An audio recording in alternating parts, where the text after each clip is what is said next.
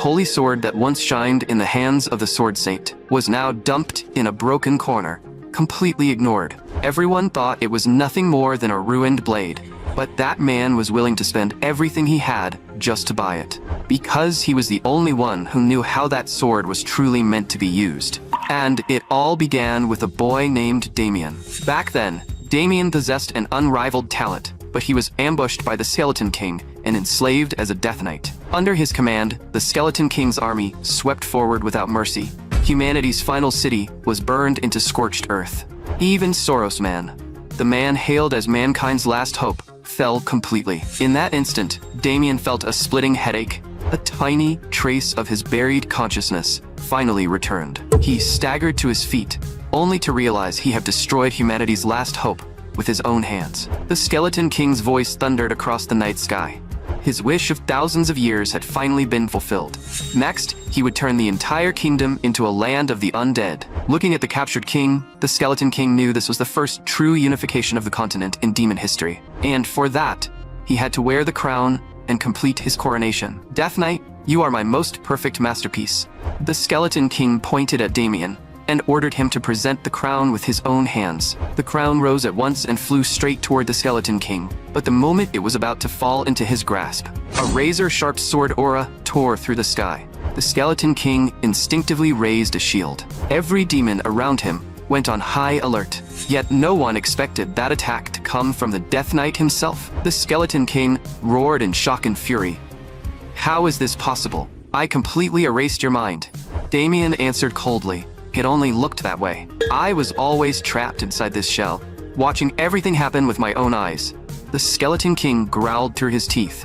"You are the first puppet to ever break free from my control, but even if you have awakened, the ending will not change." As soon as he finished speaking, the Skeleton King let out a furious roar. The 4 guardian demon kings lunged at Damien at once. In the next second, blinding light erupted from Damien's body.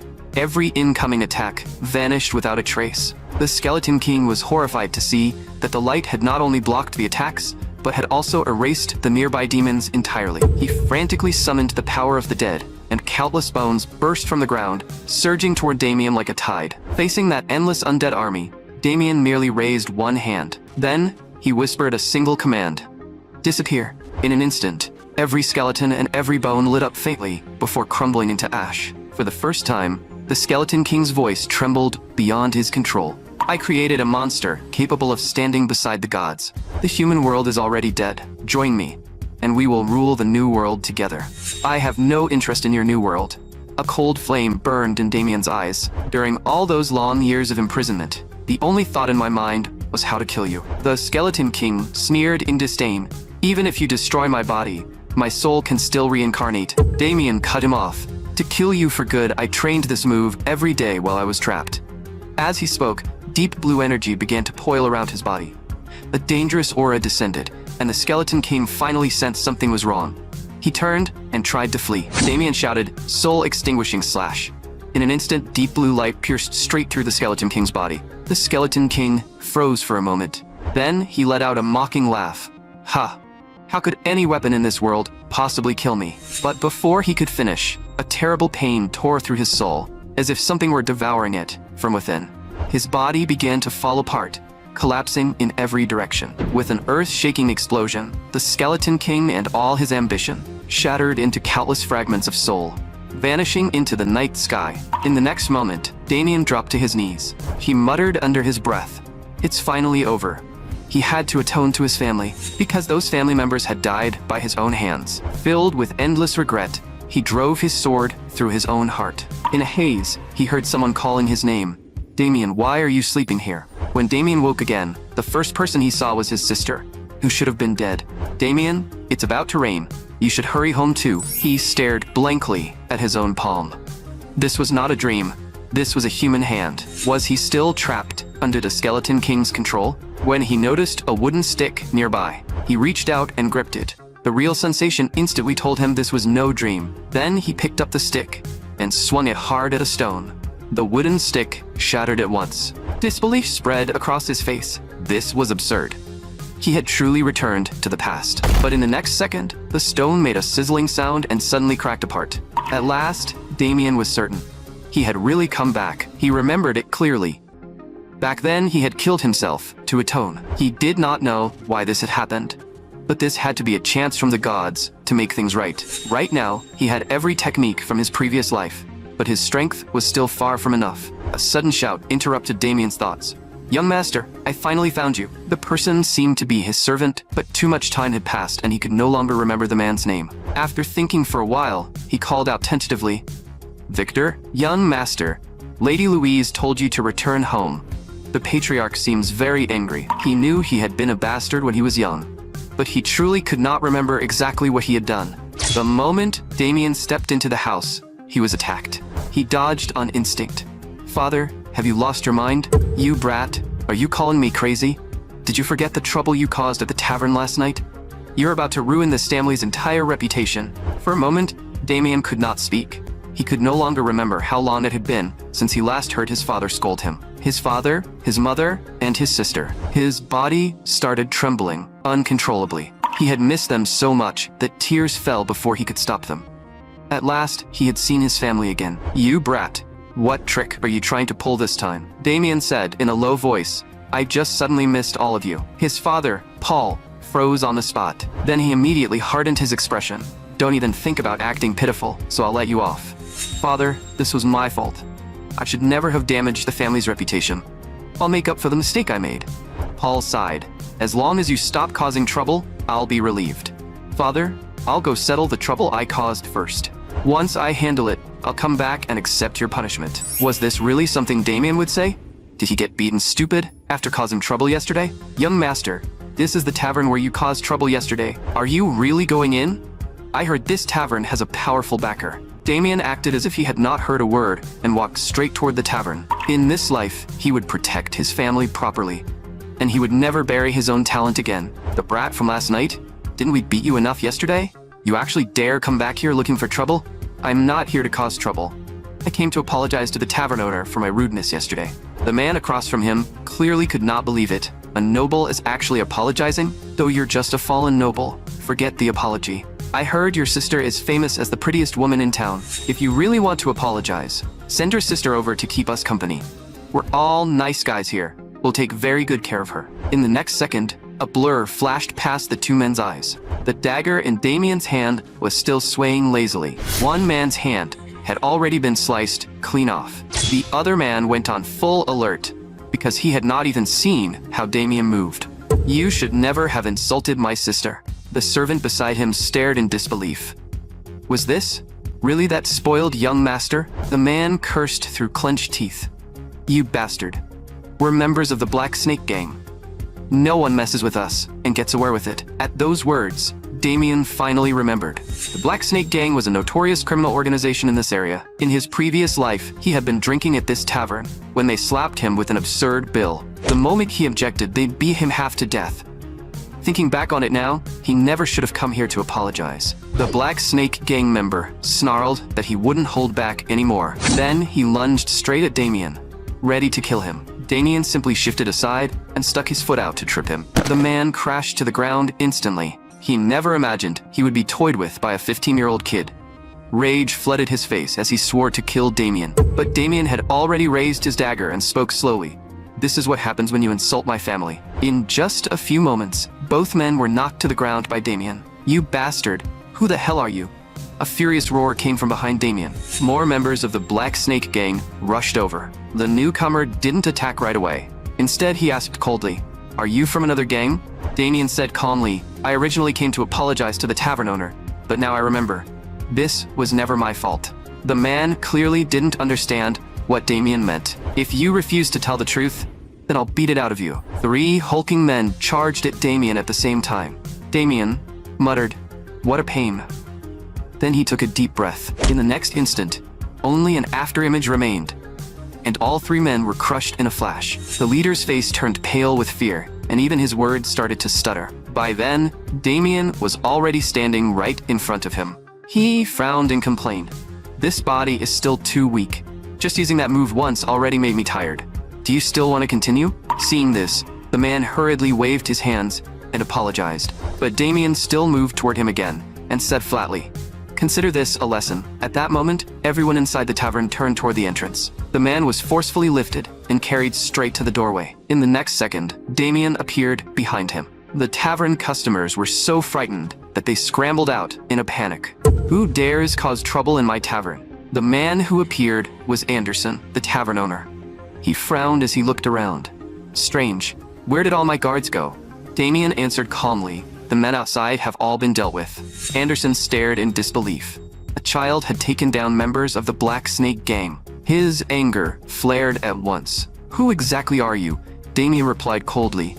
My name is Damien Haxon. Anderson froze, wondering if he was a noble from the Duchy of Hoxton.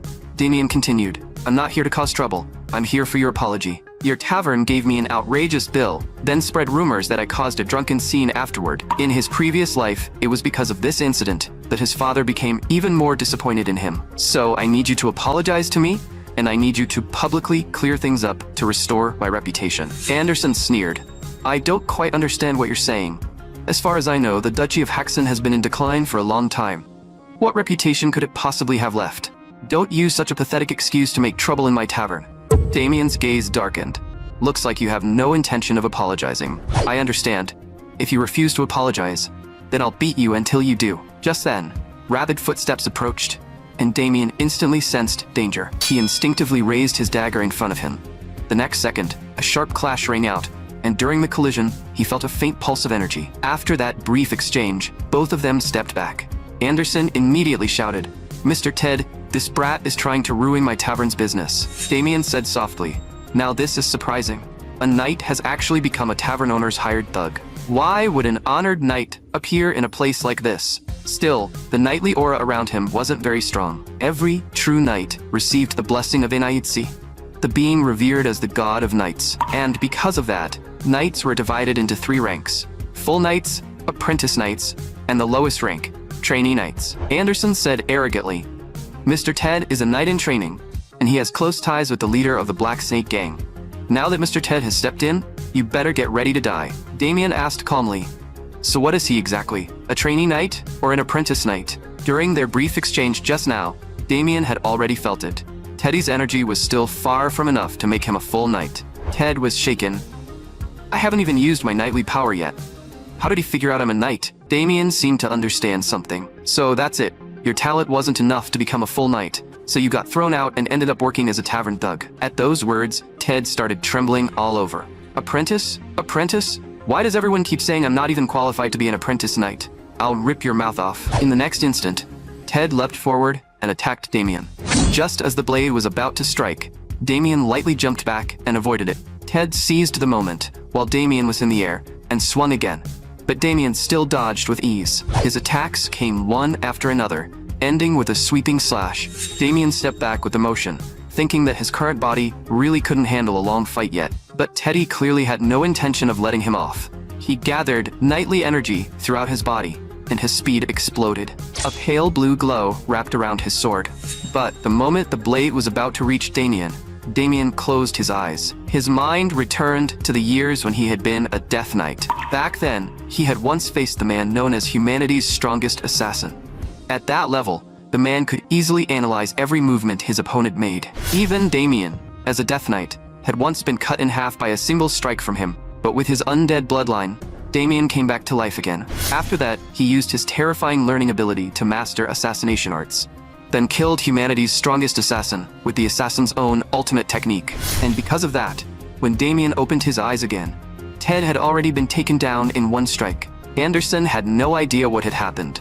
To him, Ted looked as if he had suddenly frozen in place, then dropped straight to the floor. He immediately fell to his knees and begged, I'm sorry, Great Lord Damien, this is all my fault.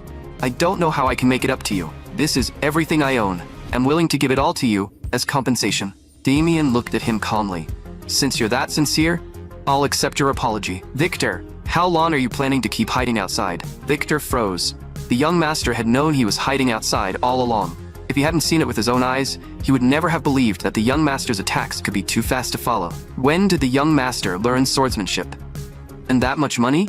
Victor had never seen that kind of wealth in his entire life. Suddenly, a blur sliced past Anderson's ear. Damien said coldly, I accept your apology, but I almost forgot. I still need to punish you.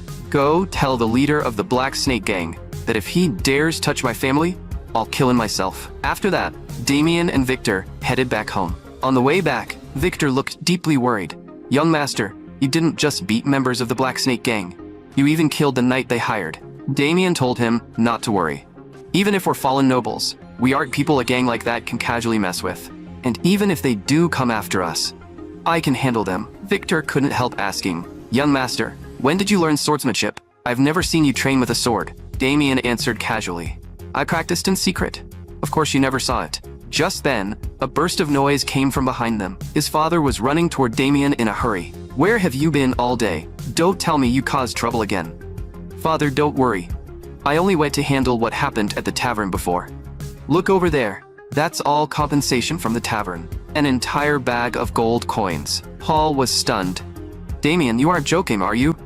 Damien answered calmly. The tavern owner gave it to me as compensation after apologizing. His father couldn't believe it and immediately turned to Victor. Is what the young master said true? Victor had no choice but to explain where the money came from. The young master is right. This is indeed compensation from the tavern. Victor looked helpless and silently prayed in his heart. God, please forgive me. How did the harmless young master suddenly become someone who can lie without batting an eye? The next day, Damien began training without stopping. This body was still too weak, and many powerful techniques couldn't be used yet. Luckily, he had obtained something from the tavern. As he thought this, he took a potion out of his pocket. It was a body-strengthening potion, one of the items the tavern owner had offered as compensation, made by a member of the Alchemist's Guild. The moment Damien drank it, his once frail body clearly felt its strength beginning to rise. If he wanted to become stronger, he had to improve his endurance first. He needed to grow back to the level of his previous life as quickly as possible, or he would never be able to guard against the Skeleton King's ambush. Before the Skeleton King created his undead world, Damien had to kill him with his own hands. Only then would he have the power to protect his family. With that thought, Damien threw himself back into training. Meanwhile, deep inside the Black Snake Gang headquarters, late at night, Mr. Ted had entered a fake death state after using a fake death drug. The leader of the Black Snake Gang, Walker, spoke coldly. We don't need failures in the Black Snake Gang. Someone hesitated and asked. But Mr. Ted is a knight. Are we really abandoning him? Walker replied with disdain. As long as I pay enough, anyone will work for us. At that moment, the awakened Ted shouted in anger. Walker, are you trying to abandon me? Walker sneered. A useless piece of trash like you serves no purpose even if I keep you. Ted flew into a rage. Walker, how dare you insult a knight? With that, he lunged at Walker, but Ted never expected dark purple energy to suddenly bind his ankle. The next moment, his entire body was wrapped up and restrained. The leader of the Black Snake Gang looked at the man beside him and asked, can he become the first target for our partnership? The other man answered calmly, of course. A useless waste like this can be used however we want. A hidden chant slipped from the man's mouth, and countless monsters emerged from the dark purple energy. Ted was thrown away as nourishment, and his screams instantly filled the entire room. Walker stared in disbelief. This power was even stronger than he had imagined. Then he said in a low voice, the one who caused trouble at the tavern is a noble. We can't attack him openly, but I want you to deal with him in secret and make him suffer. The man replied quietly, I'll make him experience true torment. At that moment, Damien was still training without rest, and he couldn't help admitting that the potion's effect was incredible. In just a few days, his physical ability had improved noticeably. But what bothered him was that the Black Snake Gang had made no move at all. Damien had expected them to retaliate quickly. Just then, an abnormal sound came from behind him. Damien's gaze turned cold. I knew they wouldn't be able to hold back. He rushed toward the woods at high speed and shouted, Come out, you Black Snake bastards. In the next instant, he grabbed the newcomer by the throat. But when Damien looked closely, he realized it was Haxon. Only then did Damien let go and put him down. Haxon gasped and said, It's only been a few days, but your strength increased this much? I thought I was about to meet my maker. Damien remembered his previous life, when his younger brother had died by his own hand. He immediately apologized. I'm sorry, I didn't mean to grab you. I thought you were from the Black Snake Gang. Haxon frowned. I didn't come here to listen to your apologies. Father told me the tavern owner apologized to you. But I heard there was a fight at the tavern and many people were injured. From what I know about you, there's no way you could have done something like that. Hearing that, Damien calmly said that everything he had said was true. But Haxon didn't believe him at all. There is no way you could have done that. You can't even fight properly. You might fool everyone else, but you can't fool me. We've cleaned up too many messes for you already. Stop doing things that disgrace the family. Damien didn't get angry. Instead, he smiled with relief. Haxon, you really have grown up. You're thinking about the family now, but you don't need to worry too much. From now on, no one will dare mess with our family so easily. Just then, Victor came running over, panting heavily. Young master, please hurry to the master's room. Something happened. Damien immediately rushed to his father's room. The moment he entered, his father looked at him in surprise. Damien, why are you here? And the man standing in front of his father was Brian, a noble from the Duchy of Angrim. In his previous life, Brian had openly provoked Damien at a banquet. He had not only insulted Damien's sister in front of him, but even declared that he would do whatever it took to have her. Furious, Damien had beaten this noble from the Duchy of Angrim right there at the banquet. Brian then used that incident to threaten Damien's father and force him to accept his demand. Now, Brian spoke with fake elegance, saying that he had always greatly admired Lady Louise. His father asked in a low voice, "What exactly are you trying to say?" Brian smiled and said, "My request is simple. I want Lady Louise to marry me." That demand left his father completely shocked. But Damien's expression didn't change at all, because this was exactly the same as what had happened in his previous life. His father immediately refused. "Brian, we can't accept your demand. Louise already has a fiancé. Do you really want everyone to know that you're using your status as a noble from the Duchy of Angrim to threaten us?" Brian sneered back. "Then what about the humiliation I suffered? Can your family really endure the wrath of the Brahm family?" The Brahm family was one of the most powerful noble families in the Duchy of Angrim. Even so, his father could never allow a scoundrel like this to take Louise away.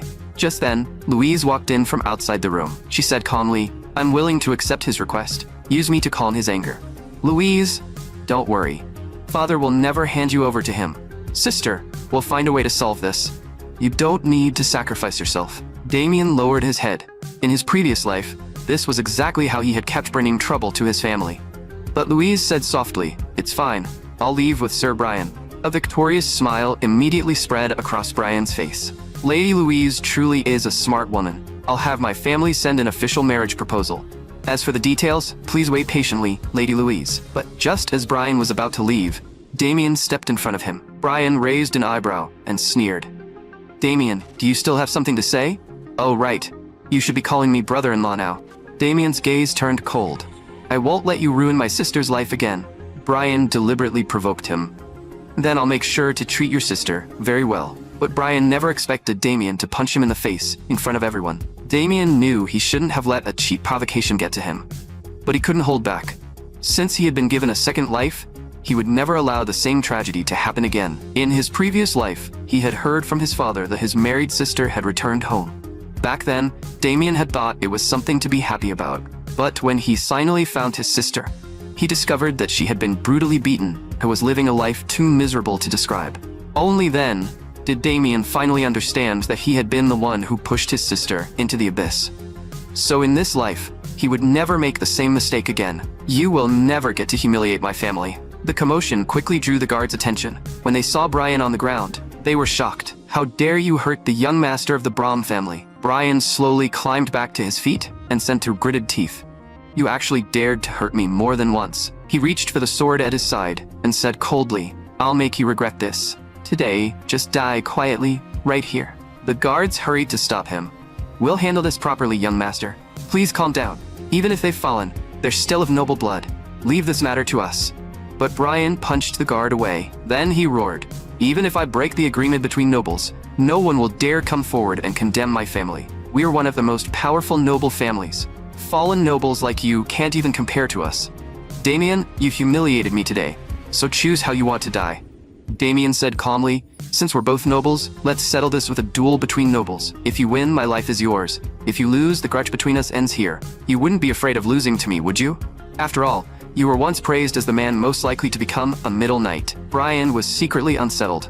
Damien is supposed to be trash, so why is he acting so confident? After a brief pause, he said coldly, "I accept our duel." The two of them then moved to the open space outside the entrance. Paul knew he should stop the duel. But when he saw Damien's expression, he felt as if his son already had a way to handle this. Haxon, however, was deeply nervous. How could Damien possibly beat Brian? Among lower knights, Brian had already reached the level of a full knight. Brian sneered, "You don't even have a weapon. What are you gonna fight me with?" Damien gave him a sly smile. "Against you, this fork is enough." Brian stared in disbelief, wondering if he had heard wrong. Everyone around them froze as well. Brian laughed in anger. "You must be terrified of me if you think you can duel me with a fork." As soon as he finished speaking, he charged at Damien. Damien simply shifted to the side and avoided the attack. Brian's heart jolted. This useless brat actually dodged. He immediately tightened his grip on his sword and rushed in again from the side. 4 sharp waves of sword energy sealed off the space around Damien. This was the Lion King's sword, a technique only full knights could learn, and it swept across the entire field in an instant. But when the blast of air faded, Damien was still standing in the center, completely unharmed. Brian could not believe it. How can this piece of trash keep avoiding my attacks? Every strike is about to land, yet he dodges all of them at the last second. And somehow, he seems extremely familiar with my sword style. After several days of training, Damien's physical ability had improved greatly. More importantly, he knew Brian's swordsmanship far too well. Because in his previous life, Damien had fought Brian's older brother Michael, the man known as the Sword King. Damien said lightly, "Any other moves you want to use? Go ahead." His gaze gradually sharpened. "You're far weaker than your brother." Brian shouted, in frustration, "You only dodged my attacks because you got lucky." Then Brian gathered all his power into his ankles. In the next instant, he rushed straight in front of Damien and roared, "Can you dodge this one too?" But Damien's expression still didn't change at all. A sharp clash rang out. Everyone around them was stunned, and cold sweat broke out across Brian's body. He blocked my high-speed slash with nothing but a fork? In the next second, Brian suddenly felt the sword in his hand become incredibly heavy. Damien was using his own strength to slowly suppress Brian. The moment Brian tried to pull his sword back, Damien used the prongs of the fork to flick the blade out of his hand. Before Brian could even recover from the shock, Damien's attack was already in front of him again. "Brian, you lost." Brian stared in disbelief. He had actually lost. Damien said coldly, "Don't ever come after my sister again." After Damien defeated Brian, everyone at the dining table fell into silence. Then Damien casually said that he still had training to do. After Damien left, his mother finally spoke in a low voice. "Are you really not going to ask Damien about it?" Haxon kept muttering to himself. That weak, spoiled older brother is suddenly like a completely different person. His sturdy father finally spoke. "I know everyone is wondering what happened to Damien, but I believe that when the time is right, he'll tell us himself." Even his father was shaken for the first time. The Damien he saw now felt like a battle-hardened warrior. At that moment, Damien was getting ready to continue his training. Then, his sister's voice suddenly came from beside him. "Sister, did you need something from me?" Louise said softly, "I came to thank you. Thank you for standing up for me today." Damien froze for a moment. "I should be the one apologizing to you. My reckless actions were what put you in this situation. I promise it won't happen again." "Damien, I was truly happy. When I said I'd agree to marry Brian, I was terrified, but then you suddenly stepped forward and protected me so firmly. In that moment, I felt like you'd really grown up. Sister, I'll keep getting stronger, and I'll protect you." Just as Damien was about to leave, Louise stopped him again. "This sword has been in Father's study for many years.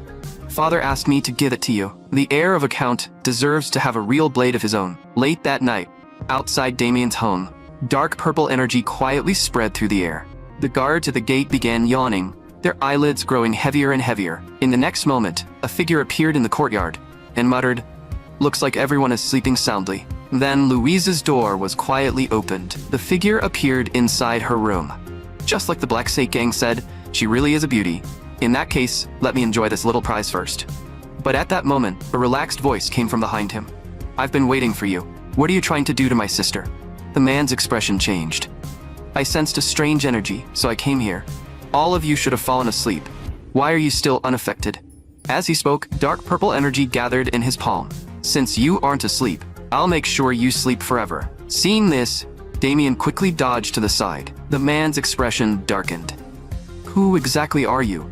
An ordinary person shouldn't be able to resist my power." Damien asked coldly, "You broke into my house, and now you're asking for my name?"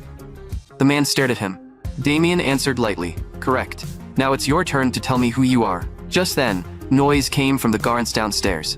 Clearly, the clash from moments ago had woken them up. The man sneered. "Damien, we'll meet again. I'll let you off this time." With that, he turned into a mass of energy and escaped through the window. Damien cursed under his breath. Damn it, he got away. Looks like the Black Snake gang has started moving. I need to be even more alert. Then the dark purple energy left in the room caught Damien's attention. For some reason, that energy felt strangely familiar. The next morning, Damien followed the traces of energy left on the ground, and the trail led straight to a cave in the back mountain. At that moment, the dark mage was filled with excitement. In just one night, the Black Snake gang had gathered all the materials he needed. For a while, he wouldn't have to worry about supplies anymore. But when he thought of the people from the church constantly hunting him, his face darkened again. He absolutely couldn't let the church find him. Suddenly, crisp footsteps echoed through the cave. The dark mage turned around in shock. "Who are you? How did you find this place?" "Wait, you're the Count's eldest son from last night, Damien." Damien said calmly, "You left behind a disgusting scent, so I followed it all the way here." The dark mage couldn't believe it. "He can actually sense my energy fluctuations," Damien asked coldly. "You're the one hired by the Black Snake gang?" The dark mage didn't deny it.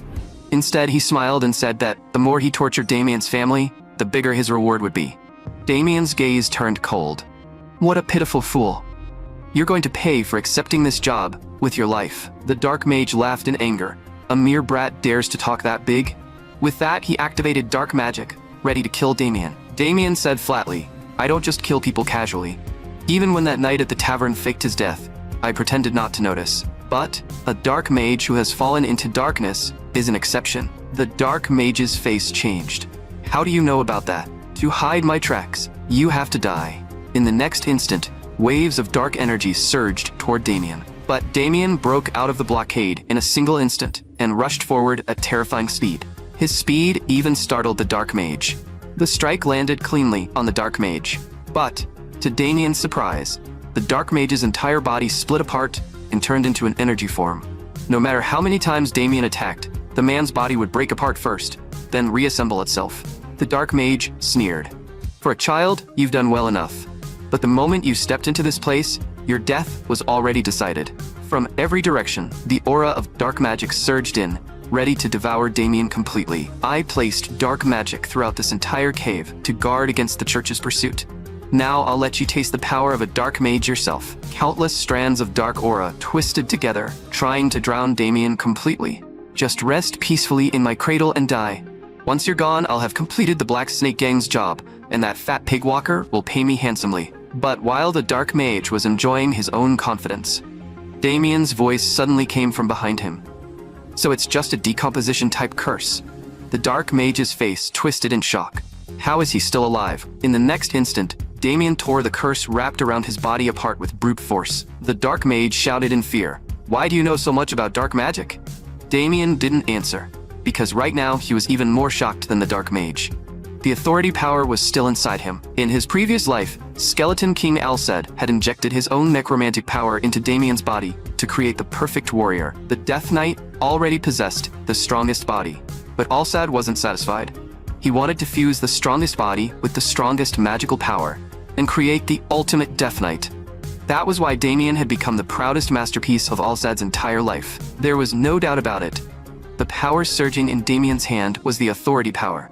He never expected that this power had returned to the past with him too. Before Damien could think any further, the dark mage attacked again. Damien kicked the attack away with one leg. The dark mage shouted in shock and fury, "Why are you still alive? Tell me how you did it." Damien answered coldly, "Everyone deserves to have a hidden card. Why should I tell you mine?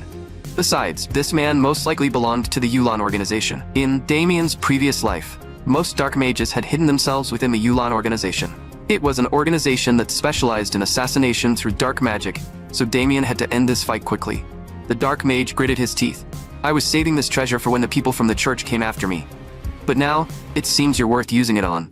It was a bracelet capable of storing an enormous amount of mana. Once the mana inside was released, even the dark mage himself could barely control it. In the next moment, the mana took physical form and turned into a monster before Damien. The dark mage roared, "Let this hellish power crush you completely." The attack struck Damien head-on. The dark mage smeared. "Even I'd be reduced to ash instantly if I took that hit directly." But in the next second, a calm voice slowly rang out. That's some decent power. Too bad, you still know nothing about my ability. Damien's authority power wasn't simple defense.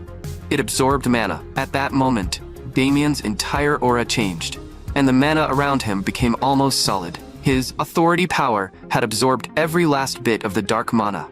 The dark mage stared in terror. How can you possess authority power? That's a power only the strongest demons in the depths of hell can have.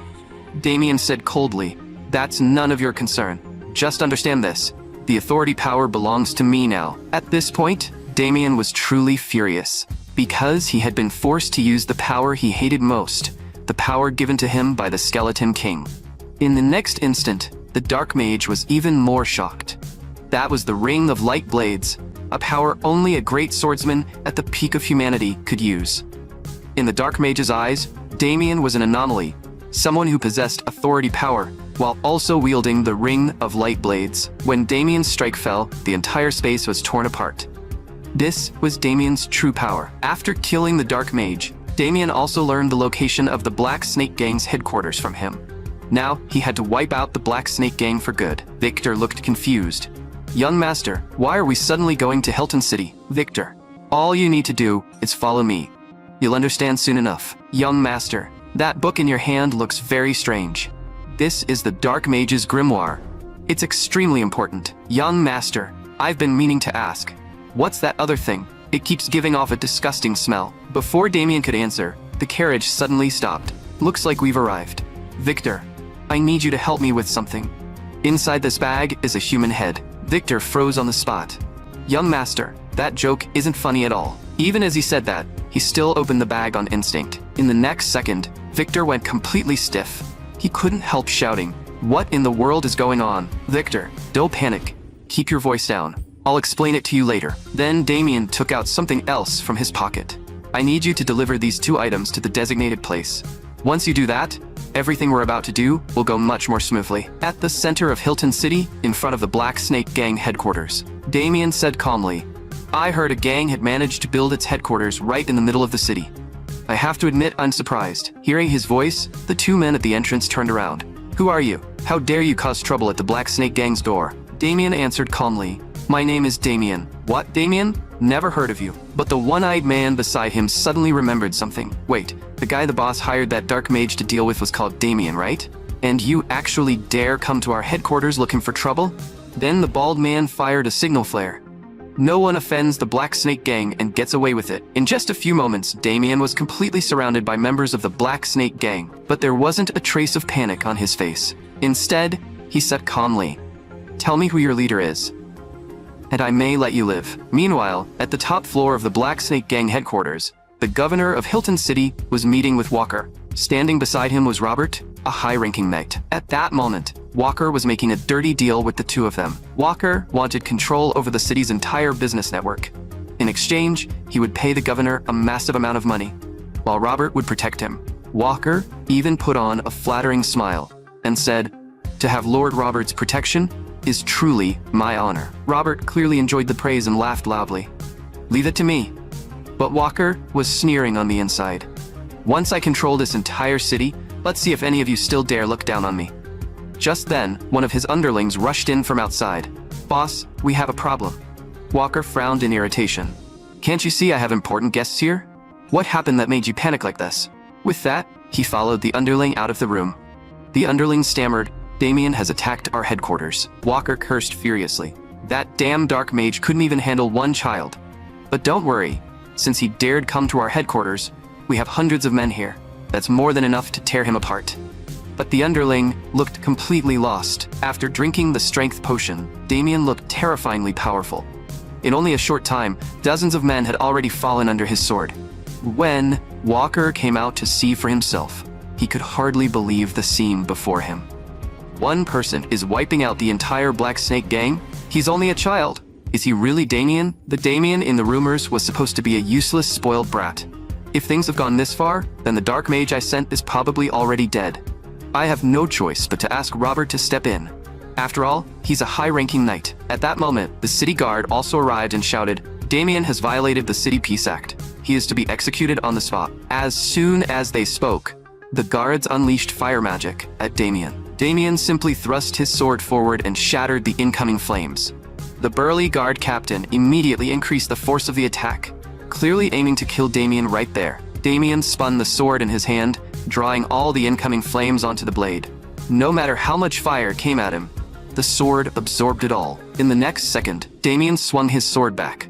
The absorbed spell was sent straight back at the guards. With just one strike, he wiped them out with ease. At that moment, Damien was still wondering who the leader of the Black Snake gang was. Then, he suddenly felt a cold, killing intent behind him. His body moved almost on instinct, dodging to the side. Damien's expression darkened. "Who's that? That killing intent is sharp enough to make my skin sting." From within the dust, Robert's voice slowly rang out. "I was wondering who dared cause trouble here. I didn't expect it to be nothing more than a 15-year-old child." At that moment, all the guards of Hilton City also arrived at the scene. The governor immediately stepped forward and shouted, "I'm the governor of Hilton City. How dare you bully the good merchants of our city?" Walker is a well-known benefactor of Hilton City. Walker sneered inwardly. As expected, once the money is paid, everything becomes easy. Damien looked at him and said, "So you're the leader of the Black Snake gang. I've been looking for you for a long time. The city governor is protecting the leader of a gang. Looks like the two of you have been working together for quite a while." The governor's face darkened. "Everything I said is true. You're the one who dares insult me like this. Robert, I'll leave the rest to you." Robert slowly stepped forward. "I'm Robert, captain of the city guard. Drop your weapon and surrender." Damien didn't move. Robert said coldly, "Looks like you have no intention of surrendering." As soon as he finished speaking, his attack was already in front of Damien. Damien quickly retreated. With his current strength, he still couldn't face Robert head-on. For now, all he needed to do was hold on and buy time. But every strike from Robert made his body tremble. Damien tried his best to dodge, but he still couldn't avoid everything. With just one exchange, his arm was almost crippled. In the blink of an eye, Robert appeared right in front of Damien, clearly aiming to kill him with the next strike. This time, Damien had no way to dodge, but at the critical moment, a figure suddenly stepped in front of him, blocked the attack, and kicked Robert's weapon away. The sight shocked everyone around them. The governor shouted in anger, "Who are you? How dare you interfere with the city guard's official duties?" The newcomer slowly removed her straw hat, and a silver-white glow radiated from her body. "That aura, that outfit. You're a holy knight of the church?" At that moment, Victor's voice sounded behind Damien. "Young master, I completed everything you asked me to do." Seeing this, Damien finally let out a breath of relief. "Victor, you carried out the task I gave you very carefully." A few hours earlier, Victor had arrived at a branch of the church and happened to meet the holy knight Anis while she was praying. Exhausted, Victor asked, "Is this a branch of the church?" Anis confirmed that it was and asked if he needed help. Victor quickly said, "My young master asked me to deliver these 2 items to the church. He also said this book contains records of someone trading with a dark mage." At first, Anis could hardly believe that anyone would dare trade with a dark mage. But when she sensed the aura left on the notebook, Anis immediately understood that it truly belonged to a dark mage, and the mark on it belonged to the Yulan organization. A church member beside her immediately took the notebook and checked it. "That's right, this belongs to Dark Mage Agato, who is wanted by the church, and he's also one of the managers of the Yulan organization. This is unbelievable. Someone actually dared to trade with a cultist." Anis immediately said, "Take me to your young master at once." That was why Anis had appeared here. Now she looked at Damien and asked, "Are you Damien? You look very young. We've received the evidence you provided and will handle the matter properly." The sturdy governor immediately forced a smile. "Of course, we would never interfere with the sacred work of the church." Victor was shocked. Her aura changed way too fast. A moment ago, she was an imposing holy knight. Now she suddenly seems like a gentle young girl. The church called itself the agent of God, and it helped all suffering humans. But when facing dark forces, it was just as fierce and unforgiving. Anis ordered everyone in public, "Lay down your weapons. The church has received a report that someone here has been trading with cultists." The surrounding civilians could hardly believe it. Someone actually dared to trade with cultists? Anis continued, "Until the truth is fully investigated, Hilton City will be temporarily taken over by the church." The governor shouted at once, "Hilton is an autonomous city, specially approved by the king." Anis replied calmly, "The authority of the church stands above all royal power. More importantly, you and your knight are both key suspects in this incident. He's the criminal who hit a cultist, and all of you are major suspects as well." The governor immediately glared at Walker. Walker, you actually colluded with cultists? Walker panicked and denied it. I didn't, Annis said coldly. The evidence is solid. You can't deny it. This notebook records everything clearly, including the items you purchased and where you bought them. Walker stared in disbelief. That damn dark mage recorded all of it? He even wrote down what I did when I was bored. Annis said in a firm voice, we'll investigate the truth fairly. So I ask all of you to cooperate. I won't let a single criminal go, and I won't wrong an innocent person either. Only then did the governor finally understand that all of this had been part of Damien's plan. Walker also knew that if he was taken away by the church, death was the only ending waiting for him. So he looked at Robert and said, Sir Robert, are you really willing to let them frame me like this? Robert knew very well that once he was taken in for investigation, every filthy thing he had done would eventually be exposed. In the next instant, he suddenly broke free from the people around him and charged forward with lightning speed. Robert picked up his weapon again and shouted, my fate must be in my own hands. Then he rushed straight at Annis. Seeing this, Damien thought Robert was unbelievably stupid. He was only a high-ranking knight, yet he dared attack a sacred holy knight. Before Robert could even react, Annis had already appeared in front of him. In the next second, her fist slammed into Robert with terrifying force. Walker stared in disbelief. Robert was a high-ranking knight, yet Annis had killed him with a single blow. Annis said in a low voice, what a foolish man. Only then did everyone around them realize that they were completely finished. Damien looked at Annis and understood that thanks to her, everything had gone smoothly. Judging from the aura and sacred power radiating from her, Annis was very likely the successor of Yulan. Legend said that, among the blessings granted by the god of knights, 5 powerful knights had once been born, and Yulan was one of those 5 great knights. Annis looked at Damien and said seriously, Damien, thank you for helping the church eliminate a cultist. So with this, we can call things even. Damien asked in confusion. I don't quite understand. What do you mean by even? Annis explained. Your attack on the Black Snake Gang was an act of personal revenge. By stepping in this time, the church has officially helped cover that issue for you. Hearing that, Damien admitted it openly.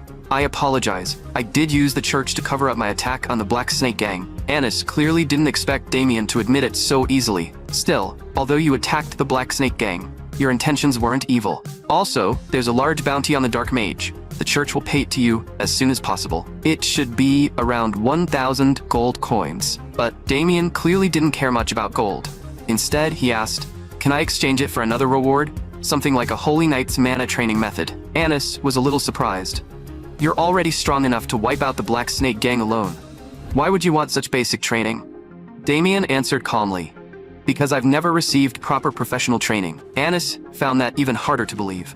With nothing but self-training, his mana had already reached the level of a knight above the middle knight rank. It seems you have a powerful obsession with becoming stronger. In that case, I have a good proposal. Join the church and become a holy knight. Victor froze on the spot. The young master can actually become a holy knight? But Damien looked helpless. He rejected the offer almost without hesitation. Annis said in confusion, becoming a holy knight is the ultimate dream of countless people. But no matter how Annis tried to persuade him, Damien kept refusing. To Damien, life in the church had to be boring and restrictive, and he might even be ordered around like a dog. Still, he needed a proper excuse to turn her down. So Damien said, I'm not qualified yet, and I haven't earned the recognition of the gods. For now, I'll follow the gods as an ordinary believer. Annis was deeply moved. Damien, you're the most sincere believer I've ever met. I believe we'll get along very well in the future. Meanwhile, at the Braun family estate, Marquis Braun rushed over as soon as he heard that his son had been beaten. But the moment he entered, he saw something that left him stunned. His son, who had already become a knight, was so terrified that he didn't dare move. Marquis Braun immediately grabbed Brian and demanded to know what had happened. But Brian only kept repeating the same words. He tried to kill me. Rage instantly burned through Marquis Braun. A mere fallen family dared treat my child like this? Send men to Damien's estate at once. I'll make him understand that no one offends the Braun family and gets away with it. A few days later, Annis arrived at Damien's home and spoke politely. Greetings, Count. My name is Annis, a holy knight of the church. The moment his father saw her, his first thought was that Damien had caused trouble again. He had only gone out for a few days, and now he had somehow brought people from the church to their door. So he glared hard at Damien. His father wanted nothing to do with the church, so he said politely, although you wish to stay here for a few days, we're a little short on rooms and may not be able to host you properly. but Anis directly took out some gold coins. "Please consider this our rent." His father immediately changed his tone and said they could stay as long as they wanted. Damien sighed inwardly. Father really does love money. Anis said seriously, "Thank you for allowing us to conduct our investigation here." Then, she looked at Damien and handed something over. "Damien, this is what you asked for." Damien was surprised after receiving it. "Why are there 2 training manuals? I only remember asking for one," Anis explained. "One is the destructive swordsmanship training method. The other is the aura training method you requested." Damien looked at the 2 books and couldn't help thinking, there's way too much training material. Learning all of it at once would be exhausting. Anis asked, "Then what do you plan to do now?" Damien answered, "I'll begin aura training now." Meanwhile, inside the Dark Mage's cave, members of the church were investigating the research records left behind by the Dark Mage. One of them spoke up. "Don't you find this strange? Agito was a high-ranking member of the Yuan organization, and he had escaped the church's encirclement several times before. Even if Agito mainly studied curse-based dark magic, he still shouldn't have died at the hands of a child." Another member nodded. "I had doubts about that too, but Lady Anis said she believes Damien was the one who killed him." "Can we really trust Damien?" At that moment, Anis's voice came from behind them. "You can trust Damien completely." The 2 quickly explained. "We aren't questioning your judgment. We're just very curious how he managed to do it." Anis said, "He told me he dodged the Dark Mage's attack, then killed him from behind with a single sword strike." That explanation is admittedly hard to fully understand. Can it really be that simple? Even if Agito was a curse-type dark mage and not skilled in direct combat, he still shouldn't have been someone a child could kill. Anis said calmly, "At first, I had the same doubts. But when he fought the Black Snake Gang, I observed him from the side. His swordsmanship was extremely refined, and he killed the Black Snake Gang members with incredible speed. He could even use his sword to neutralize magic attacks. Not only that, what is even harder to believe is that he could reflect those attacks back." The jaws of the 2 church members dropped. Using a sword to neutralize magic and reflect it back? That would require at least the level of a sword master. Anis understood that Damien couldn't truly be a sword master yet, but he definitely possessed extraordinary potential in swordsmanship. Meanwhile, the Knights of the Brahm family arrived near Damien's family territory. The man leading them was Garrick, a high-ranking knight of the Brahm family. He looked toward the distant estate and said coldly, "That's where Damien's family lives. The Marquis ordered us to arrest Damien. As for everyone else, life or death doesn't matter. Only the blood of this fallen noble family can wash away the shame they brought upon the Brahm family." Just then, an old man slowly walked up from behind them. Garrick asked coldly, "Are you one of Damien family's subjects?" The old man nodded and confirmed it. Garrick didn't hesitate at all. He swung his sword and killed him on the spot. And with that, the massacre began. He would stain this land with blood. At that moment, Victor was sweeping the courtyard when he suddenly heard a commotion behind him. He turned around and saw war horses carrying knights straight toward him. Meanwhile, Anis and the others had already completed most of their investigation, but the flow of aura nearby quickly caught their attention. The aura in the air was slowly gathering around Damien. With every breath he took, they could clearly feel his aura growing stronger. Anis stared in disbelief. What she had taught Damien was a highly destructive aura training method. Only someone who had reached an extremely high level should be able to absorb mana from the surroundings. But Damien had only studied it for a few hours, and he had already done it. When Damien came to his senses, he found everyone staring at him with almost worshipful eyes. He asked, "Have you finished the investigation?" Anis nodded and said it was done. Then she sighed. "I never expected your understanding of aura to be this strong." Damien replied, "That's thanks to the training method you gave me. It's far better than ordinary training methods." Anis explained, "This method was created by gathering the experience of many knights, and since Damien had been a swordmaster in his previous life, his understanding of training was naturally far beyond ordinary people." Just then, Damien, who could now sense the mana around him, suddenly felt a murderous aura in the air. He immediately looked at Anis. "We don't have time to chat. Someone has broken into my territory. I need to return at once." With that, Damien rushed back to his territory without delay. His expression grew colder and colder. Anyone who dared hurt his family had to die. At that moment, back on the family estate, Victor was being tortured. A knight shouted at him, "How dare you disobey my order? Tell me where Damien is. Bring Damien to us now." Victor gritted his teeth and said, "Even if I die, I won't tell you." Hearing the commotion, Damien's father rushed out and shouted, "Stop." The man sneered. "Who do you think you are, ordering me to stop?" His father said in a low voice, "I'm Count Haxon, lord of this territory." Then he quickly looked at Victor. "Victor, are you all right? Do you understand what you're doing? You call yourselves holy knights? Yet you invade another noble's territory and attack civilians?" Garrick said coldly, "Count Haxon, Marquis Brahm wants to see your son, Damien." His father knew the Brahm family would retaliate, but he never expected them to be this brutal. Garrick was infamous for his cruelty. If he handed over his son, the entire territory would likely be turned into a sea of fire. So even if he had to die, as a father, he would never sell out his own son. Garrick looked at his expression and said coldly, "Your face tells me you have no intention of handing over your son. In that case, before Damien appears, we'll destroy everything here first." His father shouted in anger, "Have you all gone mad? Nobles aren't allowed to commit such atrocities against each other. Do you all want to die?" Just then, a quiet voice sounded from the side. The mana around Damien was ice cold. Garrick's heart tightened. When did he appear there? Damien ignored him and slowly walked toward Victor. The surrounding knights were so overwhelmed by fear that they didn't dare move. Their instincts were screaming that if they made even one careless move, death would be waiting for them. "Victor, are you all right?" Damien felt Victor's breathing. Good. He was still alive. "You should consider yourselves lucky. If anything had happened to Victor, all of you would be dead right now." Garrick said coldly, "So you're Damien Haxon, the one who used some cheap trick to defeat Brian?" Damien looked at Garrick with contempt. "Why not try me yourself?" Garrick waved his hand. "Defeat him. Make him kneel before me." A knight immediately charged at Damien, and the attack was about to land, but Damien instantly grabbed his wrist. Then he struck another knight and sent him flying. No one could believe what they had just seen. Before the first knight could even react, Damien had already kicked him away. In less than 1 second, 2 middle knights were lying on the ground. The muscular Garrick finally walked toward Damien himself. "You're not Damien Haxon." Damien paused slightly, clearly not expecting Garrick to say that. Garrick said coldly, "You must be an assassin sent by one of the Brahm family's political enemies." Hearing that, Damien looked completely helpless. But Garrick was still shouting, demanding to know who had sent him. Damien couldn't help saying, "You should really get your head checked.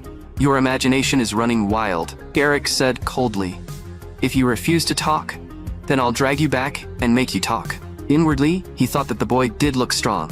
But as long as Damien entered his sensing range, he could find an opening. Just half a step more, and Garrick would completely control the rhythm of the fight. Garrick slowly moved half a step forward. Now, he suddenly drew the blade from behind his back and struck at Damien. But, to his shock, the attack he was so sure of was blocked by Damien with ease. Damien smiled faintly. "Your strength isn't enough." The muscular Garrick immediately stepped back. His heart shook. He blocked my attack, and worse, he felt a dangerous aura coming from Damien. No, that has to be an illusion. In the next instant, Garrick unleashed a flurry of high-speed slashes at Damien. But no matter how Garrick attacked, Damien defended with effortless ease. The more Garrick fought, the harder it was to believe. Every single strike was being neutralized like it was nothing. Damien said lightly, "My turn." In the next moment, his strike landed cleanly on Garrick.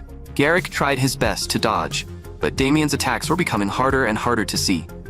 Then, Damien kicked straight at Garrick. Garrick had clearly braced himself, yet he was still sent flying by the blow. His face twisted with frustration. "I can't lose. There's no way I can lose." With a roar, Garrick charged at Damien again. Damien took one look and recognized it as a knight's finishing attack. The Lion King thrust became like thousands of blades, rushing in from every direction at once. But, in Damien's eyes, the real blade was perfectly clear. He only tapped it lightly, and Garrick's sword shattered on the spot. Garrick stared in terror. How was this possible? Damien seized the opening and drove his sword into Garrick's arm. In the next second, Garrick's arm was cut off. A terrible scream echoed across the entire estate. The young master won. Victor stared in shock, and Damien's father could hardly believe what he was seeing. Damien looked down at Garrick and asked coldly, "You lost. Anything left to say?" Garrick gritted his teeth. "I don't know who you really are, but I've lost. Spare me."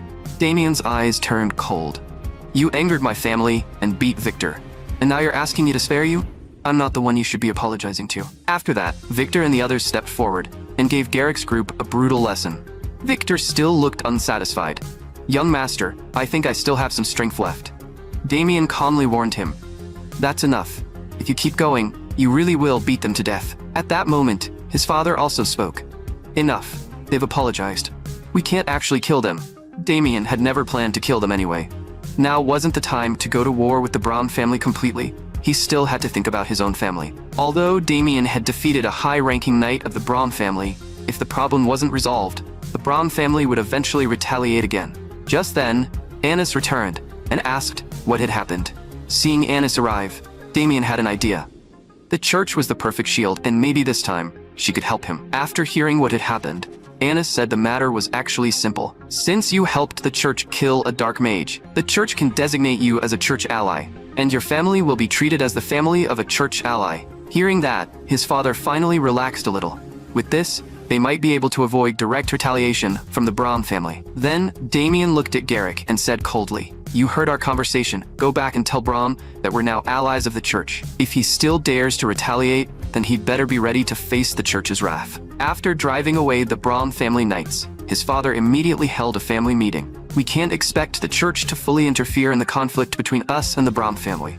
After all, the church won't deeply involve itself in noble disputes, and the Braun family has countless other ways to retaliate against us." Annis understood this as well. The church could stop the Braun family from launching a military attack, but it couldn't interfere with every other form of retaliation. Damien knew very well that what his family truly needed now was the protection of a more powerful noble house. "Leave the rest to me.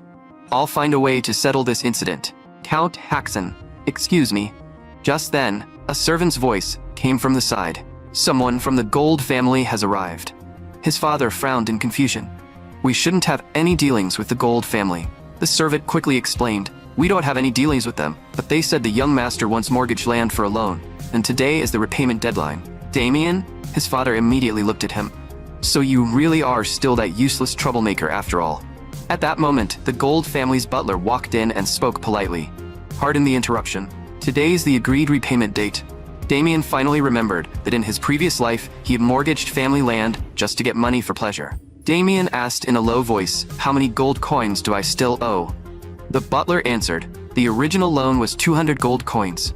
With interest, the total is now 300 gold coins." Damien's heart sank. My past self really was a complete bastard. Seeing Damien's awkward expression, the butler gave a contemptuous smile. "Looks like you can't produce that many gold coins. Then kneel and beg me to give you a few more days." The butler knew very well that Damien couldn't repay the debt. He simply enjoyed watching highborn nobles kneel before him and beg for mercy. But in the next second, Damien knocked the surrounding strongmen to the ground without hesitation. Then he grabbed another one and lifted him up. The Gold family butler panicked. "What do you think you're doing?" Damien said calmly. "They tried to force me to kneel. I'm only protecting myself." Then he walked toward the butler. "Right now, I truly can't produce that many gold coins. So take me to your master. I'll repay this debt another way." After saying goodbye to his family, Damien set out for the Gold family. A few days later, he finally arrived at the Gold family's territory. As expected of a duke's estate, it looked incredibly grand. Before long, Damien was brought into a room. The man seated at the head of the room looked at him. "So you're Damien, the youngest son of Count Haxon? My butler told me you were looking for me." Damien said honestly, "I did borrow money from the Gold family, but I currently can't repay it. So I want to settle the debt another way. I'll defeat Michael, the eldest son of the Braun family, for you." The moment he said that, everyone nearby was shocked. "Damien, it seems you know some inside information. At the border between the Gold family and the Braun family, a gold mine has recently been discovered. The two families already had a poor relationship, so several clashes have broken out. And in the latest conflict, Michael, the Sword King, won with overwhelming power. As a result, the Braun family has grown even stronger, while the Gold family has been pushed further into a weaker position. If I can help the Gold family solve this problem, then my debt should naturally be settled as well." Duke Gold looked at him in surprise. "You're very confident in yourself. I heard the rumor that you defeated the Braun family's second son." Damien replied calmly, "That wasn't a rumor, it was the truth." "Do you really think you can defeat the Braun family's eldest son? Michael is known as the youngest genius swordsman." Damien said lightly, "Michael is strong, but I'm stronger." A knight beside them immediately shouted, "We can't trust him. He looks like nothing more than a 15 or 16-year-old child. And Lady Kemily is already searching for powerful swordsmen. No matter what problem appears, Lady Kemily always finds the perfect solution." Hearing that, Damien looked at the man and thought, "This guy really knows how to cause trouble." After thinking for a moment, Duke Gold said, "My clansman does have a point. Damien, what do you think we should do now?" Damien answered calmly, "Simple. I only need to prove that I have enough strength. Let that knight over there use his strongest attack on me. I won't dodge, and he still won't be able to hurt me." The knight instantly grew furious. A mere child was talking like he owned the entire battlefield. But Duke Gold nodded. "I accept your proposal." After that, the two of them went to the training arena. Victor looked completely confused. "Weren't we here to repay a debt? Young master, why are you suddenly fighting again?" And the other man looks extremely angry. "Young master, what exactly did you do?" The knight said coldly, "We can begin. I'll make you regret looking down on me." Damien only urged him on. "Hurry up. I'm starting to get sleepy." The knight gritted his teeth. "Don't regret this. I'll use my strongest strike." Watching the man's aura rise higher and higher, Damien couldn't help wondering if he had provoked him a little too much. The man's aura climbed all the way to its peak, and then he charged at Damien without holding back. In the blink of an eye, he was already right in front of Damien. Damien quickly placed his blade before him. A sharp clash rang out. The instant they made contact, Damien's sword shattered into pieces. The strike continued straight toward Damien's chest. After being hit, Damien was forced backward. Everyone watching was shocked by the sight. But, in the next moment, Damien forcefully stopped his retreat. The knight couldn't believe it. A child had really blocked his strongest attack, and the recoil had almost injured the knight himself. Damien looked up and asked, "Does this count as proof?" Duke Gold sat frozen in place and muttered, "Incredible. You're the first person to willingly take an attack like that and still look this energetic afterward." Then, Duke Gold announced, "Damien Haxon has proven his strength. No one is allowed to object anymore." Damien smiled faintly. With his current strength, he had already reached the high rank level. Against the attack of a middle knight, he didn't even need to defend properly, because the man couldn't even break through Damien's mana defense. Duke Gold said, "You may look uninjured, but there could still be internal damage. This is a medicine I had made by the Alchemist's Guild. It strengthens the body and has excellent recovery effects as well. I hope it helps you. I also look forward to your future performance." Damien replied calmly, "I'll do my best to serve you, Duke." After that, Damien went to the Gold family training ground. As expected of a Duke's training ground, every piece of training equipment was fully prepared. Just then, a voice sounded from behind him. "Are you Damien Haxon?" Damien turned around. "Who are you? I don't think I know you." The man said, "My name is Palmond. I was invited by the Duke to take part in the duel. These two beside me are my brothers. This duel concerns the survival of the Gold family, so don't drag us brothers down. We are about to start training. You can leave now." Damien said lightly, "I heard this duel will be a 3-match duel. I'm curious to see how strong the Duke family's knights really are." But, in the next moment, Damien was completely speechless. Their movements were nothing but flashy tricks. To put it bluntly, it was all empty show. If they actually stepped into the arena, the Gold family would lose without question. At that moment, Duke Gold was asking the knight beside him, "What do you think of Damien?" The knight answered seriously, "He's a very strong knight. The instant he was hit, he immediately raised mana to protect his body." Duke Gold continued, "Then do you think we can win this duel?" The knight said in a low voice, "It'll still be difficult. This is a 3-match duel, and we need to win 2 matches first to claim victory." Duke Gold immediately understood what he meant. In other words, our other knights also need to perform well. Meanwhile, Damien was already watching with a dark expression. These people were treating the duel like a joke. He had to find a way to train them, or they were definitely going to lose. Damien spoke directly. "With that level of skill, do you really plan to take part in the duel?" Palmond frowned at once.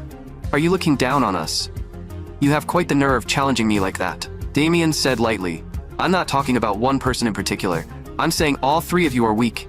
If you want to prove yourselves, attack me together." The 3 of them were instantly furious.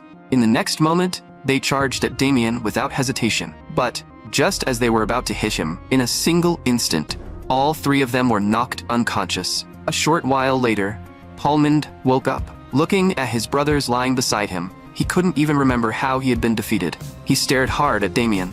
"Who exactly are you?" Damien answered calmly, "It's not that I'm too strong. It's that the 3 of you are too weak. If you truly want to take part in the duel 3 days from now, then you need to accept my training. Starting today, after you finish your daily training, I'll continue training you, and I'll train you to the limit." Palmond lowered his head. "As long as it helps us serve the Duke, please teach us." Just then, one of the Duke's servants hurried over. "Lord Damien, I finally found you. The Duke has asked me to invite you over. Lady Kemily has returned, and she has brought back a powerful warrior. At the same time, Kemily was reporting to her father. Father, I've returned. I completed the task you gave me, and I found a knight whose strength is beyond imagination. Duke Gold didn't speak right away. He simply looked at the man beside her. The man said in a low voice, I'm Gillick. The moment everyone heard that name, they were shocked. Gillick? The brutal mercenary?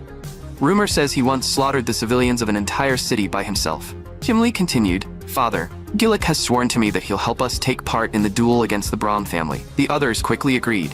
If it's Gillick, he might truly be stronger than Michael the Sword King. Having him fight for the Gold family is definitely good news. But Duke Gold said calmly, the representative has already been chosen. Let me introduce him first. Damien Haxon is the representative I selected. Kemily immediately shouted, Father, you said you'd wait until I returned before choosing the representative. Duke Gold replied calmly, You did say that, but I never promised to agree. This concerns the survival of the Gold family, so I can't replace the candidate carelessly. Kemily frowned. Father, you're being far too foolish. I've never even heard the name Damien Hexen before. Is it really safe to place the fate of our family in the hands of someone so unknown? Duke Gold admitted. Compared to Gillick, Damien has no reputation at all. But Damien easily blocked a Middle Knight's full power attack without taking even the slightest injury. Kemily said unwillingly, You simply don't want to acknowledge my efforts. Duke Gold's face darkened. You're the Duke's eldest daughter. Who allowed you to be so rude in front of a guest and argue with your elder? Kemily refused to back down. Elders can be wrong too. Seeing this, Damien could tell that the relationship between father and daughter was clearly not good. Kemily, no matter what you say, I'll discuss it with the others first. Go rest for now. Just then, Gillick suddenly burst out laughing. My lady, we're both men. Why not decide this the way men do? Let me fight him. Whoever wins becomes the representative. Kemily nodded. Gillick isn't wrong. The winner should naturally be qualified to represent the family. What do you think, Mr. Damien? Damien immediately understood that this was another test from Duke Gold, so he said calmly, I also believe the stronger one should fight. Still, I don't think we need to go all the way to the arena. We can decide the winner right here. Hearing that, Gillick burst out laughing. I'm afraid I might accidentally twist off a child's hand. If you think you can do it, then try. In the next instant, Gillick reached out fast, grabbing toward Damien's hand. But in that same moment, Damien caught his wrist instead and slammed him hard into the ground. Duke Gold stared in disbelief. He defeated Gillick in a single move. Damien said casually, Sorry, I may have used a little too much force. The Gold family's guard knight was shocked. The moment Gillick was about to grab Damien, Damien used his arm to redirect the motion. Then he turned Gillick's own momentum against him and threw him down. That level of technique wasn't something an ordinary child could have. Gillick slowly got back to his feet. You dare humiliate me like this? I'll kill you. But just as Gillick was about to rush at Damien, his body suddenly froze in place, completely unable to move. The guard knight said coldly, You dare draw a weapon in front of the Duke? If you want to die, this old man can grant your wish. Under the pressure of that aura, Gillick was swallowed by fear. Damien thought to himself, as expected of the Duke's guard knight, this old man is the real deal. The guard knight continued, You're a guest brought here by Lady Kemily, so this time, I'll forgive the crime of drawing your weapon before the Duke. But remember this is the first time, and the last. Duke Gold clapped his hands. There was a small interruption, but the result is already clear. Kemily, you saw it yourself. Choosing Mr. Damien is the best decision. The knight, Shivo, immediately spoke up. This is unfair. Mr. Gillick must be exhausted from traveling. If both of them were in their best condition, Mr. Gillick would definitely win. More importantly, Mr. Gillick specializes in weapons, not bare-handed fighting. Hearing that, Kemily immediately agreed. We need a fairer dueling environment. Duke Gold said in a low voice, Stop trying to make excuses. This was an overwhelming gap in skill. Father, I can't accept the result of this match. Kemily, be quiet. This is a battle tied to the survival of our family, not a place for you to act recklessly. After hearing her father's roar, Kemily finally realized she had gone too far. Father, I'm sorry. I shouldn't have acted that way. At that moment, Damien spoke. Duke, may I interrupt? I'm willing to accept Lady Kemily's proposed duel. After all, this concerns the survival of the Gold family. Damien had already shown overwhelming strength, yet he still agreed to another duel. Duke Gold didn't understand why, but he still nodded in approval. Victor was just as confused. Young master, why did you agree to it? Damien said calmly. I have my reasons. Then he stopped walking. So this is the blacksmith the Duke mentioned. It turned out Duke Gold had specially ordered a weapon to be made for Damien. The blacksmith said respectfully. The swords ordered by the Duke have been completed. These were all made for Lord Damien, so please choose whichever you like. As expected of a Duke, there were many types of swords available. But just then, a sword in the corner caught Damien's attention. The muscular blacksmith explained, "That sword was made by my master. It was originally commissioned by a swordsman under the Duke, but because of an emergency, he never came to take it." Damien asked, "What material is this sword made from?" The blacksmith thought for a moment. "It should be Echo Steel. Echo Steel can resonate with the user's mana and use that resonance to attack the enemy." Damien said without hesitation, "I'll take this one." Then he injected a trace of mana into it, and in the next moment, a layer of mana covered the blade. But just as Damien was about to leave, someone stopped him. The maid bowed respectfully. "Lord Damien," she said. "I'm Lady Kimley's maid. Lady Kimley invites you to meet her." Damien replied lightly, "I have nothing to discuss with your lady." But the maid continued, "My lady said she has something Lord Damien wants." Damien thought for a moment. "Lead the way. I'd like to see what your lady is planning now." Before long, Damien arrived at the door to Kimley's room. The maid bowed and said, "My lady is waiting for you inside." The moment Damien entered the room, he noticed a familiar scent.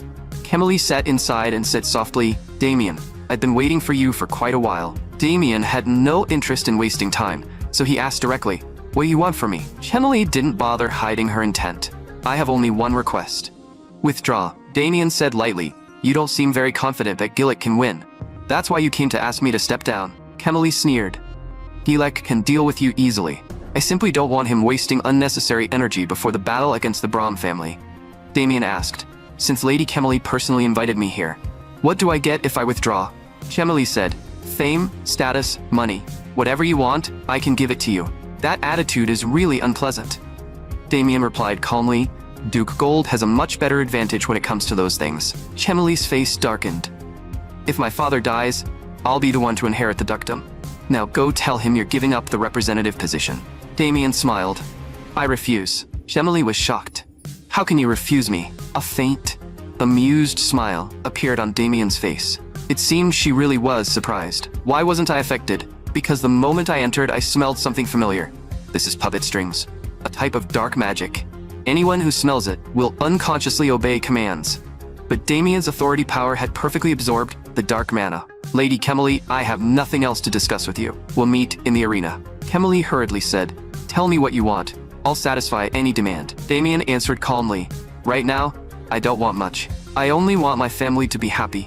Kimley's gaze darkened. "Your family matters that much to you, does it? Since polite words don't work, I'll talk to you another way. If you refuse to withdraw from the duel, I'll send people to kill your family." The moment she finished speaking, Damien grabbed Kimley by the throat. "I don't care who you are. If you dare touch my family, I'll kill you without hesitation." The knights who heard the commotion rushed in and shouted, "Release Lady Kimley." In the next instant, Damien vanished from where he stood. In the blink of an eye, he had already appeared behind the two knights. The two men froze in shock, because thin cuts had appeared on their necks. Damien spoke slowly. "These are only small cuts. If you use medicine now, your lives won't be in danger. Kimley, remember this. Never think about going after my family. Otherwise, next time I'll cut your throat." The maid rushed over and asked anxiously, "Lady Kimley, are you all right?" Kimley couldn't believe it. She had actually been threatened by Damien instead. She shouted in anger, "Maston, get out here." A voice soon answered, "My lady, what happened?" Kimley demanded through gritted teeth. "Why didn't the dark magic potion work on Damien?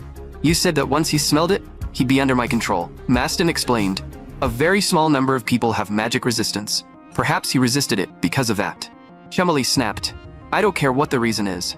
Your Yulan organization must help me become the Duke. The reason I came back this time was to take the dukedom." In the room, Kimley was completely consumed by rage, but she had no idea that Damien had been standing on the rooftop the entire time, listening clearly to every part of their plan. After returning to his room, Damien fell into thought.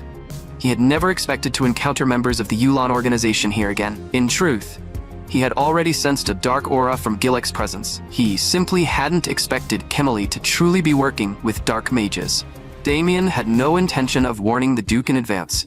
He would use tomorrow's battle to make the Dark Mage reveal himself. The next day, at the duel arena, Gillick's presence really was intimidating. Someone couldn't help whispering, "Gillick looks incredibly strong. Do you think Damien can really win?" If we judge by reputation alone, Gillick's odds of winning are definitely high. Hearing this, Hallmund and his brothers immediately grew excited. Does that mean we can finally escape Damien's clutches? Ever since they had accepted Damien's training, they had been tortured mercilessly every single day. I'd honestly love to see that guy lose for once, but my instincts are telling me Damien Haxon can't lose. Gillick looked at Damien and sneered, "I'm honestly surprised. I thought after one night, you'd be scared enough to run." Damien answered lightly, "You really talk too much." Seeing this, the referee spoke. "It seems both of you are full of confidence. Then now, it's time for your battle. The duel begins." Gillick grinned viciously. "Yesterday, I only lost because I was careless and gave you an opening. Today, I'll make sure to torture you properly." A barely noticeable dark power quietly spread over Gillick's body. In the next instant, he rushed toward Damien with terrifying speed, cutting through the air. Damien showed no panic at all. He simply raised his sword slowly in front of him. Then Damien lightly flicked the blade with his finger. Gillick's giant axe could no longer move even an inch forward. Gillick's face changed in shock. What happened? It feels like an invisible wall of air is blocking me. A powerful surge of mana suddenly erupted from Damien's body. Gillick instinctively stepped back. He could not believe it. If he had been even 1 second slower, something terrible might have happened.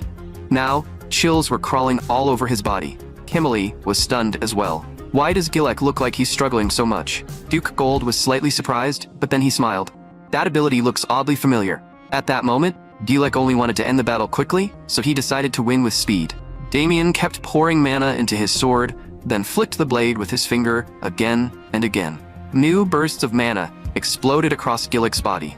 Gillick couldn't even see where Damien's attacks were coming from. Before he could think it through, Damien's continuous attacks were already pressing down on him. Gillick roared, "You bastard! If you have the guts, fight me fair and square." Damien said lightly, "What a stupid man." This is the true Moonblade art, a technique created by the Sword Saint that fuses swordsmanship and mana into a single attack. In front of Damien, Gillick was being beaten one-sidedly. Before long, streams of black aura began leaking from Gillick's body. The sight shocked everyone around them, because that black aura was actually being vomited out by Gillick. Seeing this, Damien smiled faintly, finally showing your true colors. Chemily immediately grew terrified and cursed inwardly. That idiot. After spitting out the dark magic, Gillick's body began aging rapidly. In only a short while, he had turned into an old man. This was the result of dark magic draining his life force. Duke Gold looked completely confused. Why did Gillick turn into that? Damien explained, "This is what happens when someone uses dark magic." The dark magic strengthened his body and power. Everyone around them was shocked. Someone actually used dark magic. Duke Gold looked at Damien. "Mr. Damien, you don't look surprised. Did you already know?" Damien nodded. "I knew yesterday, but I wanted to catch the person behind it before telling you." The Duke was stunned. "Are you saying someone else is behind this?" "Yes, Lord Gold. The mastermind has already infiltrated the Duke's estate, and the person colluding with the Dark Mages is Lady Chemily." Hearing this, Chemily immediately panicked and shouted that she knew nothing about it. Duke Gold flew into a rage. "How dare you bring Dark Mages into the Duke's estate?" Then, Duke Gold shouted, "Soldiers, seize him and everyone connected to Lady Chemily." Chemily was completely terrified. If she was arrested, every part of her plan would fall apart. She immediately screamed, "Where are my guards? Protect me." In the next moment, the guards on both sides clashed. Duke Gold suppressed his fury and ordered coldly, "Hilke, arrest Lady Chemily." The old man behind him bowed his head. "As you command." Facing the chaotic battle, Hilke simply walked forward slowly. Chemily's guards shouted, "Lady Chemily, run, we'll hold him off." Hilke said in a low voice, "You think you can hold me off?" The old man slowly drew his sword. His movement looked incredibly slow, yet Chemily felt the very air trembling around her. She instinctively crouched down in confusion. The sword energy looked so slow, but in the next instant, it surpassed the speed of sound. The two guards in front of her were cut down instantly. Hilke spoke calmly, "Lady Chemily, please surrender." Only fear remained in Chemily's eyes, and she screamed, "Shivo, save me." Hearing her call, Shivo froze for a moment. Lady Kemily had always treated him well.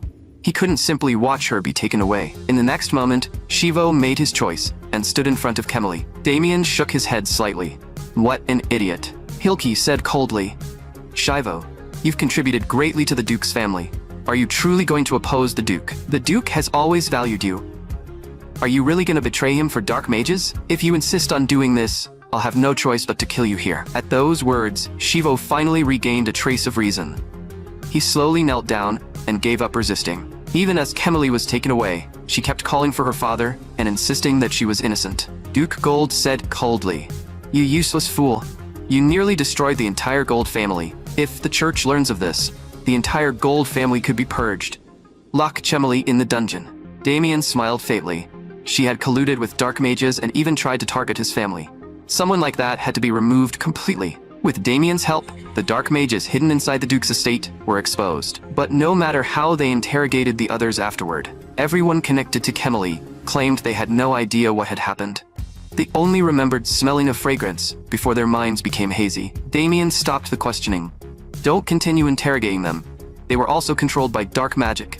Kemily wanted to expand her influence, so she used dark magic to control them." Hilki slowly looked back and sighed inwardly. "Lady Kemily, why did you do this?" In Kemily's eyes, everything was her father's fault. From beginning to end, she only wanted her father's recognition.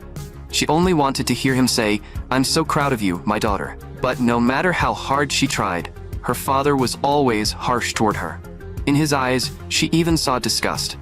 "If you hated me that much, why did you bring me back to the Duke's estate in the first place?" At that moment, a guard's voice sounded behind her. "Lady Kemily, here's your food for today." Kemily understood that she couldn't give up like this. She picked up the food and silently swore that she had to survive. However, the guard beside her revealed a cold look. Meanwhile, Damien had just finished training when Victor ran over. "Young master, you're back. The Duke wants to see you." The scene shifted. Duke Gold personally poured Damien a glass of wine. "Damien, try this. It's my favorite wine. It isn't very expensive, but to me, it tastes the best." In only a short while, Duke Gold was already a little drunk. To Damien, the Duke didn't look like he was simply enjoying wine. He looked like he was drinking to drown his sorrow. As for Kemily's matter, I still plan to ask the church for help. After all, the dark mage behind everything escaped. Damien was slightly shocked. Duke Gold continued. "We captured every important person around Kemily, but we found no trace of that dark mage. I was careless. I thought that with someone like Hilki here, there was no way a dark mage could escape." Damien asked, "Did Kemily reveal any specific information about that dark mage?" The Duke shook his head helplessly. Kemily refused to say anything. "The old Kemily wasn't like this. This is all my fault. Kemily's mother was a commoner. When I was young, I met her mother while hunting outside, and that was how Kemily was born. But I'm a Duke. How could I possibly marry a commoner? So when the mother and daughter came looking for me, I drove them away. Until one day, several years later, I suddenly wondered how they were living, so I set people to investigate. Only then did I learn that Kemily's mother had died in a plague. Kemily was the one who survived, so I brought her back to the Duke's estate. I don't even know why I did it, but I know Kemily always wanted to become my family and earn my recognition. But I'm a Duke, and countless political enemies are always watching me from the shadows. I deliberately kept Kemily at a distance because I only wanted her to live the most ordinary, noble life possible. That should have been enough." The Duke gave a bitter laugh. "It seems I really drank too much today. I've said far too much." Just then, a servant's voice suddenly came from outside the door. "Something happened, Lord Gold." The Duke's expression changed. "What happened?" The servant trembled as he spoke. "Lady Kemily, she took her own life in prison." Duke Gold stared in disbelief. How could this happen? Kemily had chosen to end her own life. Ever since Kemily's death, Duke Gold had locked himself in his room for 3 full days. Every sign suggested that Kemily had indeed taken her own life. On the surface, everything seemed to be over. But Damien knew a much bigger problem was closing in. Based on how dark mages usually operated, there was no way they would simply flee in a panic like this. Meanwhile, after hearing of Kemily's death, Shivo could only numb himself with alcohol, repeating over and over, "This is my fault. I should have protected you with my life." Shivo vaguely remembered the first time he met Kemily. Back then, Kemily had held flowers in her arms and asked carefully, "If I give these flowers to father, will he be happy?" From that moment on, Lady Chemily had entered his heart. Now, all Shivo had left was endless regret. He would never see Lady Chemily again. Mr. Shivo, are you alright? A voice suddenly came from behind him. Shivo turned around, his expression freezing for a moment. Why are you here? In the next second, he slammed the maid against the wall. You knew Lady Chemily was dealing with dark mages, so why didn't you stop her? And now you dare appear in front of me. Aren't you afraid I'll kill you right now? The maid said quietly. I came to ask you to avenge Lady Chemily. Shivo froze. Avenge her? What are you talking about? The maid continued. Lady Chemily didn't take her own life. She died because she couldn't endure the torture in prison. Shivo's voice trembled. What do you mean by that? Do you have any proof? The maid lowered her head. Mr. Shivo, I have no proof. But I saw Lady Chemily's body with my own eyes. She was covered in wounds. Hearing this, Shivo completely broke down. He couldn't even imagine what kind of suffering Chemily had endured before her death. The maid continued. The Duke must be trying to hide the truth, that they killed Lady Chemily, so they used suicide as an excuse. Mr. Shivo, please, help Lady Chemily. Take revenge on the Duke. Let's work together and destroy the Gold family. The scent of the dark magic, puppet strings, quietly drifted into Shivo's body. Because of his overwhelming grief, Shivo had no defenses at all. The maid revealed a cold smile. Mr. Shivo, I look forward to seeing you avenge Lady Chemily. I never expected it would be this easy to control a middle knight. Normally, this magic would never work on a middle knight. The maid laughed softly. But right now, Mr. Shivo is completely drowning in grief. Chemily is the greatest weakness in his heart. If he ever learns that Chemily's death was actually caused by us, he'll break down even further. One more thing. Do we really need to go after Damien Haxon? The other person answered coldly. Through our informant inside the church, I learned that Agito was killed by Damien. More importantly, his existence has already interfered with that lord's plan. The dark mages were plotting against the Gold family, and this time, they were determined to kill Damien. Damien knew nothing about this. At that moment, he was still training his mana. Behind him, 3 shadows had already been watching him for 3 full hours. Suddenly, a gust of wind made the candles around him flicker. In the next instant, the shadows attacked Damien from the side, trying to take him down in one strike. But Damien vanished from where he stood at the same time. When he appeared again, he was already behind the ambusher. The attacker reacted quickly and blocked Damien's strike. But he never expected Damien's blow to carry several hundred pounds of force, sending him flying instantly. They had been so careful with the ambush, yet Damien still noticed them. Paulman looked unwilling, but that single hit had already left his body nearly unable to move. Damien said lightly, "You made me wait too long. You actually crouched behind me for 3 hours before making a move. I told you that you could ambush me at any time, but so far, not one of you has landed a single hit." Paulmond looked hopeless. So today, we're getting another round of hellish training. But Damien said they wouldn't train for the next 2 days. Paulmond couldn't believe it, and the others asked in confusion if they really didn't need to train. Damien confirmed it. Paulmond immediately looked delighted. He had thought they would be tortured all day again, but the training was actually cancelled. Damien said, there are only 2 days left before the duel with the Braun family. For these 2 days, you need to rest properly. But don't celebrate too soon. While you rest, think carefully about the combat methods I've taught you recently. After thinking for a moment, the group was even more confused. Over the past few days, Damien had mostly just beaten them up. It didn't feel like he had taught them any techniques. Seeing their expressions, Damien sighed. It seemed they still didn't understand that his training had never been simple attacks. He had been teaching them by blending technique into real combat. Then Damien looked at Paulmond and smiled with satisfaction. At least one of them seemed to have understood something, and Damien himself was looking forward to facing Michael again. Several days later, on the Great Plains, Duke Gold said, "Looks like we arrived late. Damien, what do you think of the Braun family army's presence?" Damien answered calmly, "They're a highly trained army. From their equipment to their aura, you can tell they're ready for battle." He could also clearly sense a powerful wave of mana coming from the Braun family side. Duke Gold laughed. "Damien, you're right. Braun may be a fool in my eyes, but when it comes to training an army, he does know what he's doing." At that moment, Hilke stepped forward and reported, "My lord, the Braun family's envoy has proposed that both sides hold a meeting first." Duke Gold nodded. "Since they proposed it, let's go meet him properly." Meanwhile, in the Braun camp, Braun was roaring in anger. "We're about to meet the Gold family, and you're still sleeping? How long do you plan to stay in bed?" A lazy voice replied, "Father, you're too loud. I was having a wonderful dream, and you ruined it. The person speaking was Michael. Brahm shouted. This duel is extremely important, and you're one of the fighters. Michael replied lazily. I can duel anytime. The opponents are just a bunch of weaklings anyway. Hearing that, Brahm had no way to deal with this son of his. Then, keep sleeping. I'll go meet Damien Hoxton myself. The moment he heard that name, Michael immediately sat up. Why is Damien in Duke Gold's camp? Brahm frowned. Didn't I already tell you that Damien joined Gold's side? If Damien Hoxton is really there, then this might become slightly interesting. When the two sides met, Duke Gold spoke first. Brahm, it's been a long time. We agreed on a meeting time. Yet you still dared to arrive late. Brahm brushed it off. Duke Gold, this is only a minor matter. Surely a man of your status wouldn't get angry over something so small. The two had only just met, yet the air between them was already thick with tension. Then Brahm looked at Hilke. Sir Hilke, it's been a long time. I told you before, following Duke Gold must be terribly boring. Why not join the Brahm family instead? Hilke answered calmly. My life has already been devoted entirely to the Duke. At that moment, Brahm looked at Damien in confusion and asked, who is he? Duke Gold said lightly, that's Damien. Damien Hoxton. Brahm was stunned. The one who defeated Brian is just a teenage boy. If I get the chance, I'd like to teach him a lesson myself. But when he saw the faint aura coming from Damien, Brahm's expression changed. He actually felt danger coming from that boy.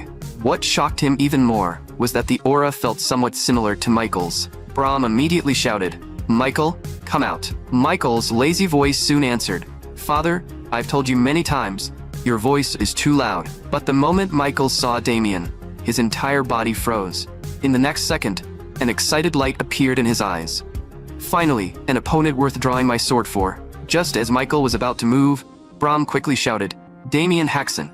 It was because of Brahm's warning that Michael finally snapped out of that instinctive thrill. The sturdy Hilke said coldly, drawing a weapon during a formal meeting is already a grave insult. Duke Gold also said in a low voice, pointing a sword at a noble before the duel is a very serious crime. Brahm immediately explained, this was only my son's foolish behavior. There's no need to take it seriously. But Duke Gold clearly had no intention of letting it pass so easily. Then how does the Brahm family plan to take responsibility? Brahm glanced at Michael, wondering why his son had lost control like that. In Michael's eyes, Damien was like a beast from the abyss. The moment Damien looked at him, Michael felt as though he had already become prey. Duke Gold naturally wouldn't miss such a perfect chance to pressure them. Still, on the surface he said, since it has already happened, I won't make too much of it. Brahm clearly didn't believe Gold would let the matter go that easily. Sure enough, in the next second, Duke Gold said he wanted to add a new stake to the duel. Looking at Duke Gold's satisfied expression, Brahm said coldly, whatever the stake is, the Brahm family accepts it. Then let's settle this in the arena. After saying that, he prepared to leave. Brahm called to Michael, who was still lost in shock. We are leaving. Seeing Brahm suffer a loss, Duke Gold was in an excellent mood and said with a smile, I'll see you in the arena. After Brahm had gone, Duke Gold looked at Damien. Michael wasn't drawing his sword at me. Why did he draw it at you? Damien said casually. I have no idea why he reacted so strongly. In truth, Damien was slightly surprised as well. Michael had already developed a sixth sense for battle. Meanwhile, Michael looked back and stared hard at Damien. Brahm asked in a low voice, why did you draw your sword just now? Do you know that doing so violates a taboo among nobles? Michael said, Father, you saw it too. When Damien Hoxton saw me draw my sword, he smiled, as if he already knew I would do it. Hearing that, Brahm became even more shocked. But in the next moment, excitement returned to Michael's face. I've never met an opponent who made me look forward to a fight this much. Brahm could hardly imagine it. This was the first time in Michael's entire life that he had shown such an expression. Michael then said, Father, I apologize. I got a little too excited. How is the trouble I caused resolved?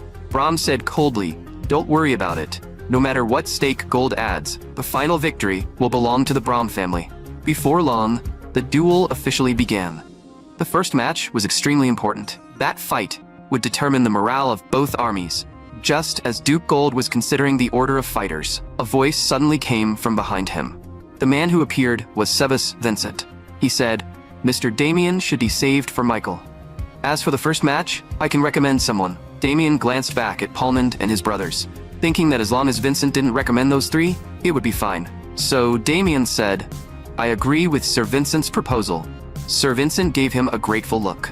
Then he said seriously, The fighter I recommend for the first match is my son, Fabian.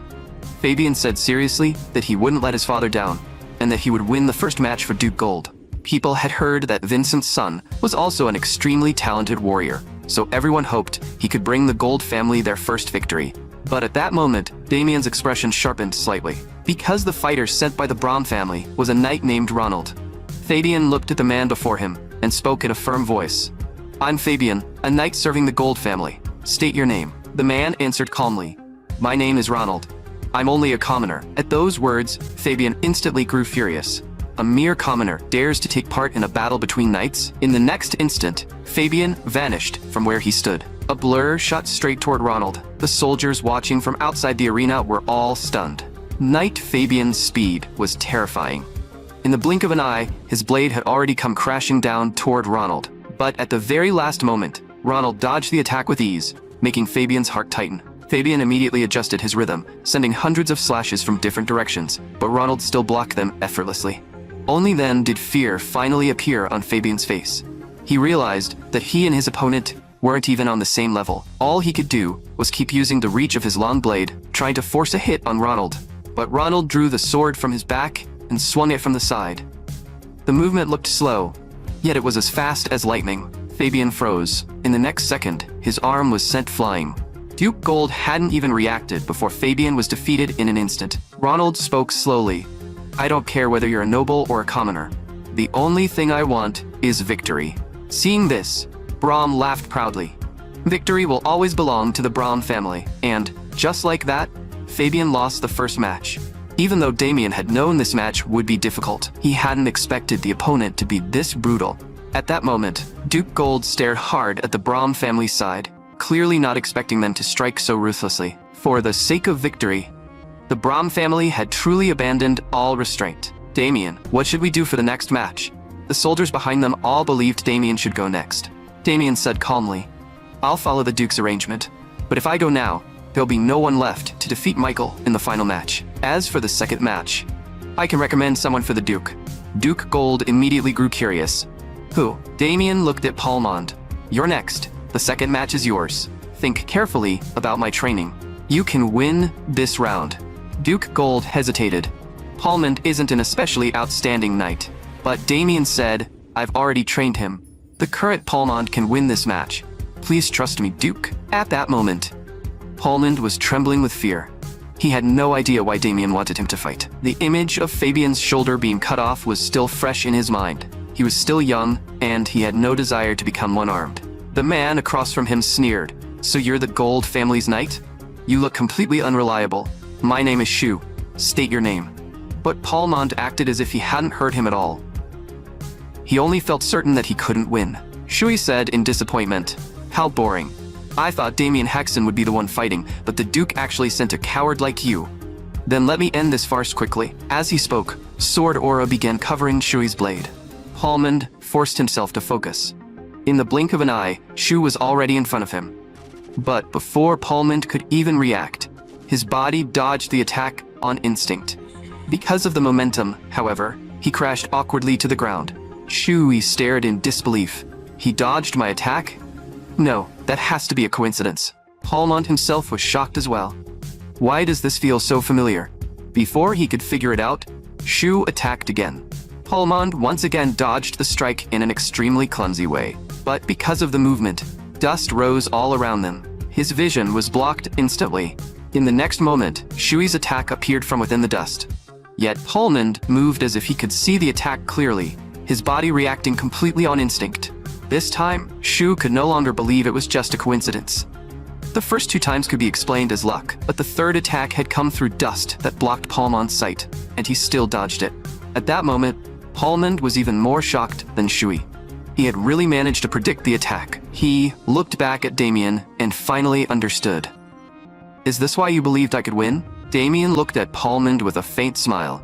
"Looks like you finally understand." During their previous training, he had constantly used the Brahm family's Lion King sword to beat Palmond down. After countless rounds of real combat training, Palmond's body had developed muscle memory against the Lion King sword. So, even when he couldn't see the attack, his body would still move on instinct.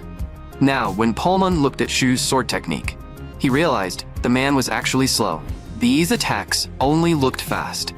Compared to Damien Hoxon, they weren't on the same level at all. Palmond caught the opening in Shu's attack, and silently thought, "Thank you, Damien. You helped me surpass myself." In the next instant, Palmond's sword was already pressed against Shui's neck. Duke Gold stared in disbelief. Palmond had actually won the match. Palmond gasped and said, "You're strong, but I've surpassed myself. Winning a duel feels pretty damn good." At that moment, Duke Gold's expression turned extremely serious. In the end, it still had to come down to him. On the other side, Michael was already visibly excited. "Damien Haxon, I've been waiting for you. I hope you can give me something new. I've been looking forward to this fight more than you can imagine." But Damien only said lightly, "I'm not looking forward to it at all. All these years, no one has ever excited me the way you have. I've been waiting for an opponent who can stand on equal ground with me." Hearing that, Damien smiled. "Equal ground? Are you joking?" In the next moment, Michael rushed in with overwhelming sword intent. He shouted in excitement, "Damien Haxon, don't disappoint me." After losing, Shui asked Brahm to execute him, saying he had brought shame to the Brahm family. But Brahm said, "You did your best. Your opponent was simply stronger than you. Besides, there's nothing for you to worry about. We still have Michael, and Michael has never lost." Shui fully agreed with that. Michael's strength had already gone far beyond their understanding. After that, Brahm told Shui to rest. Watching Shui leave, Brahm knew very well that Shui had been much stronger than his opponent. Yet, no matter how Shui attacked, Palmond had dodged perfectly. The Lion King sword had always been passed down only within the Brahm family, yet somehow, its secrets had been exposed. At that moment, Michael's body was trembling uncontrollably. For the first time, he felt his heart race. For the first time, he had found someone who seemed capable of standing on the same level as him. He had to defeat Damien and keep victory with the Brahm family. Michael had learned swordsmanship from his father since childhood.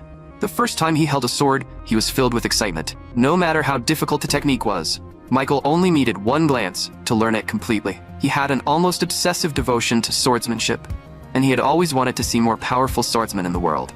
But after endless battles, Michael gradually became numb and lost his drive. He had once looked forward to fighting famous knight swordsmen, only to find them unimaginably weak. Little by little, swordsmanship became boring to Michael because he couldn't find a single opponent who could truly fight him. Until he saw Damien. Just standing in front of him, Damien made his body tremble with excitement. "Damien Haxon, this is the opponent I've dreamed of. Don't disappoint me. You're the only one who has ever made me feel like we could fight as equals." But Damien only gave him a dismissive smile. "Fight as equals? Are you trying to be funny?" As soon as the words fell, Michael crossed the distance to Damien in a single breath. But in Damien's eyes, Michael's attack was as slow as a crawling snail. He simply tilted his head and dodged the high-speed slash. Michael smiled in excitement. "Now this is what I call a real fight." Then, he spun his sword and slashed at Damien from the side. Damien merely punched the blade lightly, and the force sent Michael flying backward. Michael was stunned, because he hadn't even seen how Damien threw that punch. Right after that, Damien kicked hard at Michael. Michael hurriedly raised his sword in front of his chest to block. But that single kick still sent him flying several meters back. Yet, there was no fear on Michael's face. Instead, he was smiling with almost fanatical joy. In the next instant, Michael charged in again with gathered power. Countless afterimages appeared at once, moving so fast they were almost impossible to see, as if they had pierced straight through Damien. But, in reality, what Damien left behind was only an afterimage. Michael was stunned. Damien was clearly still standing there, so why did it feel like he had moved countless times? Damien still looked completely relaxed as he watched Michael. "So my feeling was right after all. You're the strongest opponent I've met so far." Michael's aura surged even higher, and the Lion King sword erupted as he attacked Damien head-on. But before he could even get close, a powerful pressure forced him several meters back. Michael muttered, "How is this possible? He's stopping my attack with nothing but his aura." His voice trembled.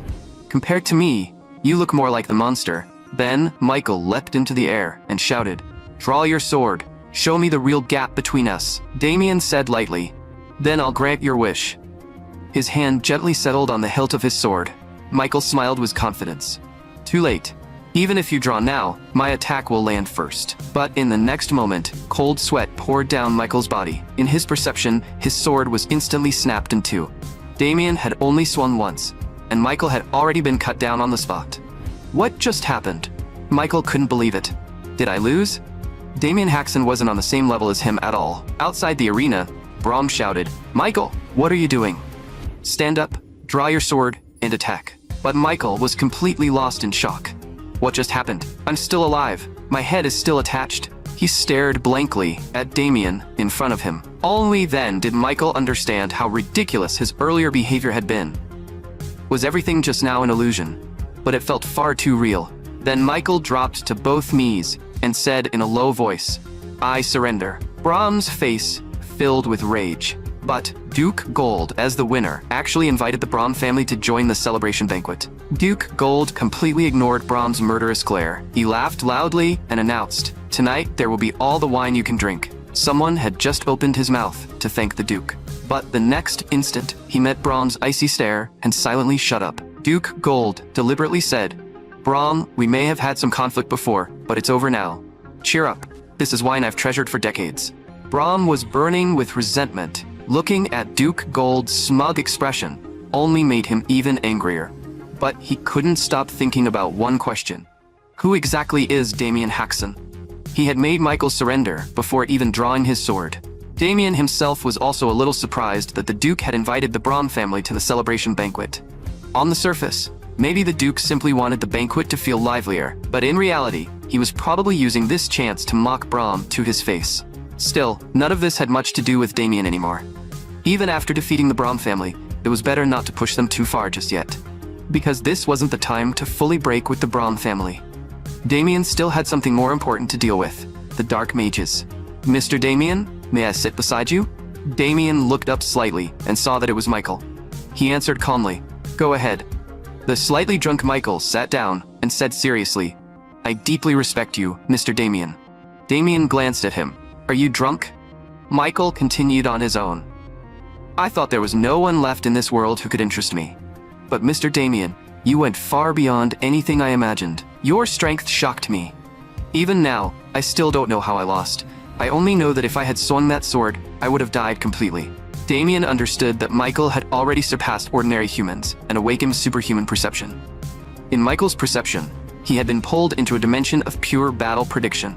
There, he had seen the outcome of the fight in advance, and his superhuman perception had warned him of death. Damien's level was far beyond Michael's. That was why Michael had clearly felt the terror of being cut down in an instant. Damien looked at Michael with a hint of satisfaction in his eyes. "The instinct you awakened saved you." Hearing that, Michael looked up at the night sky and sighed. "This world is much wider than I imagined. Michael, remember this. There are far more strong people in this world than we imagine.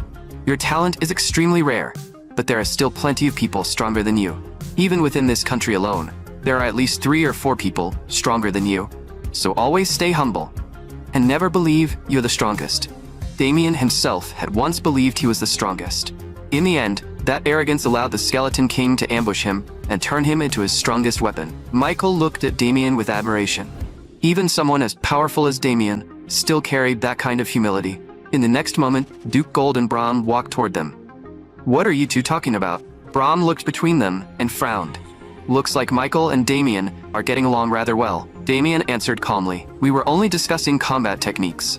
"My lord, did you meet something?" Duke Gold said, "I just finished speaking with Braum. Before the duel, Braum and I made a wager. If we won, he promised to give you a reward. But now this man is trying to go back on his word." Braum immediately shouted, "The Master Vault has never been opened to outsiders. And besides, Damien bullied my son Brian. Still, considering the current situation, I can let that matter go. Although I can't give you permission to freely enter the vault, I've prepared another gift as compensation." With that, Braum took out a box. "This is one of the rewards for the match. A spatial ring containing space magic." Damien was slightly surprised. A spatial ring was an extremely rare treasure. It held 100 square meters of storage space inside and could store all kinds of items. Before Braum could even finish speaking, Damien quickly took the ring. While Damien was examining the ring in his hand, Braum continued, "Although I can't let you freely enter the vault, you may choose one weapon from it." Hearing that, Damien thought for a moment. At his current stage, there didn't seem to be anything he especially needed. But in the next instant, he suddenly remembered something. At this point in time, that item should still be inside the vault. So Damien said, There's actually one thing I want. I want the pitch-black longbow in the vault. Braun looked surprised. You're clearly a swordsman. Why do you want a longbow? Damien answered casually. No special reason. I just want to find a bow as a wedding gift for my younger brother. Meanwhile, far away, Haxon suddenly broke out in a cold sweat. Did someone just mention me behind my back? The next day, everyone returned to the Duke's estate. Duke Gold was surprised. You just got back? And you're already leaving? We were about to hold a grand celebration banquet for you. Damien said he had been away from home for too long and missed his family. Duke Gold sighed. Damien, no one can stop you once you decide something. But at least wait one more day. You helped me so much. So let me at least arrange guards to escort you home. Damien said he didn't need guards. Duke Gold replied, I know you're stronger than most people, but at least let me do something for you. Since this was the Duke's goodwill, Damien accepted it. Then he thanked him sincerely and said he hoped he'd have another chance to help the Duke in the future. The next day, Damien hurriedly set off for home with Victor. Young master, you're finally going back. Thank goodness you solved the debt problem. Hearing that, Damien clenched his teeth. Victor really knew how to hit him where it hurt. Sir Damien, it'll be dark soon. We should set up camp here tonight. Damien looked at the sky. Traveling late at night was indeed dangerous, so he prepared to eat something and rest properly. The two guards took charge of keeping watch. Victor called out loudly, Come eat with us. The wilderness isn't as dangerous as you think. The guards thanked him but said they'd handle their own meal later. At that moment, Damien sat in place, slightly lost in thought. He remembered that when he left, Palmond and his brothers had all looked reluctant to part with him. At first, Damien thought they must have eaten something strange. Why are they suddenly sad to see me go? But Palmond said seriously, If it weren't for you, Mr. Damien, I never would have opened my eyes to a wider world. Damien pulled his hand back in disgust and said, That was the result of your own hard work. Palmond and the others said they'd always remember Damien's teachings. Then, the three of them bowed deeply to Damien. Mr. Damien, you are our true mentor in life. When Damien came to his senses, he saw Victor still inviting the guards to eat with them. Just then, the two guards suddenly became alert. They looked at each other, both sensing a trace of killing intent. Sir Damien, we'll check the area first. As soon as the words left their mouths, a high-speed attack came tearing through the air. Damien shouted, Get away from there. But before the guard could react, the attack pierced through his body and sent him flying several meters back. Damien was slightly shocked. Why does that weapon look so familiar? Then he stared hard into the depths of the forest. A low voice sounded from the darkness. Did you think the guards sent by the Duke could protect you? The spear in the guard's body trembled uncontrollably, then flew backward into the forest. The voice continued, You can't stop me. I'll avenge Lady Kemily. The other sturdy guard froze in shock. Are you Sir Shivo? How did you become like this? Damien frowned. Shivo, why are you doing this? Are you betraying the Duke? But another voice came from the darkness. Don't waste your breath. The current Shivo can't hear you. He serves us now. The other guard suddenly smelled a faintly sweet fragrance. Then, his body began to go numb. Seeing this, Damien didn't hesitate. He knocked Victor unconscious first. The dark mage then said, Twist your own neck. In the next instant, the guard actually placed both hands on his own neck and prepared to do it. Damien realized the man had been controlled, so he had no choice but to knock him out as well. Looks like your target really is me. We've been watching you for a long time. You don't look that strong. Yet you can resist the scent of the dark spell puppet strings. I'd love to turn you into a puppet and study the structure of your body carefully. My little toy Shivo, go. We've already modified your body with dark magic. Kill Damien. After that, we'll turn him into a toy too. The dark mage's true goal was to kill Damien and turn him into the perfect puppet. Shivo spoke with hollow eyes. I finally found you, Damien. I'll tear your body apart and offer it to Lady Kemily. You and the Duke worked together to kill Lady Kemily. Damien looked at him with contempt. How ridiculous. Back when Hilke arrested her, you were too terrified to move. You coward. How dare you say something like that now? At those words, Shivo's expression twisted violently. The woman beside him calmed Shivo down, then looked at Damien. Mr. Damien, you really are cruel. Every word you say is like salt in Sir Shivo's wound. But I don't understand why you can still look so calm. You don't actually think you can fight all three of us alone, do you? Damien said coldly. You two are members of the Yulan organization, aren't you? Most likely management level members too. The woman's expression changed. How do you know who I am? I shouldn't have met you in this identity before. Damien said lightly. I may as well tell you. I heard every ugly word spoken in Chemely's room. The woman sneered. Even so, you can't change anything. Shivo, kill him. In the next instant, Shivo rushed toward Damien with terrifying speed, but Damien made no move to defend himself. Instead, a figure stepped in front of him. The dark mage beside them showed a look of shock. The newcomer forced Shivo's attack back. Damien smiled faintly. It seems you misunderstood something. I'm not the one surrounded by you. You're the ones who walked into our trap. The person who appeared was Sir Vincent. Earlier, when Damien told the Duke he was returning home, the Duke had told him that Shivo had gone missing. Shivo has always held special feelings for Kemily, so I'm worried he may try to harm you. At the time, Damien said he would be careful, but the Duke continued. More importantly, you ruined the Dark Mage's plan. They may target you as well. I have Hilki protecting me, so the Dark Mages wouldn't dare strike at me easily. That's why I arranged a helper for your trip home. This is the best person I can assign to you. Damien was slightly surprised, because the person was Sir Vincent, a peak middle knight. Everyone else happened to have assignments, and Vincent was the only one currently free. Only then did Damien feel truly glad that he had accepted the Duke's offer to send guards with him. At that moment, the Dark Mages and their group were filled with shock. They hadn't expected the Duke to predict this far ahead. Although the Duke called it protection, Damien understood that he was also being used as bait to lure out the Dark Mages. Then, Shivo looked at Vincent and said in a low voice, "Vincent, it's been a long time." Vincent answered coldly, "Shivo, you actually dared to collude with Dark Mages. As long as I'm here, I won't let you harm Sir Damien." Shivo shouted, "I must avenge Lady Kemily." Damien and the Duke worked together to kill her. The sight of Lady Kemily covered in wounds means she must have suffered inhuman torture. "I'll never forgive you. I'll send all of you to hell." At that moment, the Dark Mage revealed a satisfied smile. Shivo was completely under their control. "Don't rush. After I kill Damien, I'll send the Duke to join him." Vincent shouted in anger, "Shivo, have you lost your mind? You're actually talking about murdering the Duke?" Damien stared hard at Shivo. He hadn't expected Shivo to be controlled to this extent. Vincent grew even angrier. "How dare you say something like murdering the Duke? That's unforgivable." Damien looked at Vincent beside him and confirmed it. As expected, Vincent had the aura of a peak middle knight, but Shivo showed no panic at all. He simply grabbed the front of his own clothes. Vincent's expression changed. "Shivo, you willingly sold your soul and burned your lifespan to increase your strength? Are you insane? You gave your life to dark magic?" Shivo's method of increasing his power was different from other dark mages. He had traded away his lifespan, leaving himself only 3 months to live, in exchange for massive physical potential. At that moment, Shivo's aura was rising at a terrifying speed. That power made both Damien and Vincent feel shaken. Had Shivo already reached the high knight rank? Shivo shouted, "Don't worry, it'll be over soon.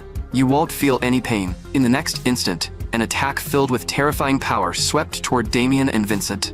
That strike destroyed almost half the forest. But after a long moment, Damien was still standing where he had been. It looked like Shivo had completely lost his mind, and even his attacks had become chaotic. Looking at Shivo's crazed expression, Damien understood that he had to kill him here, or he would become a future threat. Damien was slightly shocked. Shivo's power had clearly surpassed the middle knight level, but he had lost himself to that strength. A power bought by sacrificing his life meant Shivo was beyond saving. Shivo was stunned. "How did my attack have no effect?" Vincent said, coldly. "Shivo, just how much are you looking down on me? You actually used such a crude attack. I'm not some reckless fool who only knows how to charge forward." Then, Vincent looked at Damien. "Mr. Damien, I'll hold Shivo here.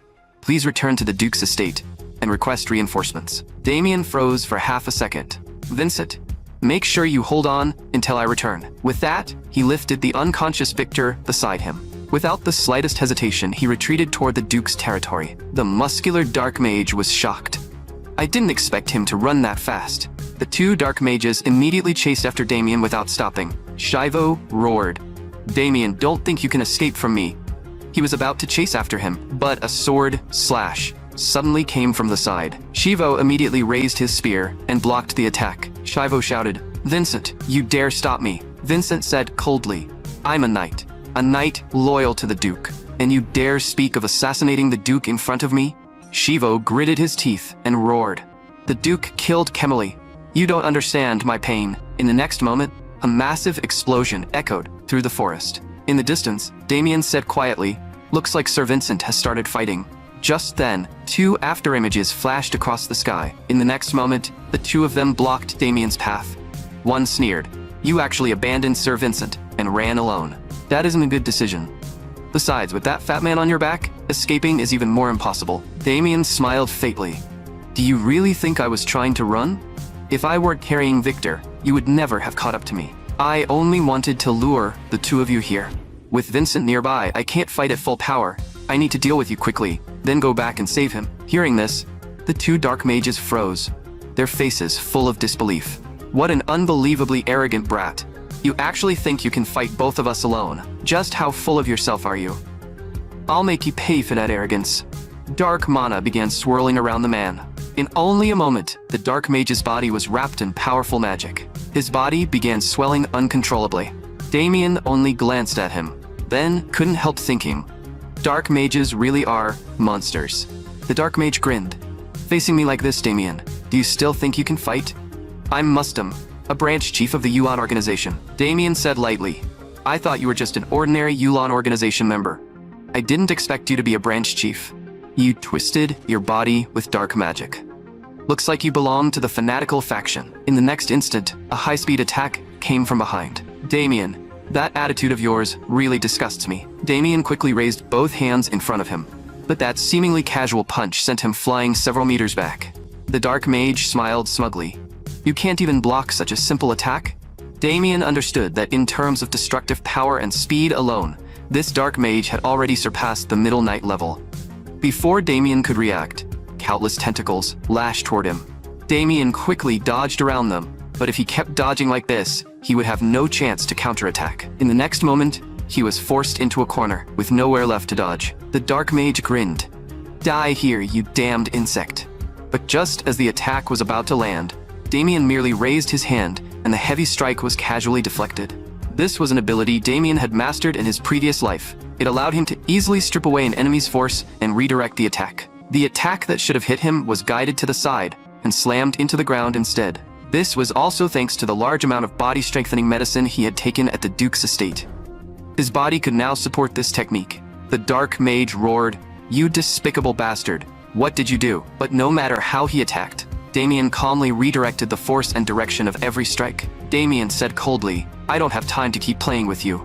Then he placed his hand over his sword. He whispered, "Sword break, myriad slash." A single attack cut through the dark mage's body from multiple directions at once. A scream of pain rang out. The dark mage's body instantly broke apart.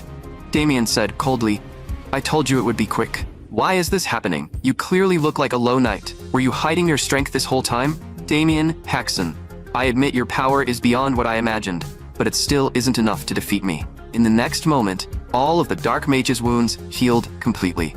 The power of dark magic isn't something someone like you can understand. The dark mage revealed a smug smile. Damien said lightly, "I thought I could finish you off just now. Looks like you might actually make this a little more entertaining." The dark mage froze. "What are you talking about?" Damien answered coldly, "I'm saying you better not die too easily. I can finally use a little more of my power." Meanwhile, the battle between Shivo and Vincent had reached its peak. Vincent could hardly believe it.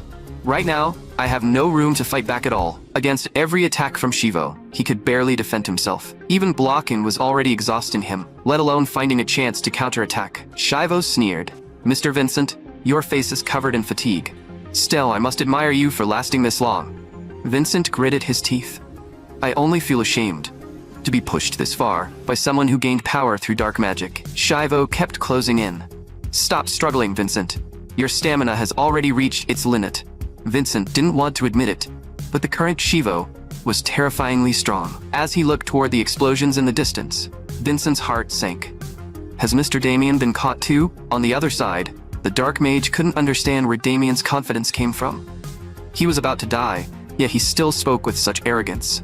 In the next moment, dark mana began condensing inside the man's mouth. Looking at that violently surging energy, Damien understood that the dark mage wanted to end the battle with this attack. With a furious shout, a compressed sphere of extreme magic blasted toward Damien. But even in front of that violent energy, Damien's expression didn't change at all. He slowly placed his sword in front of him and whispered, "Moonblade art." In the next instant, waves of mana spread outward from the blade. The dark mana sphere vanished the moment it touched those waves. The dark mage's face filled with shock. "Impossible. That's absolutely impossible. Before he could recover from his shock, Damien rushed in with lightning speed. In the blink of an eye, the Dark Mage's body was torn apart again. The Dark Mage roared, "No matter how many times you cut me apart, I can regenerate." Damien looked at him with contempt.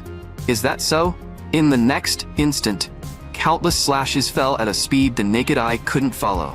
The Dark Mage screamed in panic. "Faster! Regenerate faster!" But soon, fear spread across his face. Why? Why has my regeneration stopped?" Damien said coldly. "Surprised? Wondering why your regeneration failed? Regeneration requires a massive amount of mana to sustain." The Dark Mage stared at him in terror.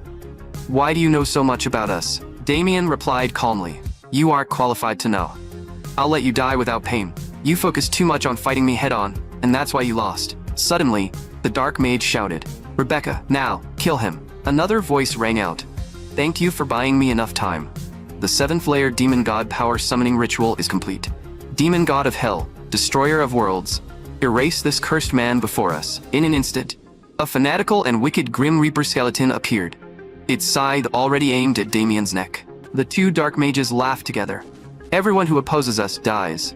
Just as Damien was about to be torn apart, the authority mark appeared on the back of his hand. The terrifying Grim Reaper skeleton suddenly screamed, then vanished completely. The two Dark Mages froze in place, muttering uncontrollably.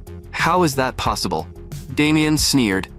"I gave you that much time to prepare, and that pathetic summon was your trump card?" The Dark Mage broke down and shouted, "This is the power we've been pursuing. It can kill a high-ranking warrior in one strike. And you call it pathetic?" Damien burst out laughing. "So that level of power is enough to satisfy you? Then you've never seen anything truly terrifying. The dark mana you worship is nothing more than a low-grade power, parasitic on the Skeleton King's strength. Since both of you are going to die, I'll show you what true dark magic looks like." In the next moment, the bracelet on his wrist released waves of mana like dark lightning. At that moment, Damien seemed like the sole ruler of the darkness. In that instant, the two Dark Mages felt their senses being completely stripped away, and they screamed in panic. Damien said calmly, "With my current ability, I can only use 10% of this power, but I doubt anyone in your organization has ever seen anything like it." Dark Abyss. In the night sky, a black hole that seemed capable of devouring all things slowly appeared. Damien smiled faintly and spoke. "Dark Abyss Devour. Activate. Crush them completely." At that moment, the two Dark Mages had no thought of resisting anymore. Their eyes were filled with nothing but terrified despair. As they were crushed, they screamed in horror. How can anyone summon the power of the 9th layer? The moment their words fell, the Dark Abyss exploded. Damien said coldly, "Dying under the dark magic you worship so much is a fitting end." After killing the two Dark Mages, he heard Victor waking up beside him. Damien glanced at him. "Victor, there's something on your face." Victor touched his face in confusion. "What's this?" In the next second he screamed, "It's blood." Then, his eyes rolled back, and he fainted on the spot. Damien looked at him helplessly. Is he really that timid? I only wanted him to wipe it off. Still, now that he thought about it, he had killed the Dark Mages without asking them for information. Damien didn't want to use this skill, but for now, he had to search for any useful information. He walked to the place where the Dark Mages had died and began an information search. In the next moment, an information sphere refracted out from the death site. This was an ability Damien had mastered in his previous life as a Death Knight. By absorbing the remnants of a dead soul, he could obtain information the person had known while alive. Meanwhile, Vincent was still enduring Shivo's frenzied attacks. Vincent's stamina had already reached its limit. At this point, he had no strength left to fight back. Even now, he could hardly believe he was losing to Shivo, who had offered his soul to darkness. Shivo walked toward Vincent with a smug expression. "Don't worry, I'll let you die without any pain." But just then, Damien's voice sounded beside them. "Sir Vincent, you performed extremely well." Damien slowly walked toward the two of them. Shivo said coldly, "I planned to kill Vincent first, then go find you. I didn't expect you to come to me on your own." Damien answered lightly, "You aren't qualified to kill me. Show me what ability you have to do it. If you take one more step toward me, you'll die immediately." Shivo sneered. "I'd love to know where that confidence comes from." With that, he attacked Damien, while Damien stood completely still. Just as the attack was about to land, Damien crushed the summoned Dark Mage soul in his hand. At the exact same moment, Shivo's attack could no longer move forward. His body froze completely in place, unable to move at all. It was as if all his strength had been drained away in an instant. In the next moment, Shivo collapsed heavily to the ground, without even enough strength to stand. The dark mana around him also vanished at the same time. Using the last of his strength, Shivo tried to get up and crush Damien, but in the end, he lost all breath and collapsed completely. Shivo's body had been invaded by the Dark Mage's spell. Once the Dark Mage was erased completely, the spell placed on Shivo also failed. After the danger was lifted, Vincent stared blankly and asked, "What exactly just happened?" Damien said calmly, "His spell was simply undone. Let's return to the Duke's estate first." "Sir Vincent, you're badly injured." The next morning, inside the Duke's estate, Duke Gold said seriously, "Thank you, Sir Vincent. You protected Damien with great dedication." Vincent shook his head. "Damien was the one who saved me. Without him, I'd already be dead." Duke Gold looked at Damien. "Mr. Damien, you never failed to surprise me." Damien replied calmly, "I only did what I should have done. There's no need to be so polite, my lord." Duke Gold slowly nodded, finally feeling a little more at ease. With this, Chemily has been avenged as well. Damien looked at Duke Gold and understood that the Duke was still deeply saddened. Now that the incident is over, I should return to my family as soon as possible. But Duke Gold said, "About your return home, Mr. Damien, you may need to wait a little longer. Someone wants to see you." Damien looked puzzled. "Who wants to see me?" In the next moment, the door behind him was pushed open. Damien's face filled with shock.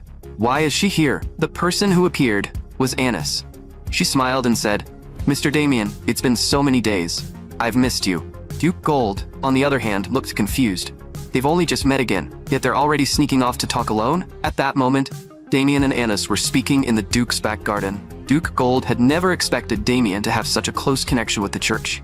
Beside him, Hilke looked helpless, thinking this was not how a duke should behave. But the more Duke Gold watched, the stranger it looked. From the Duke's perspective, it looked like a young man and young woman having a private moment, but they were too far away, so he could not hear what they were saying. In reality, Damien was explaining to Anis how he had killed the Dark Mages. After listening, Anis sighed. "In such a short time, you've already been caught up in so many incidents with Dark Mages."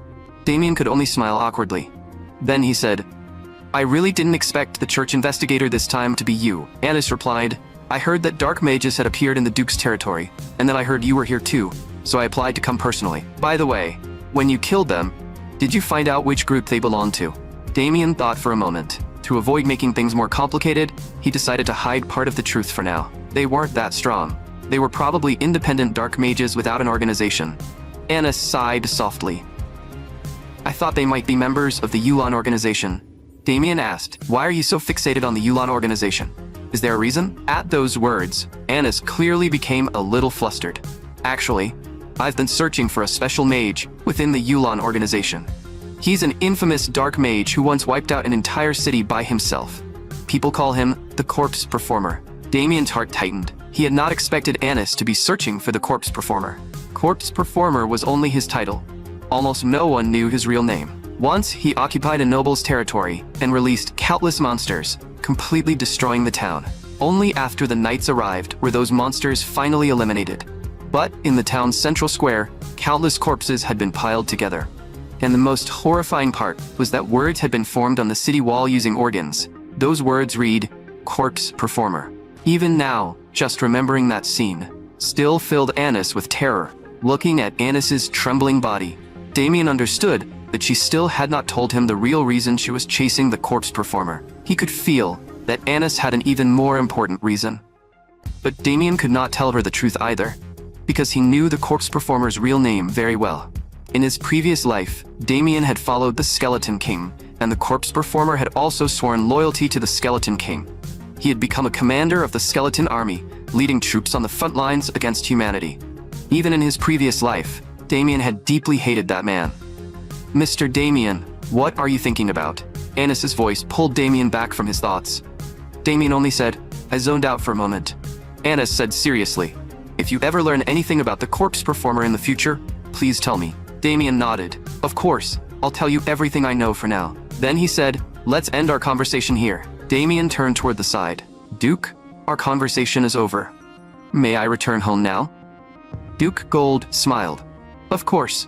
I no longer have any reason to keep you here, Mr. Damien." Meanwhile, at Damien's estate, Haxon looked at Louise and asked, "Sister, are you waiting for Damien again? You've been waiting for Damien every day lately. Sister, are you really that worried about him?" Remembering Damien's brutal fighting style, Haxon felt that his sister did not need to worry about him at all. Just then, Damien shouted, "I'm back."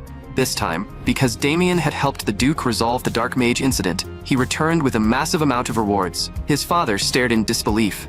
Was this really done by the son who had once been called useless? While his father was still stunned, Damien said he had prepared a gift for him. He knew his father loved books, so he had brought back many precious volumes from the Duke's estate. Among them were even his father's favorite poetry collections and novels. Of course, the wardrobes, made of cedarwood, were gifts for his mother. And Damien naturally hadn't forgotten his sister. This piano was personally made by Master Balak. Then, Damien looked at his younger brother beside him. He cleared his throat twice. "Why does your expression look a little strange, little brother?" Haxon immediately said, "I wasn't expecting a gift." Damien smiled faintly. "Of course I didn't forget you." He opened his palm toward the air, and it looked as if a gap had opened in empty space. "This is my new spatial storage ring, and inside it is the gift I prepared especially for you." Then, Damien leaned close to his brother and whispered, "If you give this to your future wife, she'll definitely be happy. If you like someone, then as your older brother, of course I should help you." Haxon instantly panicked and shouted. Damien smiled and asked, "Don't you like Lady Olivia from town?" Haxon stammered, "I do like her, but that doesn't mean she'd ever be interested in me." As for that, Damien said he had already thought of a plan. Soon, Olivia's family would hold a birthday banquet for her. And there would also be a duel tournament. The tournament was meant to test a knight's combat ability. But Haxon couldn't fight at all. Damien told him not to worry, "I'll fight in your place." A few days later, the news had already spread through town. "Did you hear? Lady Olivia's birthday banquet will include a duel tournament, and they say the winner can earn Lady Olivia's attention. This is a huge chance for us. But I heard a lot of important people will be attending too. That heir of Count Haxon who has been the talk of the region lately is also coming. I think his name is Damien Haxon. They say he defeated the genius swordsman Michael. We heard that too.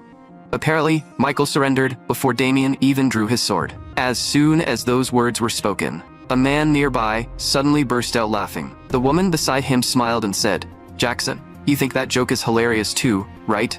Anyone with a brain would never believe a rumor like that." The man's expression darkened. "What did you say? Are you laughing at me?" Seeing this, the woman quickly smiled and explained, "We're laughing at Damien." Jackson suddenly stood up. "Trash like you aren't even worthy of my explanation." In the next instant, he punched one of them. "You pieces of trash aren't worthy to come near me. And you're definitely not worthy to speak to my woman. Who gave you permission to talk to her?" The others immediately flew into a rage. "You were the one who came over and talked to us first," Jackson said coldly. "Do you know who I am? You should be showing me fear and respect." At that, the men charged toward Jackson. But just as their attacks were about to land, in the blink of an eye, all of them were sent flying. Jackson walked toward the fallen man and sneered, "Do you really not know who I am?" The man trembled and answered that he truly didn't know. Hearing that, Jackson became even angrier and threw another punch. "Sophia, don't you find this strange? Damien, who used to be a useless nobody, has now become famous everywhere. I, Jackson the Demon Slayer, am somehow less known than that trash?" Sophia replied, "Jackson, this isn't your problem. These idiots are simply too ignorant." But inwardly, she couldn't help thinking, not long ago Damien was still a thug like nobody. How did he suddenly become this famous? The next morning, Damien said he was preparing to head to town. His sister and mother were reluctant to see him go. "You just came home. Why are you leaving again?" Damien smiled and said, "I'm not going far this time. I'm only going to help my little brother fight for his happiness." His father looked at the two brothers and said with emotion, "You two have both grown up.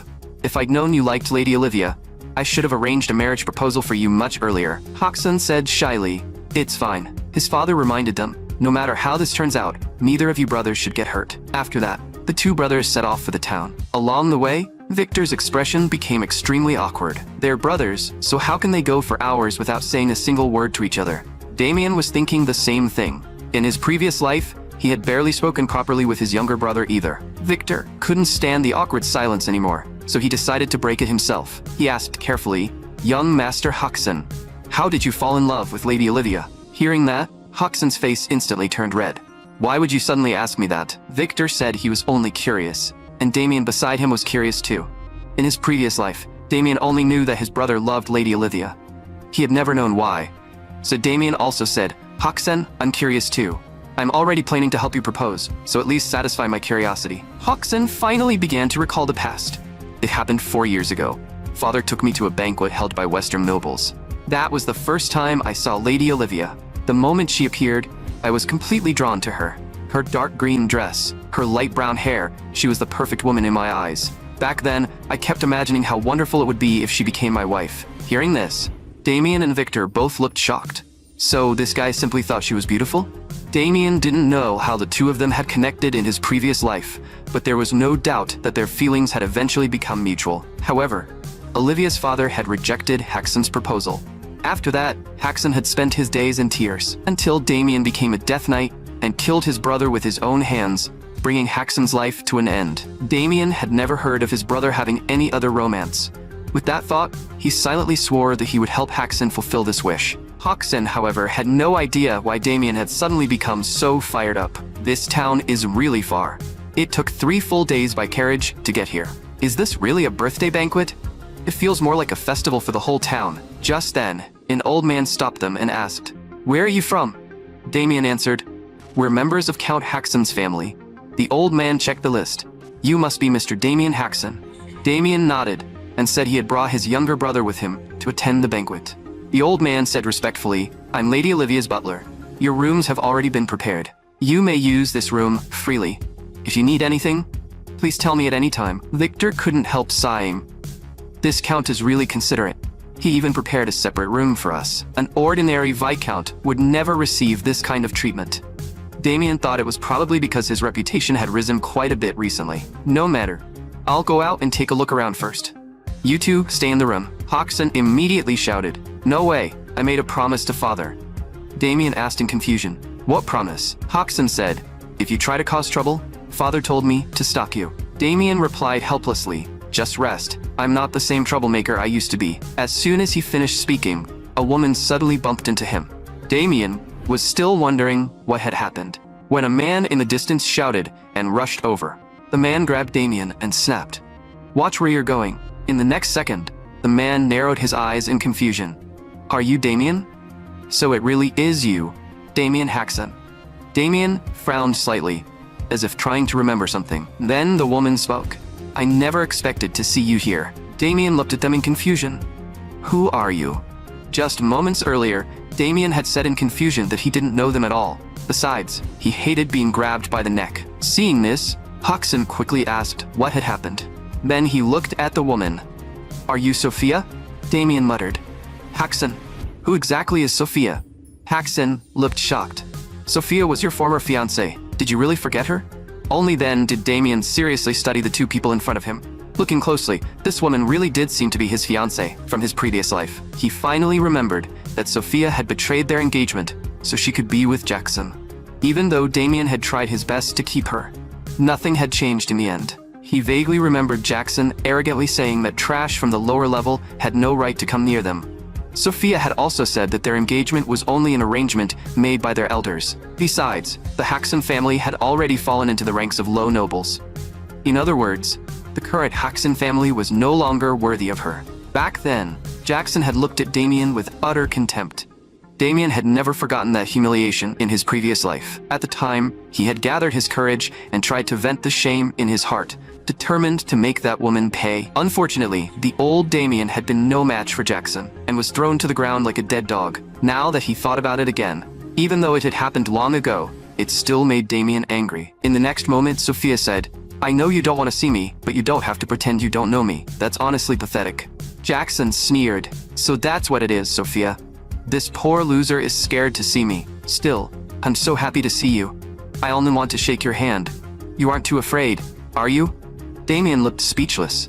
This guy was clearly trying to embarrass him in public. Then, Damien smiled brightly and said, "We're friends after all. Of course I'll do as you wish." Seeing this, Jackson was delighted. This idiot had taken the bait again. But in the next second, Jackson was lifted up by Damien in an instant. Then, he was slammed hard into the ground. Sophia stared in disbelief. Damien said mockingly, "Sorry, I used a little too much strength out of habit." Jackson, lying on the ground, trembled. and moved his fingers. In the next moment, he suddenly stood up and roared. "How dare you humiliate me? I'll kill you, Damien Jackson." With that, Jackson was about to draw his sword and rush at Damien. Just then, a low voice sounded from behind him. "Jackson, stop. I didn't expect the former failure to change this much. Jackson, you're no longer his opponent." Damien looked at the newcomer and smiled faintly. "Looks like you understand me pretty well," the man said coldly. "Jackson, put away your sword. You and he are no longer on the same level. You've played enough today. It's time to go back." Jackson clearly didn't want to let it go. He shouted angrily, "That bastard made me lose face." In the next moment, that gloomy voice rang out again. "Jackson, I order you to go back." With that, he turned and left. Seeing this, Damien felt slightly confused. He's leaving just like that? At that moment, the man turned his head and said, "My name is Yaknor. Remember it well. We'll meet again soon, Damien Jackson." Just now, Yaknor had taken Jackson away from Damien. Jackson asked in confusion, "Master, why did you stop me? Someone like Damien is easy for me to defeat." But as soon as he finished speaking, Yaknor grabbed Jackson tightly by the throat. Yaknor said coldly, "Jackson, I told you that after coming here, you weren't to do anything that attracts attention. Did you think my words were a joke?" Feeling the ruthless look in his master's eyes, Jackson apologized in a hoarse voice. Then, Yaknor said, "This is the first time and the last.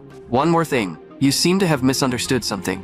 If I hadn't stopped you just now, you'd already be dead at Damien's hands." Jackson looked completely unconvinced.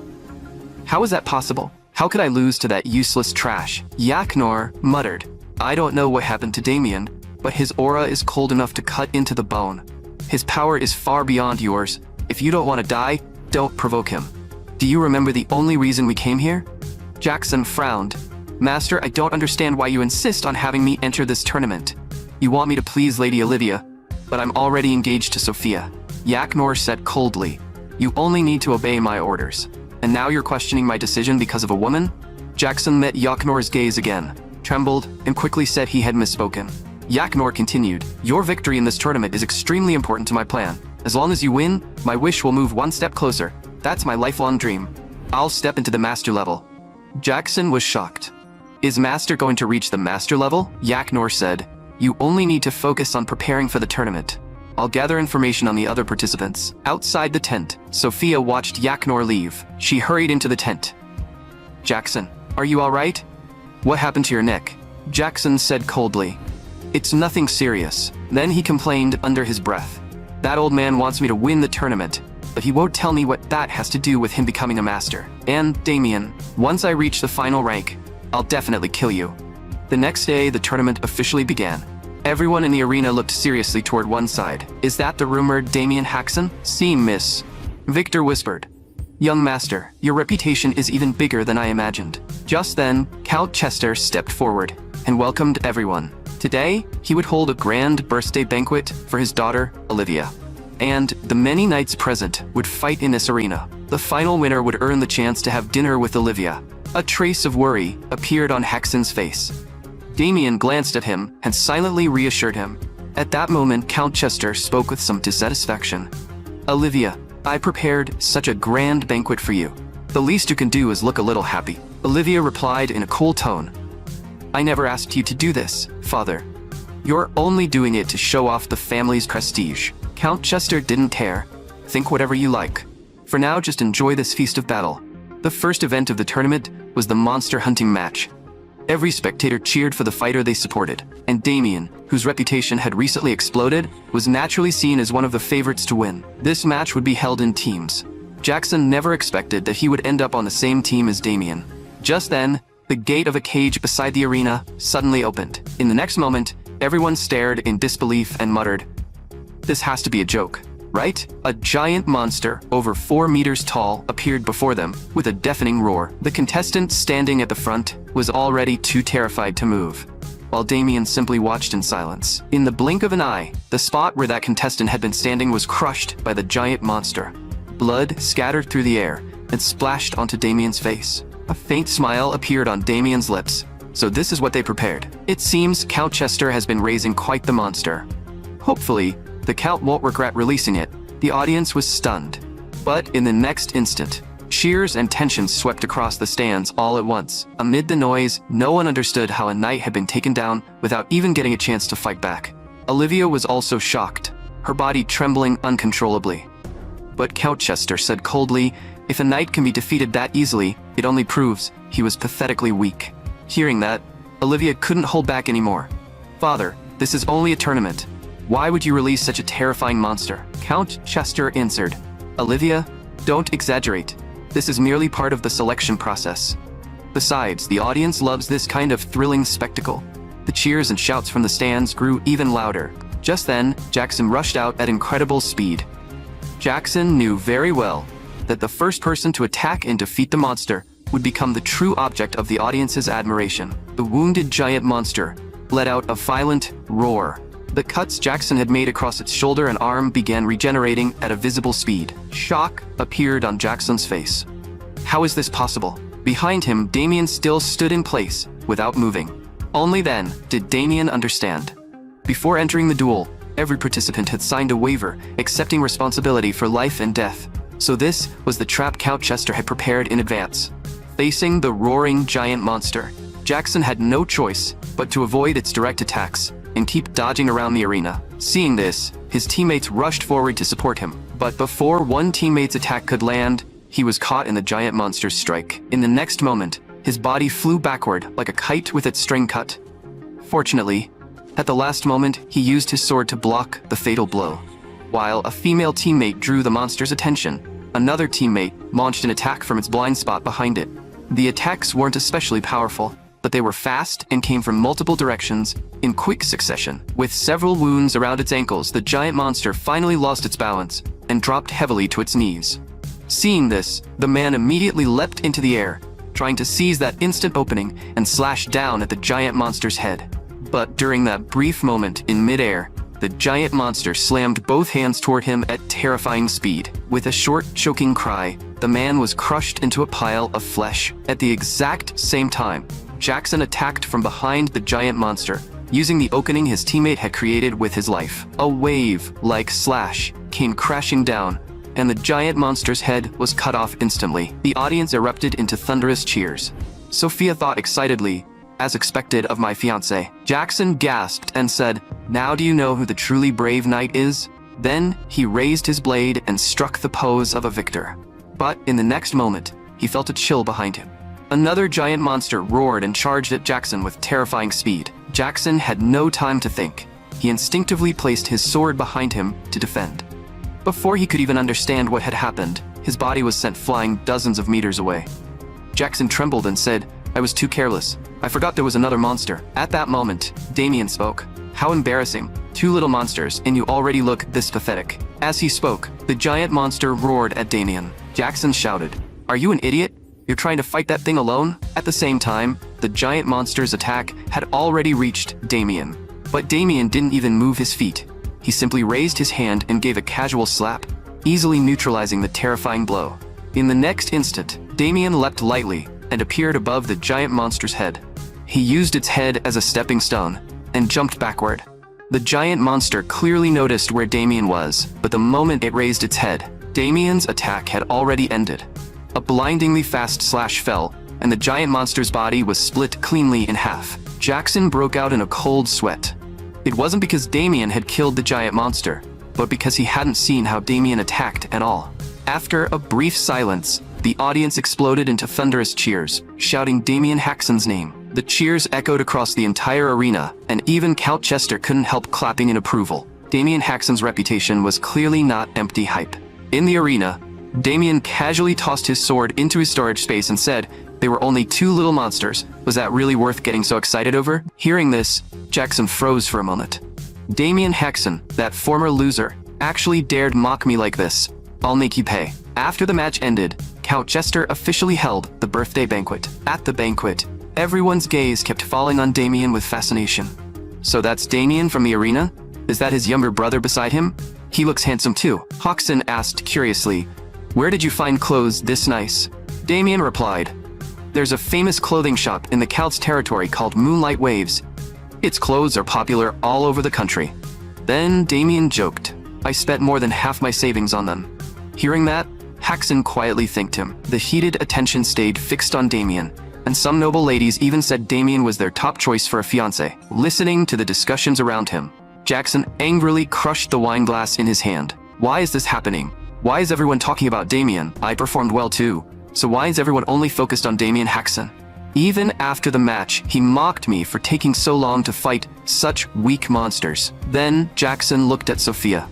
Don't you think Damien is far too arrogant? But at that moment, Sophia was staring blankly with dazed eyes, murmuring, Damien Haxon. Why did I never notice before that he was this handsome? Just then, an announcement rang through the banquet hall.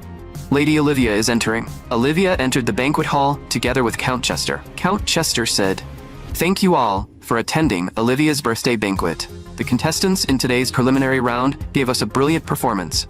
I hope tomorrow's matches will be just as outstanding. Next, allow me to reveal the prize for this tournament's champion. Count Chester glanced at the furnace beside him, then placed his hand into the flames without hesitation. The move shocked everyone nearby. Damien was confused as well. What's he trying to do? But in the next moment, Count Chester's hand showed no burn marks at all. Count Chester said proudly, This is all thanks to the flame stone. But the moment Damien saw that stone, he froze in shock. That wasn't a flame stone at all. The black-clad man nearby had clearly locked his eyes onto the stone as well. That black-clad man was Jackson's master, Yaknor. He muttered under his breath, So, it really is here. That wasn't a flame stone.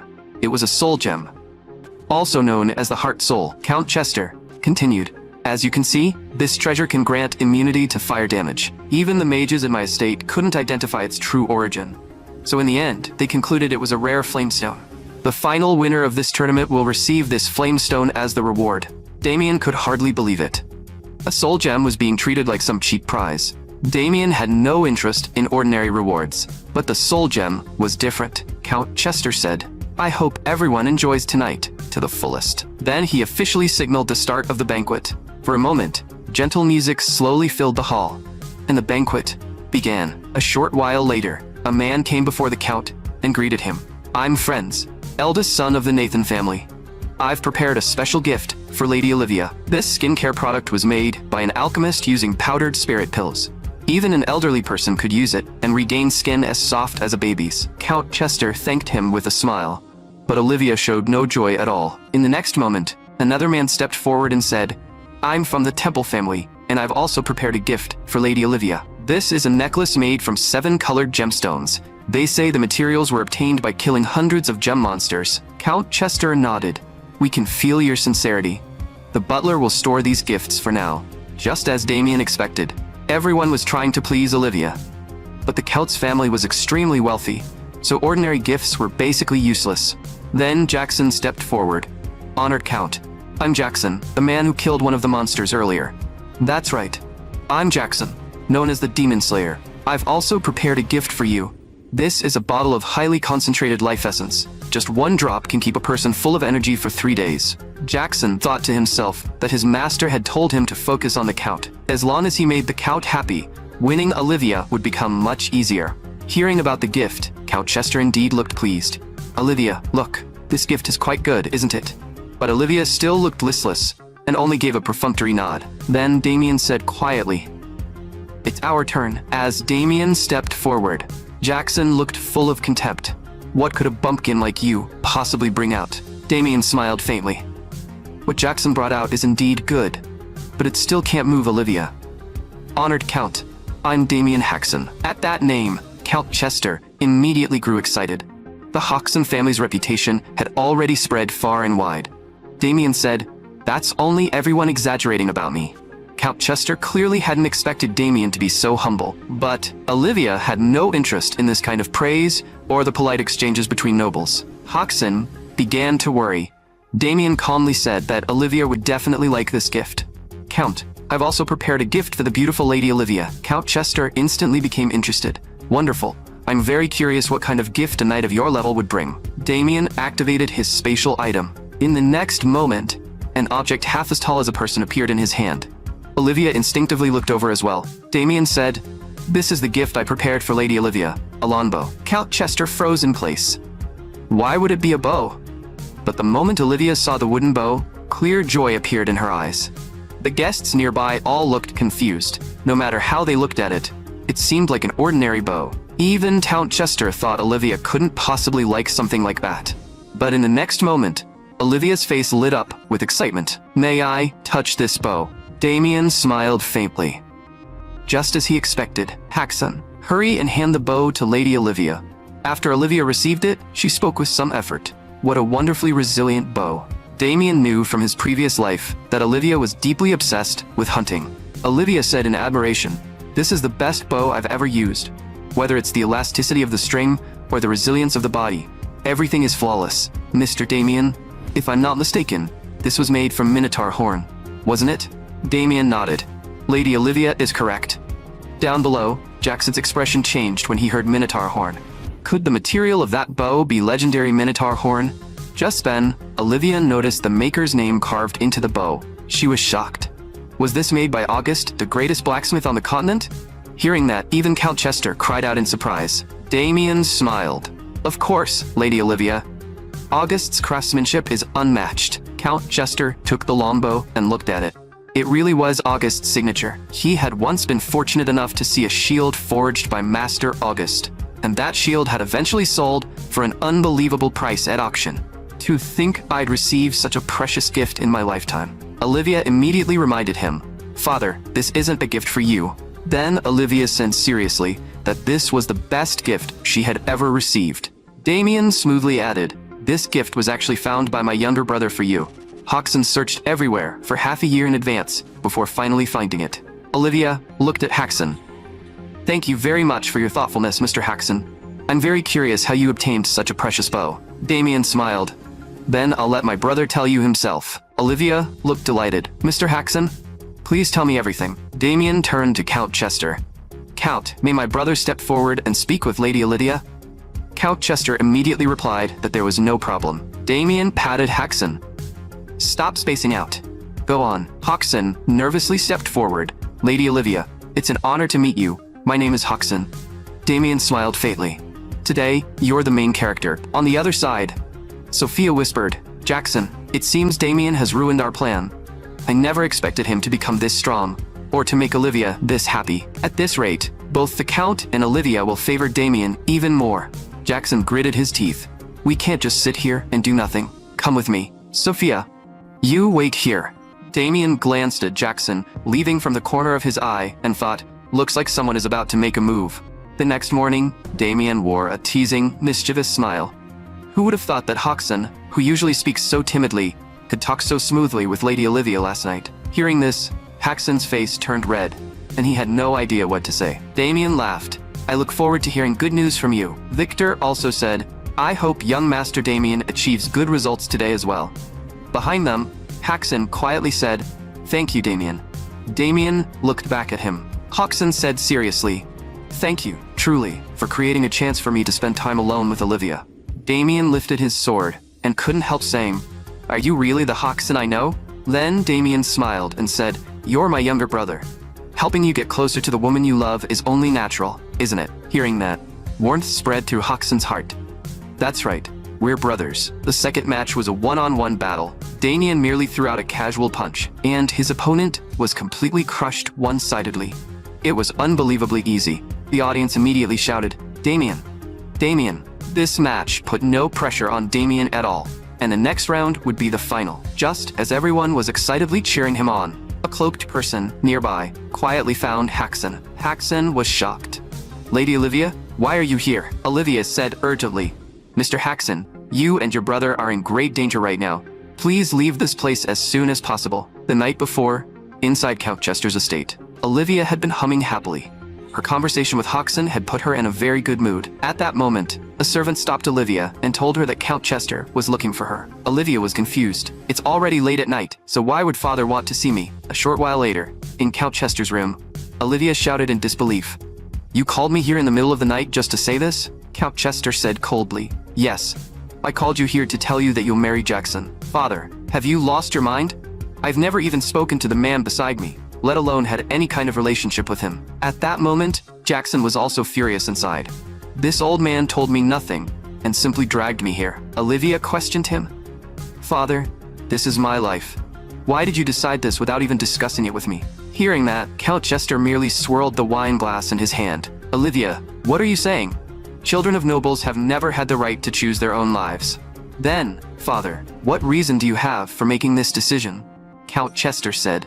Reason? Of course, because this marriage will bring enormous benefits to our family. Jackson's master, Yaknor, is about to step into the high rank. Among nobles, having a middle-rank powerhouse is enough to live without fear, let alone a high-rank powerhouse. If this marriage succeeds, Mr. Yaknor will become a major asset to our family. Not only that, Mr. Jackson will also provide our family knights with mana and weapon manufacturing techniques. Jackson was shocked inside. Damn that old man. He hasn't even taught me those techniques, yet he's making promises like that so casually. Olivia's heart sank into pain. Father, are you trying to sell me in exchange for family benefits? Count Chester shouted in anger. Silence. Whether you agree or not, this matter has already been decided. Then he looked at Yaknor. However, Mr. Yaknor, I do have one small concern. Our disciple Jackson hasn't shown any outstanding performance so far. If I let him become my son-in-law like this, people may criticize the decision. Yaknor said calmly. What the Count means is that Jackson isn't yet qualified to become your son-in-law. But there's no need to worry. Tomorrow, Jackson will win the tournament. Count Chester frowned. I'd like to trust your judgment, but you also know that Damien is far stronger than Jackson. Yaknor replied, Of course I know Damien is strong. That's why tomorrow, I need you to help me with one thing. Count Chester asked in confusion. What kind of help? Yaknor said coldly. Don't stop the match midway. That's all. A moment later, everyone who heard those words was shocked. Count Chester sat frozen in silence. Olivia shouted, We can't be that shameless. But in the end, Count Chester still said in a low voice, Then we'll do as you say. Olivia stared hard at her father, her eyes filled with disappointment. Olivia said, Mr. Damien, I can't stop my father. After hearing everything, Damien finally understood the situation. So that's what happened. Everyone nearby immediately grew anxious and urged, We should leave right now. Yaknor already felt unfriendly to me, but I never expected him to pull something like this behind the scenes. But Damien said calmly, I'm not leaving. Haxon quickly said, Damien, didn't you hear what Lady Olivia said?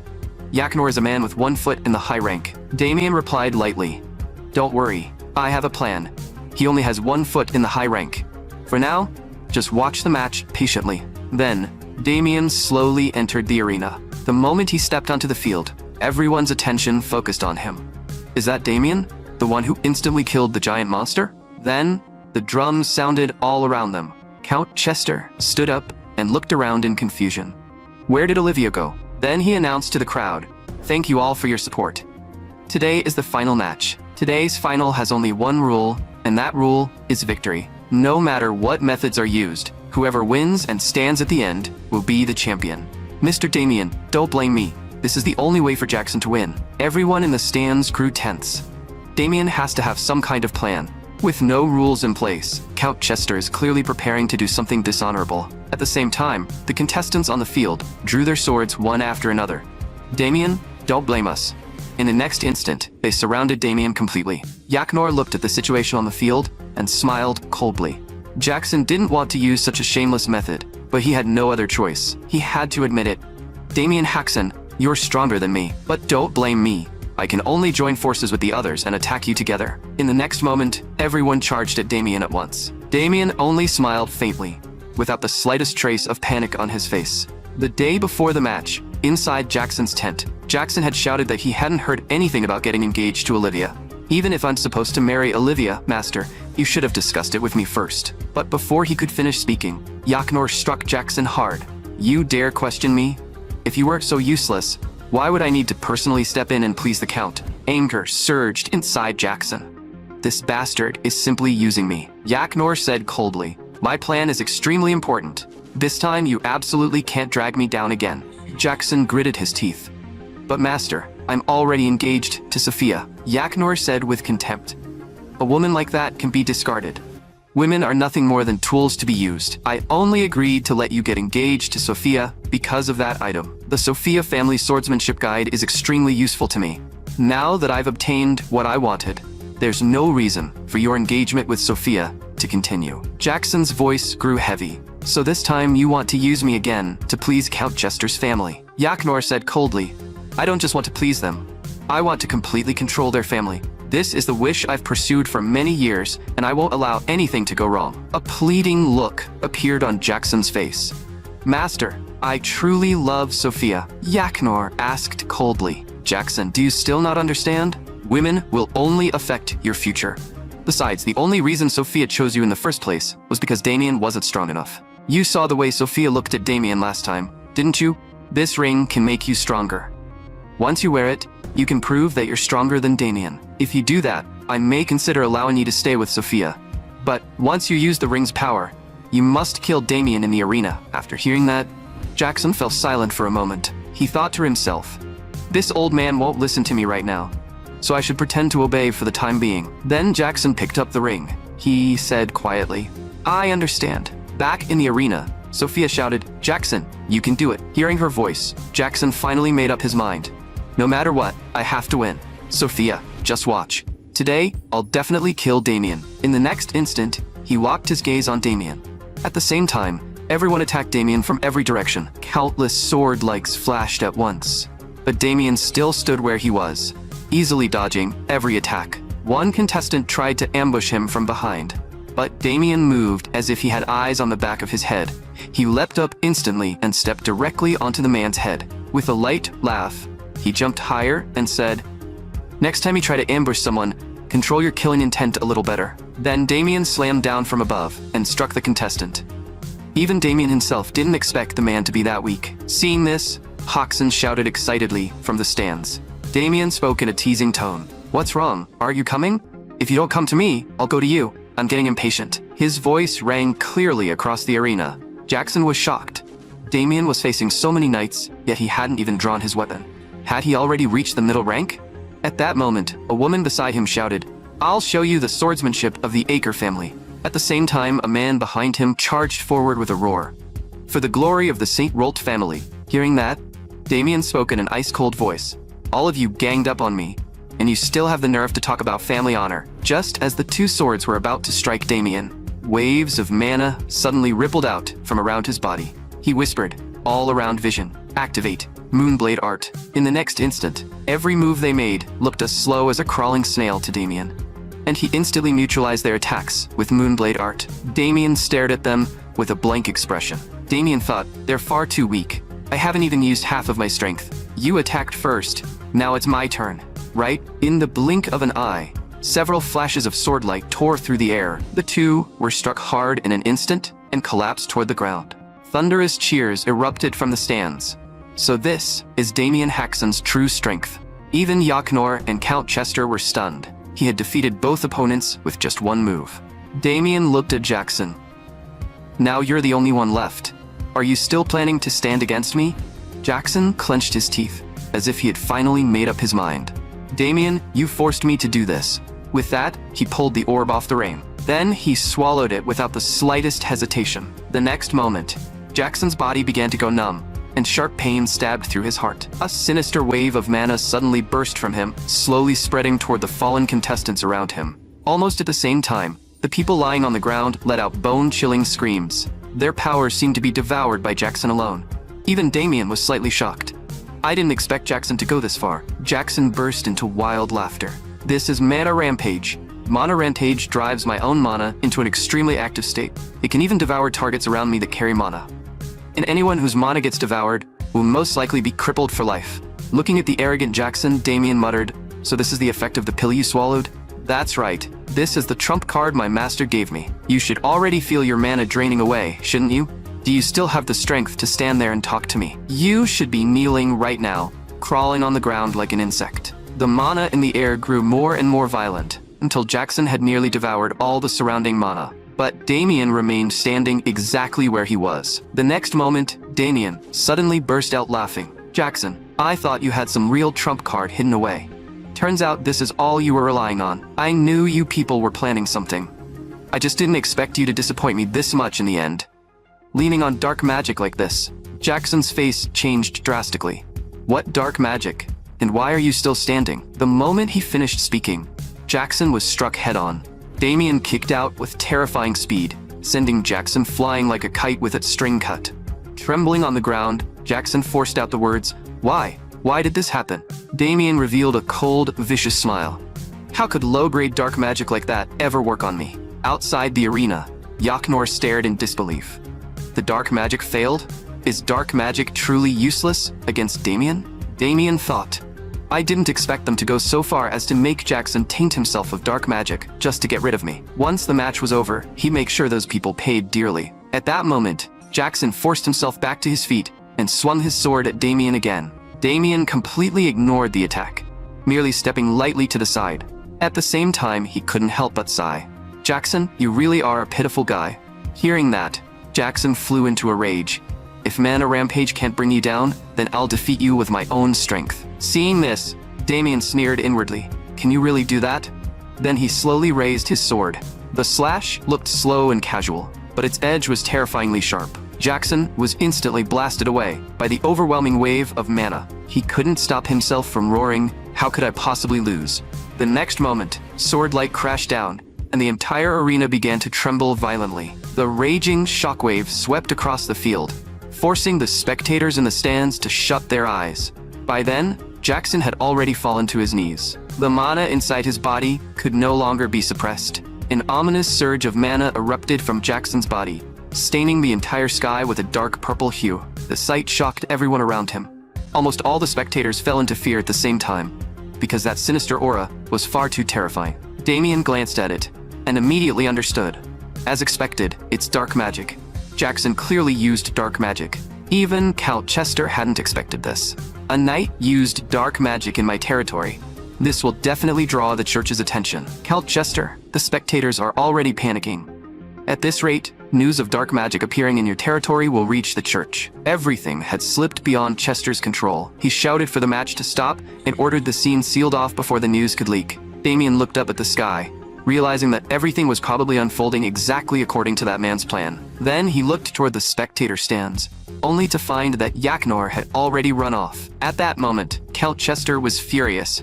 Damn Yaknor, I have to pretend I knew absolutely nothing. Right now, there's no evidence proving I worked with him. Count Chester, where do you think you're going? Damien had already left the arena and caught up to him. Count Chester forced himself to stay calm. Oh, Mr. Damien, is there something you need from me? Damien wore a harmless smile.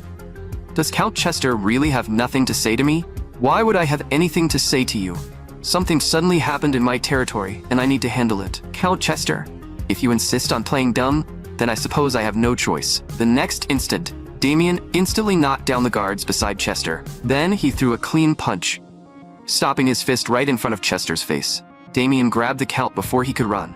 Count Chester, have you remembered what you wanted to say now? If not, I don't mind helping you remember. After returning to the room, Count Chester scolded Olivia. But Olivia admitted it directly. Father, I was the one who did it. I told Mr. Damien everything about your plan. Chester was furious. Olivia, you must be insane. I gave you such a privileged life, and you betrayed me? Damien cut in. Count Chester, are you finished? I didn't bring you back here to listen to you ramble about this. The church will come to investigate soon. How do you plan to handle it? If the church finds out that you joined hands with Yaknor to kill me, and that dark magic was involved, hearing that, Chester's face changed drastically. Mr. Damien, I truly didn't know they would use dark magic. Count Chester, even if you tell the church you knew nothing about the dark magic, they won't believe you. And even if I don't report you, Jackson knows you colluded with his master. Once the church takes you away, I'm sure you can imagine what their interrogation methods are like. However, I do have some connections within the church. Protecting you from getting dragged into this would be rather easy, but you'll have to agree to a few conditions. First, allow my younger brother to court Olivia. Chester blinked in surprise. Of course, that's no problem. Is it really that simple? Second, announce that I'm the champion of this tournament. Chester immediately nodded. That's only natural. As soon as those words fell, Olivia suddenly spoke up. Third condition, compensate Mr. Damien with 300 gold coins. Even Damien hadn't expected Olivia to make that demand, but he nodded and said, that's not a bad condition. On top of that, Chester could only suppress his anger. He lowered his voice. I'm your father. Are you really going to keep helping an outsider? Olivia continued. I also demand that the Count transfer half of his territory to me. Hearing that, both Damien and Chester were slightly startled. Once Chester snapped back to his senses, he exploded in rage. Are you truly trying to bleed your own father dry? Olivia answered coldly. I've already lost all faith in this family. I'm leaving the family and I'm taking these with me. Olivia, what are you saying? You're leaving the family? Ever since I was born, you treated me like a tool. For the sake of your precious family, you never cared about what I wanted. Standing nearby, Damien felt helpless. This father-daughter relationship was even worse than he had imagined. Olivia looked at Damien. Mr. Damien, these conditions should be enough. If my father has no objections, then let him accept them. Chester was furious, but in the end, he could only grit his teeth and agree. A few days later, Count Chester looked painfully nervous. Damien simply said, "Don't be nervous." Then Damien told the church investigators that Count Chester was innocent. One of the church members asked in confusion, "But we learned from Jackson that he and Yaknor joined forces to kill you." Hearing that, Chester quickly shouted, "I was only told not to interfere with the match. I had no idea what they were planning." Damien backed him up. And that same night, Count Chester came to see me and warned me to be careful. "Mr. Damien, are you saying the Count didn't intend to harm you?" "The Count and I hit it off right away. If he wanted to harm me, why would he come warn me that night?" Chester hurriedly added, "I did go to warn Mr. Damien that night, but I truly had no idea they would use dark magic." Damien spoke solemnly. "I swear in the name of the God of Knights that the Count is a truly good man." The church member nodded. "We've heard the Saintess speak of you before, Mr. Damien. As expected, you're an incredibly upright man. Since Mr. Damien says so, then this must be the truth." Damien lightly patted Count Chester. "Now your suspicion has been cleared. Count Chester, don't forget to honor our agreement." A few days later, Damien and his group rode a carriage back home. Damien sat inside the carriage with a look of pure exhaustion. He silently complained to himself, "In this carriage, I feel like the most unnecessary person here." Fortunately, all of his goals for this trip had been achieved.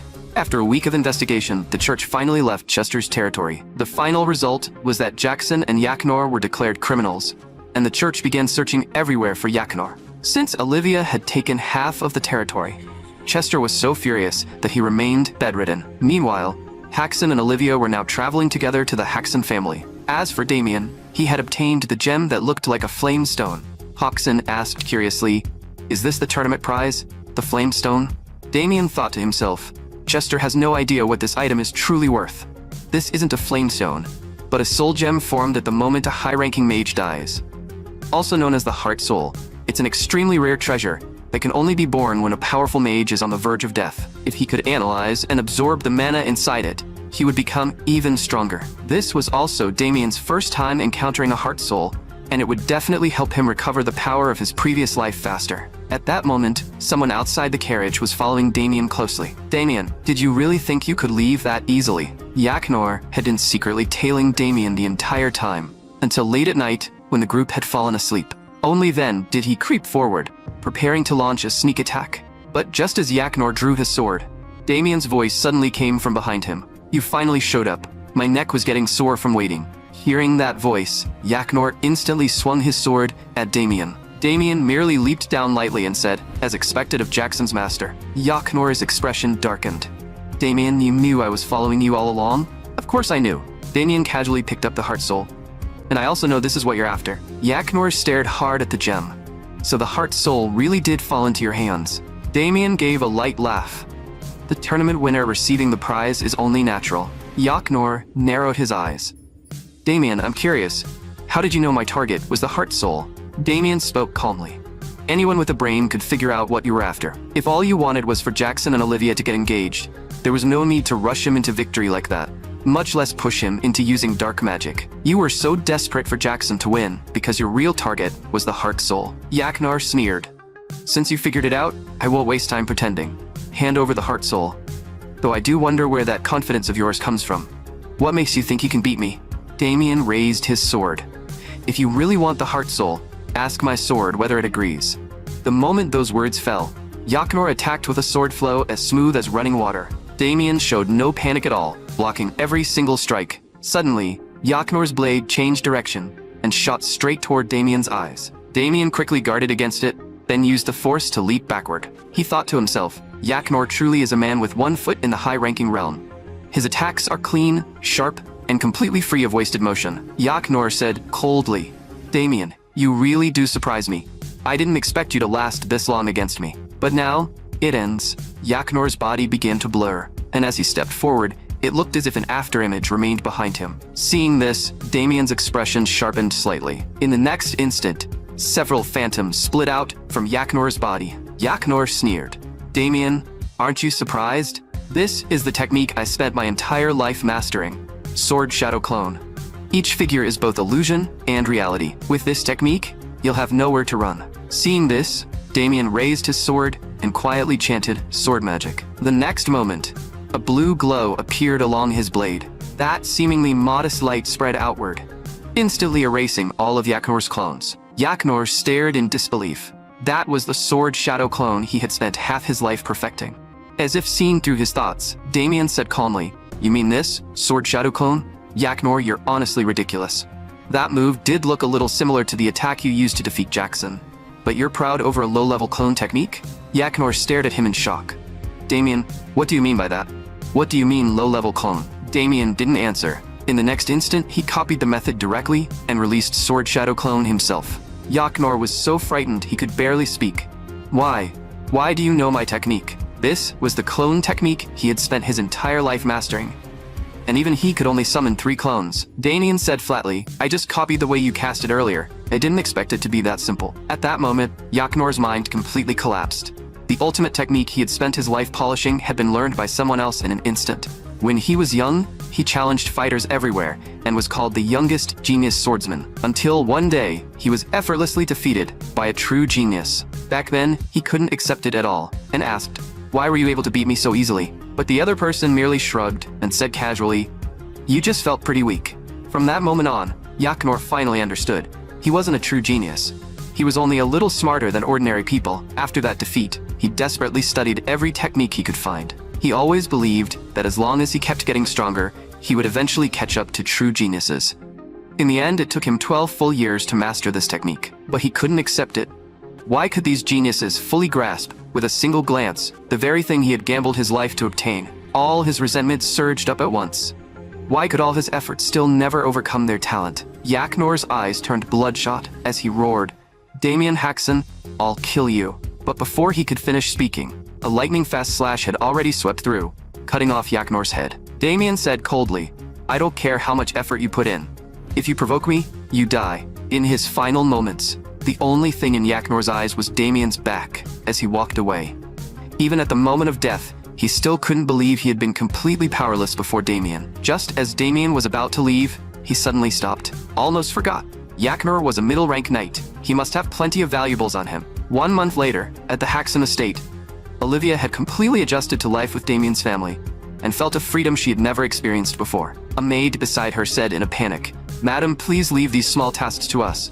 Olivia smiled and replied, "I'm not some pampered vase who can't do anything." Haxon's mother called out from nearby, "Olivia, come over and rest for a moment." Olivia looked at her outfit and asked, "Mother, are you preparing to go out?" Haxon's mother smiled.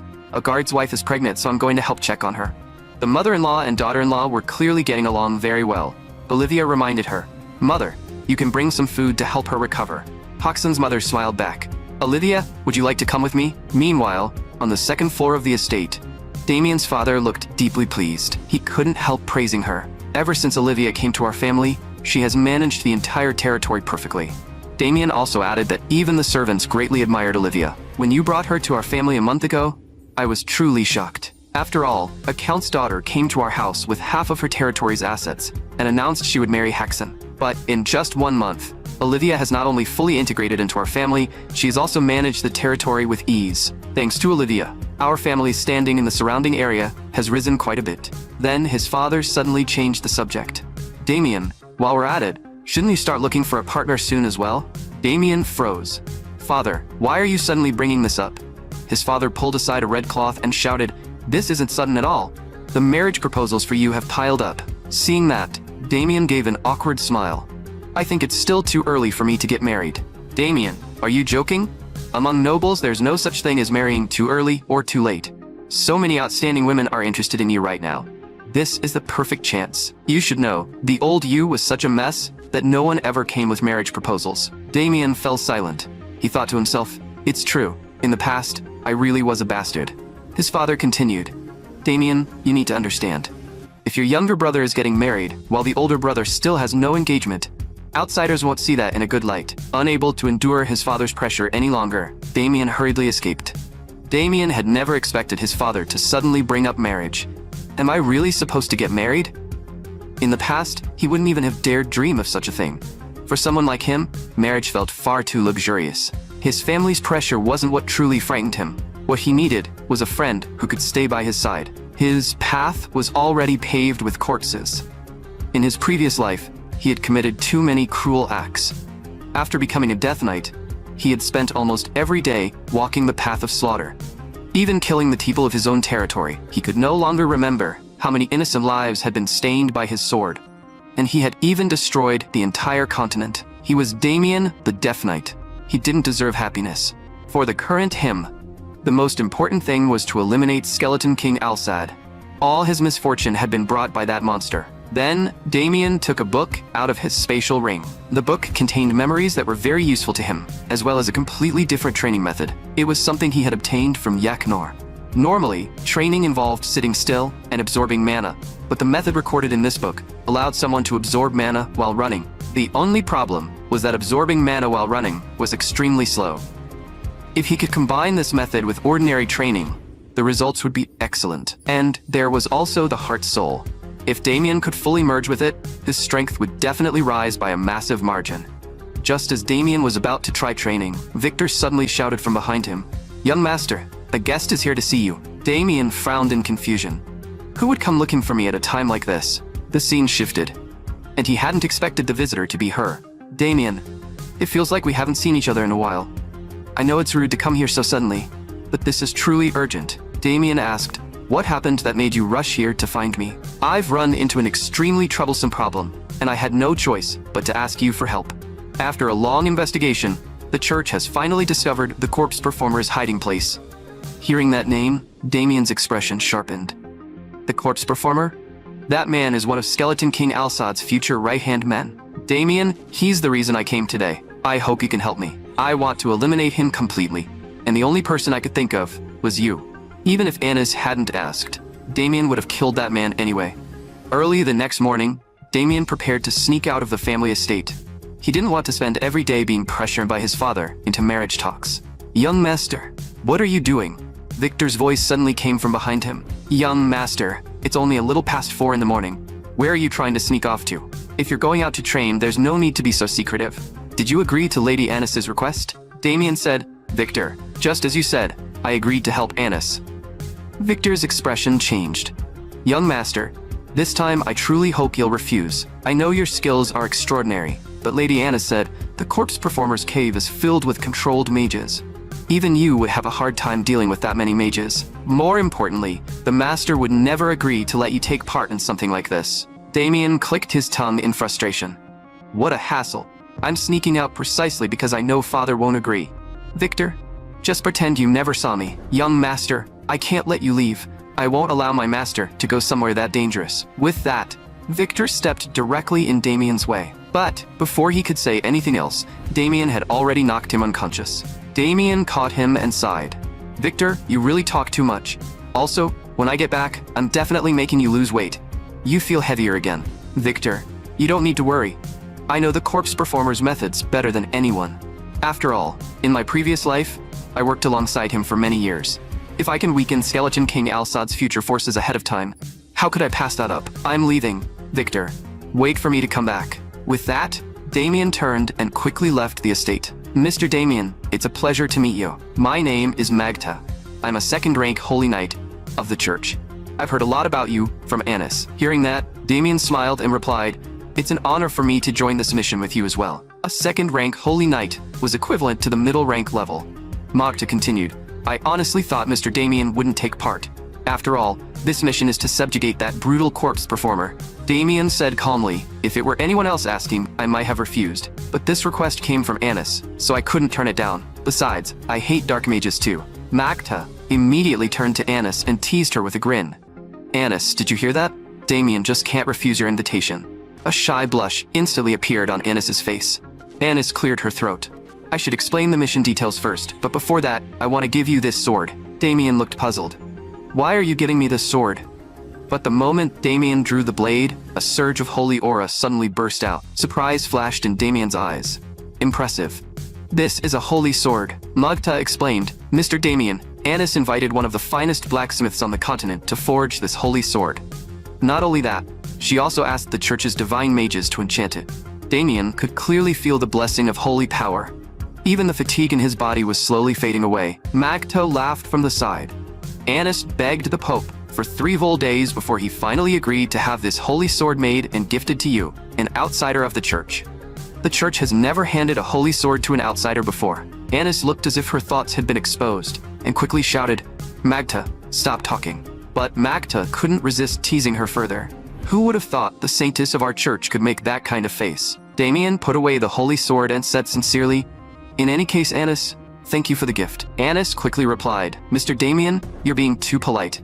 I should be the one thanking you for agreeing to help me. Damien nodded. Then let's get back to the point. Can you tell me what information you have so far? Anis said. A few weeks ago, 3 disappearance cases occurred one after another in villages near the No-Free Mountains, so the church sent people to investigate. The scout dogs they brought suddenly became terrified. After that, faint whispers began coming from deep within the mountains. At first, the church members in the mountains thought they were hearing things, but the voices gradually became clearer. When they followed the voices, they found a massive black shadow standing in the forest. But once the team members got closer, they could hardly believe what they saw.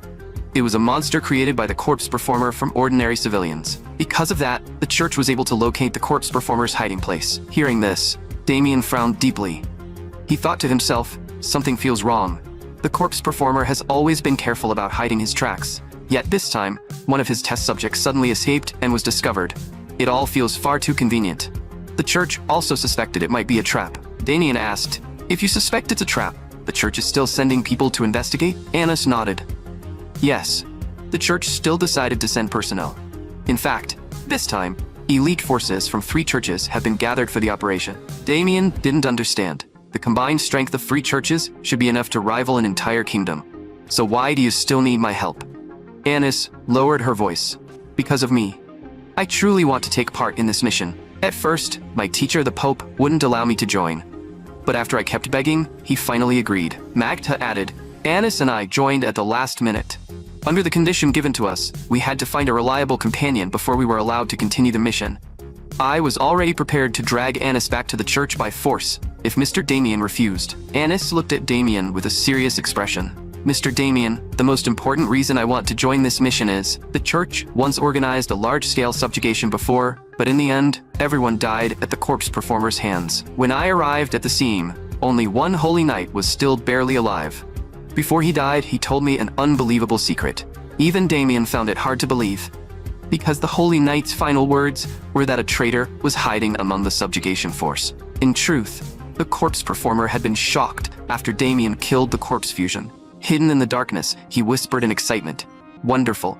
Damien must be the perfect experimental material. I must have him. My master, please wait just a little longer. I'll soon deliver the perfect gift to you.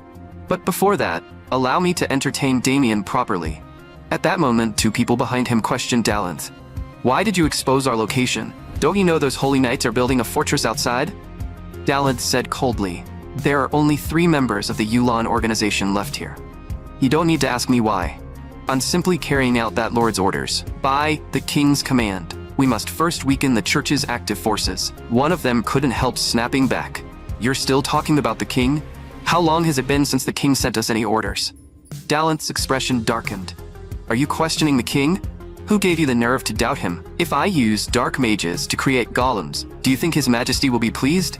The 2 froze. Dallinth, what are you suddenly mumbling about? The next instant, a figure appeared behind them and attacked both of them at once. Dallinth ordered coldly, I'm about to begin the golem modification. Take those 2 to my laboratory. The only answer he received was the golem's low, guttural murmur. Dallinth had completely sunk into his own world. He kept whispering, I'll succeed soon. I'll turn Damien into the strongest weapon and present him to Skeleton King Alsad. The next day, outside the entrance to Dallinth's hideout, the commander said in a solemn voice, To ensure this operation succeeds, everyone must fulfill their role. We, the Blizzard Holy Knights, will break in as the vanguard. Sanis will lead the others through the middle section, while Anis and her group will defend the rear. The division of roles was very clear, and it was a solid arrangement. Each person's position had been assigned according to their abilities. Magta said regretfully, Damien, what a shame. We were actually placed in the rear group, so we won't get to kill many dark mages. One of the Blizzard Holy Knights looked at Damien. Mr. Damien, we'll open the path and fight at the front. I hope the rear unit can conserve as much stamina as possible. Mr. Damien, I saw your strength with my own eyes yesterday. Everyone acknowledges your ability, but I still can't fully trust you. In my eyes, you're still an outsider. So I'll be keeping an eye on your movements as much as possible. Anis immediately snapped. You're still treating him like an enemy? How infuriating. Damien felt a little pleased. Anis was actually standing up for him.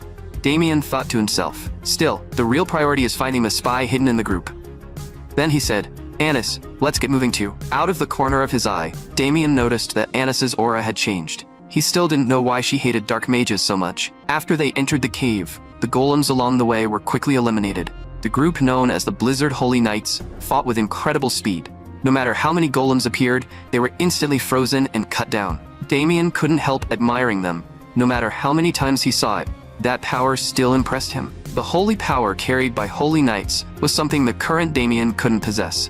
In his previous life, he had once fought against the top 5 great Holy Knights. Sanis suddenly said, Holy power is fascinating, isn't it? Strictly speaking, he should have been in the middle section of the formation. Sanis smiled. The Blizzard Holy Knights are strong, no doubt. They're just a bit arrogant. They all saw what you did yesterday, yet they're still guarding against you this much. Sanis smiled and said, Mr. Damien, you're far too gentle with golems made by dark mages.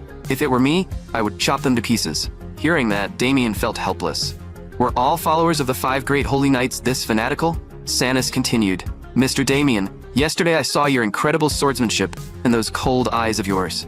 You're practically the most devoted believer a Holy Knight could ask for. Would you consider joining our team? Damien refused again. At this point, he had lost count of how many times he had turned down the church's invitations. Sanis still didn't give up. Mr. Damien, you're strong, but your mana capacity is your weakness. Join us, and we can help raise your mana limit.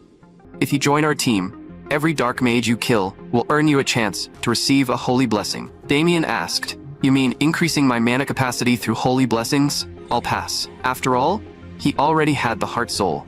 The problem of lacking mana would soon be solved by his own hands. Facing Sanis's endless invitations, Damien could only say, I'll consider your offer sometime in the future. Magda snickered from the side. Anis, if you don't make a move soon, Damien is going to get stolen away. Anis immediately snapped back. Magda, don't say nonsense. Sanis still refused to quit. Mr. Damien, why do you keep rejecting me? You're going to break my heart.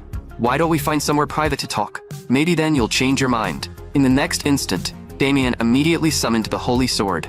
Without the slightest hesitation, he slashed. The sight left Anis and Magda in disbelief.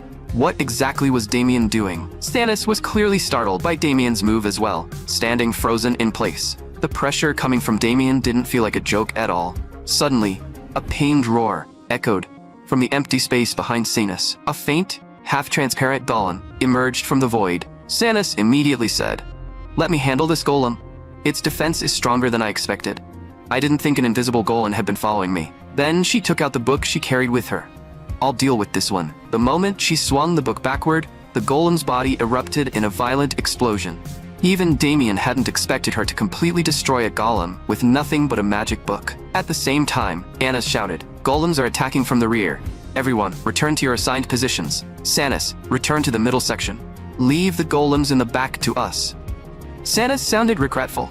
Damien, what a shame. I wanted to talk with you a little longer. That instantly made Anis burn with jealousy. In her eyes, Damien and Sanis looked almost like an intimate couple, and the jealousy inside her kept swelling. Magda asked, You're not hurt, right? Damien replied calmly, I'm willing to fight these monsters with you. Magda smiled and said, Little Damien, let's not bother Anis right now. She needs something to vent on. The furious Anis slowly walked forward, carrying a terrifying pressure around her. She slowly raised a fist covered in mana, ready to strike. Seeing that, even the golems felt fear. It was a fear carved deep into their bones. Damien thought to himself, Anis truly is the first disciple of Yulan. Among the 5 greatest saints on the continent, one possessed the power of Yulan's blue flame. Any dark-type creature touched by Yulan's blue flame would be heavily suppressed.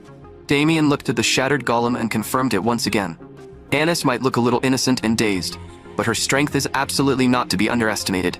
A short while later, the team stopped at a fork in the cave. Magda suggested splitting up, but Jamal believed they shouldn't divide their forces carelessly.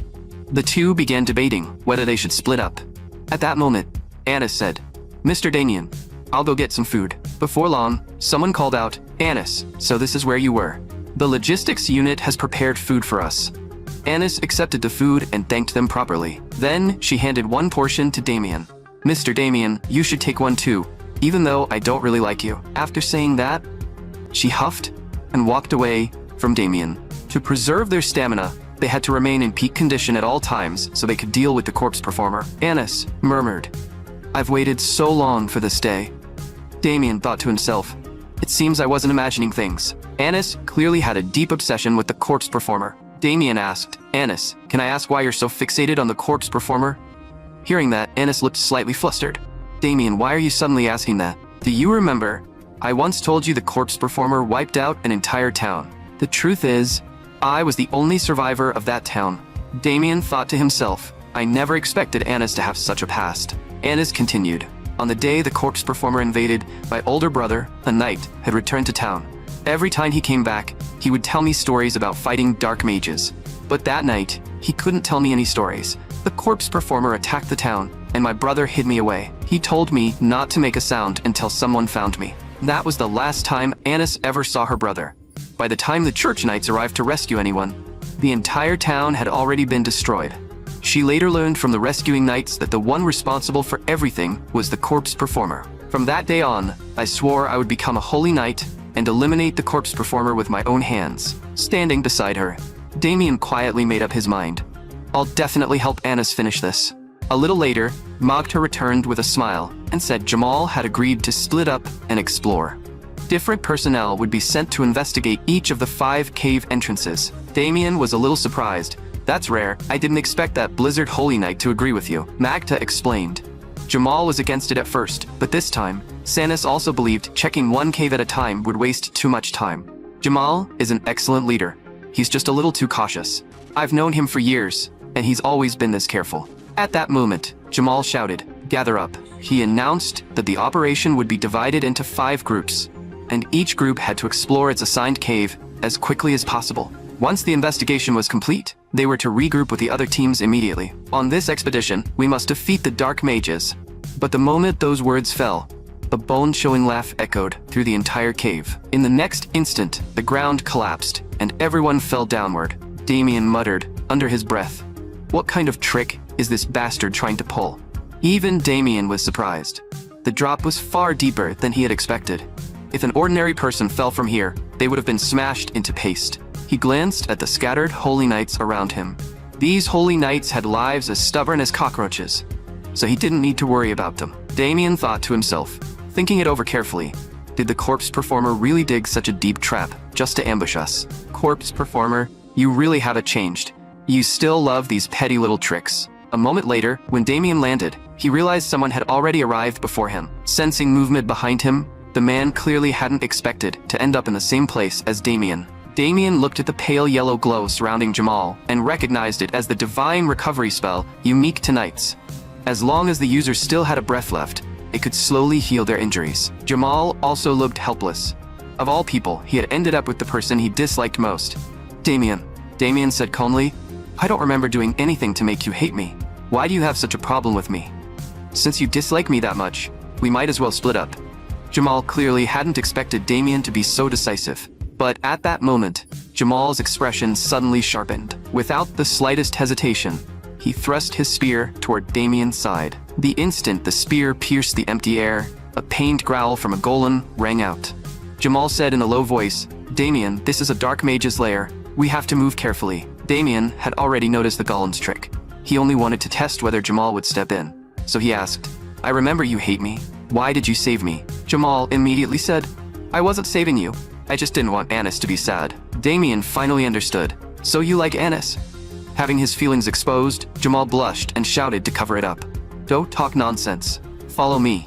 Damien looked at him speechlessly thinking, this guy is way too easy to read. At that moment, Damien suddenly sensed a trace of danger. At the same time, a humanoid golem appeared above Jamal's head, radiating an aura that sent chills down the spine. In a single breath, the golem's attack shattered the entire ground. Fortunately, Damien sensed the danger and pulled Jamal back at the same moment. Jamal looked terrified. What the hell is that? That aura is horrifying, Damien said seriously. That's a high-grade golem. The corpse performer has a habit. The stronger a golem is, the closer its form becomes to a human. Jamal froze. Damien, are you saying that thing is an advanced golem? Once that was confirmed, Jamal instantly charged toward the golem. He had come here to defeat every dark creature in this place. Holy mana covered his weapon, and he clearly intended to destroy the golem in one strike. But Jamal never expected that his attack, even coated in holy mana, would have no effect on the golem at all. It was the first time he had ever encountered something like this. Before Jamal could think any further, the golem was already in front of him, its silent fist smashing toward his face. In the blink of an eye, Jamal was sent flying like a kite with its string cut, crashing hard into the stone wall above. Damien said softly, "You're not a match for that golem." Jamal spoke in disbelief. Why? Why is my holy mana completely useless against it? Damien's body trembled slightly, but it wasn't from fear. It was from a faint surge of excitement. He could finally begin weakening Skeleton King Alsad's forces for real. Then, he summoned the Holy Sword. In the next instant, Damien charged toward the golem at terrifying speed. He moved like lightning. Before the golem could even react, its body was torn apart. Just as Damien had expected, the golem's core was hidden deep inside its body. As long as that core was ripped out, the golem would completely lose its ability to move.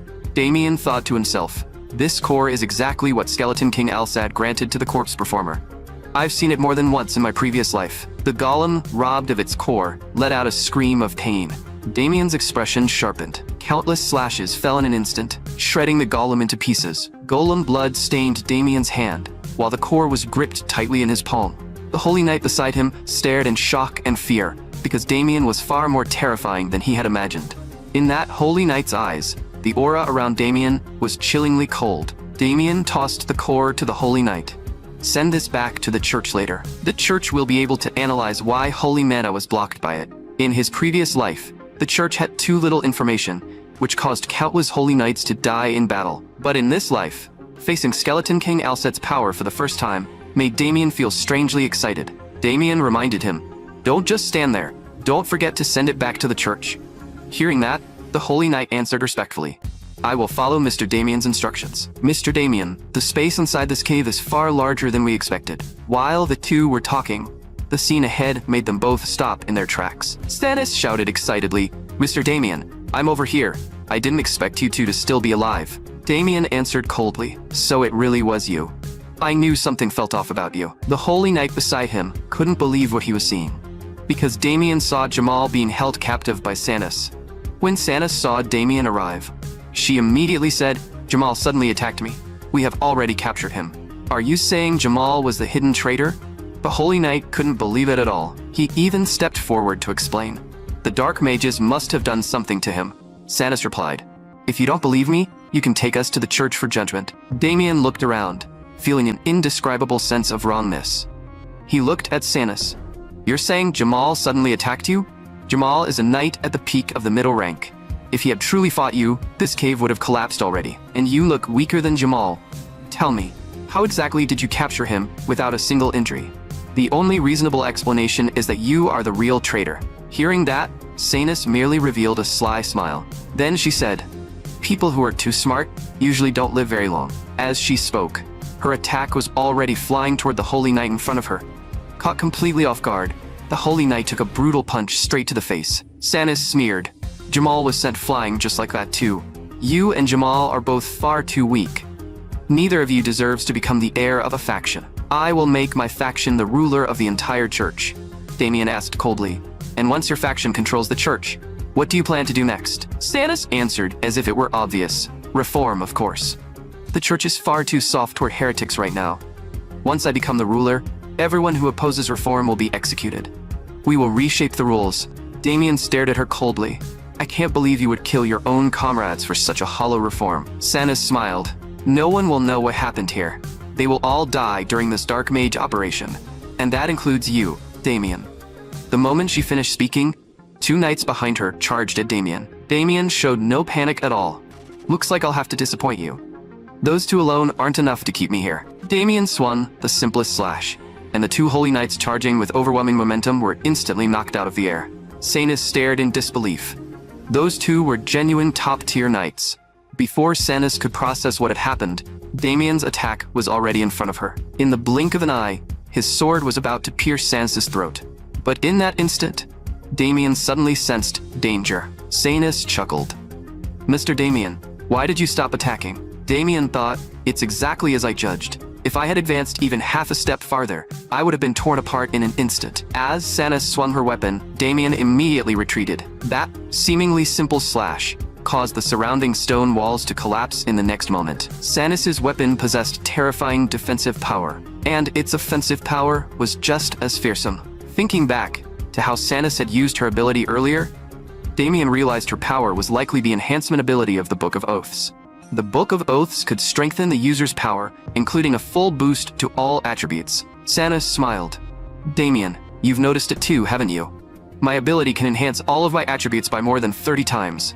The current you has no chance of winning against me."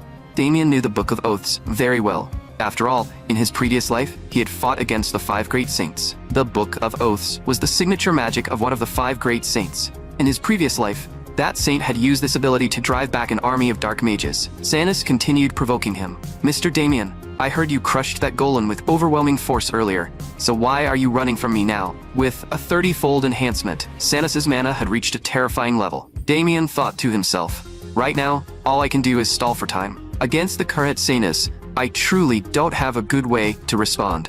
In the next moment, Damien's expression sharpened. It seemed he had no choice but to risk trying that method. Damien suddenly pressed his hand hard against the area around his heart. The heart soul embedded beside his heart began releasing a dangerous wave of mana. Seeing this, Sanus froze on the spot. Why had Damien's aura suddenly become so violent? Sanus had no idea what Damien had done. She could only feel his mana rapidly filling up.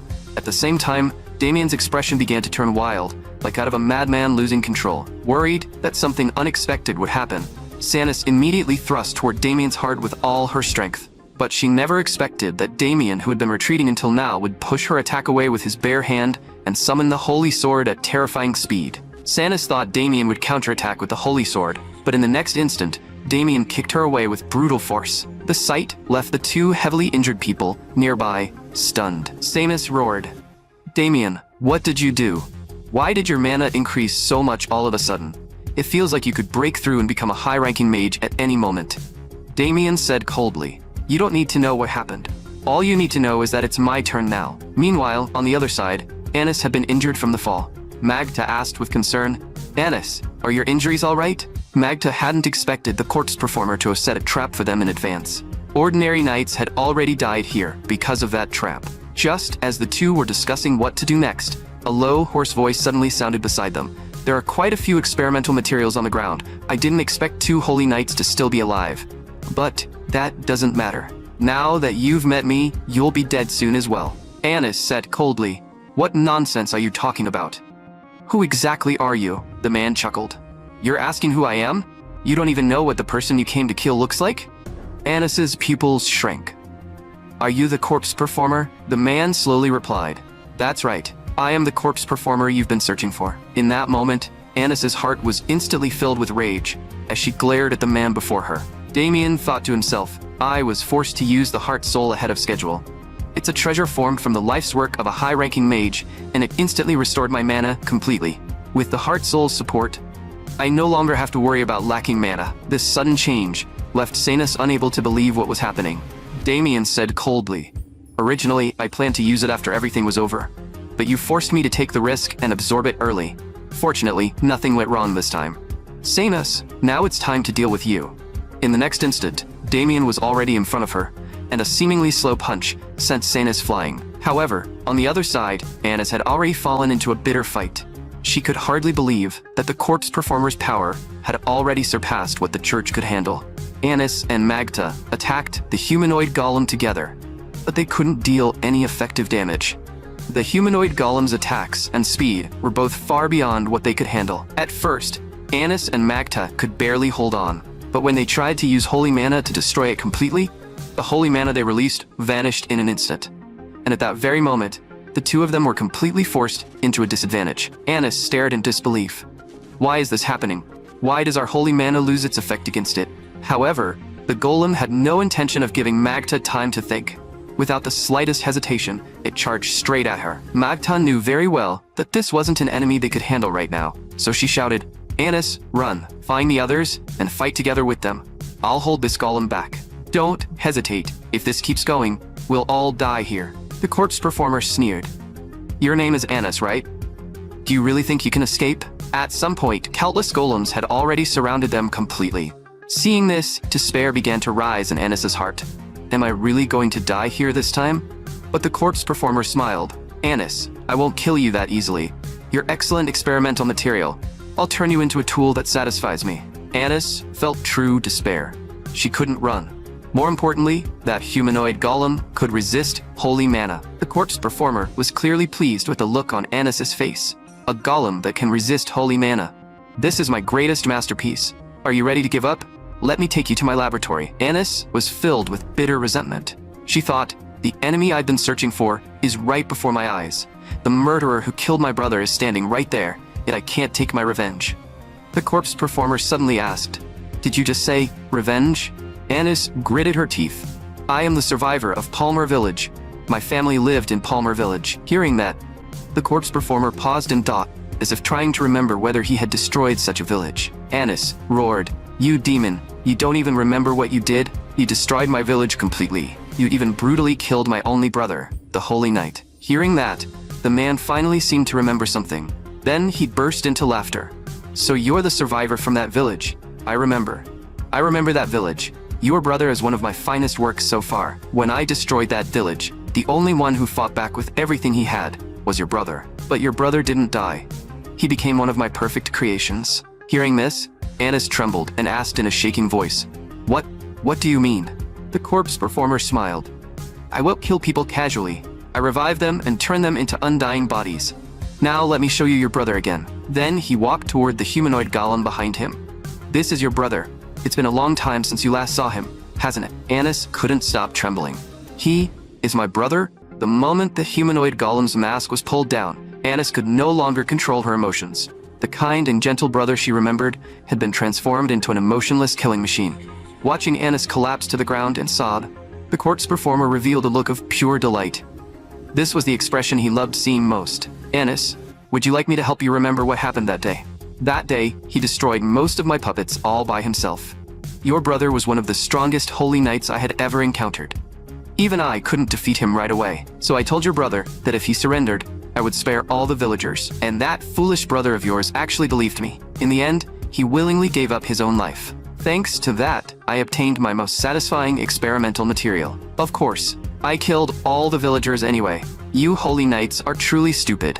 You'll believe even the simplest lies." The rage in Anis's heart erupted completely. "I will never forgive you. Even if it costs me my life, I will have my revenge." The next moment, a terrifying surge of holy mana erupted from Anis's body. "Brother, I will let you rest in peace. I won't let you remain someone else's tool." Anis burned her life energy completely, unleashing it all at once. The corpse performer looked surprised. "I didn't expect you to be able to turn your life force into power, just like your brother." Tears streamed from the corners of Anis's eyes. "Even if I die, I'll kill you." Driven by rage, Anis activated a mode that burned her own life force. In the church, this power was called a gift from God, and was known as stigmata. With the power of stigmata awakened, Anis wouldn't let the mastermind behind all this escape. Seeing this, Kane, corpse performer, revealed a cold smile. "Anis, you'll become my second finest masterpiece." The moment those words fell, countless golems around them rushed toward Anis. But a flash of light swept through. In the blink of an eye, every golem was slaughtered by Anis. The muscular Kane didn't panic at all. Instead, he looked ecstatic. "The stronger you are, the more I want to turn you into one of my works." The next instant, Kane kicked without hesitation, sending Magda flying hard. Anis instinctively caught Magda. At the exact same time, the humanoid golem had already charged right in front of Anis. Anis hurriedly used mana to give Magda brief treatment while throwing a punch. The humanoid golem was instantly blasted away by the power of stigmata. Kane looked surprised. The power of stigmata didn't disappear? According to his calculations, stigmata should have counted as holy mana. Clearly, the humanoid golem was struggling greatly against Anis after she had awakened stigmata. Kane murmured, "Perhaps there are too few people capable of awakening stigmata. That must be why my golem still isn't truly perfect." Suddenly, Kane heard a rumbling sound from the wall behind him, and Anis heard it too. Did the corpse performer have reinforcements? Kane listened closely as the sound drew nearer. In the next moment, the stone wall behind him was blasted open. Anis slowly looked upward. A familiar voice rang out. "Looks like things are pretty heated over here. My fight is already over. Mind if I join yours?" Damien appeared with a faint smile. Anis froze. "Mr. Damien, why are you with Sanus?" Damien calmly replied, "Sanus betrayed you, so I was forced to teach her a lesson." Then Damien looked at the figure beside Magda. "Are you Anis? Judging from your current state, you awakened Stigmata, didn't you? You look pretty fierce right now." The Holy Knight beside him added, "Honestly, she looks terrifying." Damien turned and said, "Jamal, you two take Sanus and leave first. I'll handle this place. In your current condition, staying here will only be a liability." Jamal nodded.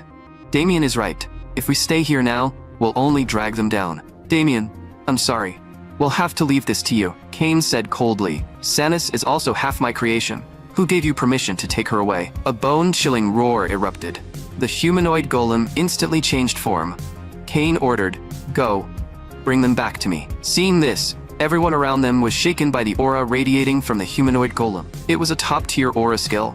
An ordinary person would lose the ability to fight just by sensing it. In the next moment, the golem's attack came crashing in, but Anis moved just as fast and blocked its path.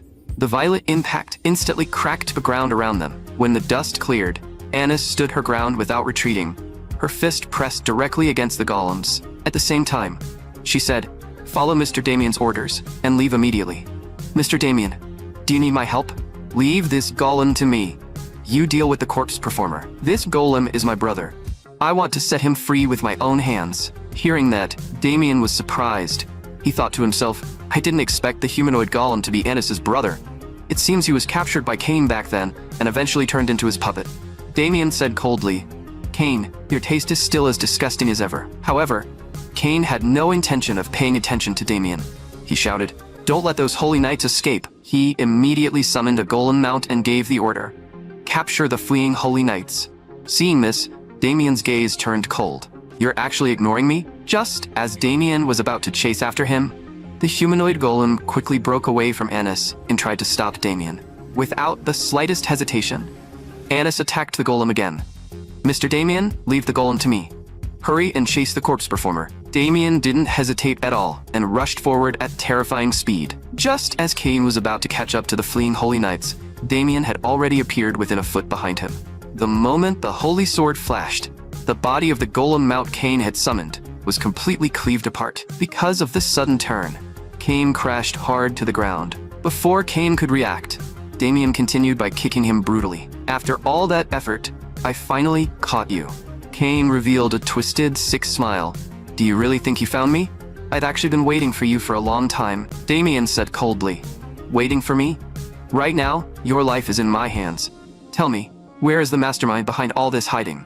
Kane secretly gripped the item in his hand, then said, "Do you think I'll surrender that easily?" While Damien was interrogating him, a massive mantis-shaped golem had already appeared behind him. Sensing danger, Damien quickly dodged to the side, thinking to himself, "Why did these golems suddenly appear?" Seeing Damien's confusion, Kane sneered, "Aren't you curious why there were so few golems here? This is my base. How could I possibly have only that many golems? The truth is, I hid most of them inside this bag. This is a Suos spatial bag. It can hold a large number of monsters and keep them with me as protection. Their power can't compare to Anis's brother, but both their numbers and strength are top tier." Damien thought to himself, "I didn't expect Kane to have a spatial bag hidden as a defensive measure.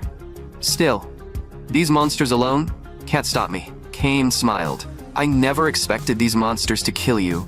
If they can drain your mana, that's already enough for me. Once your mana runs dry, I'll turn you into my finest masterpiece." Then, Kane waved his hand.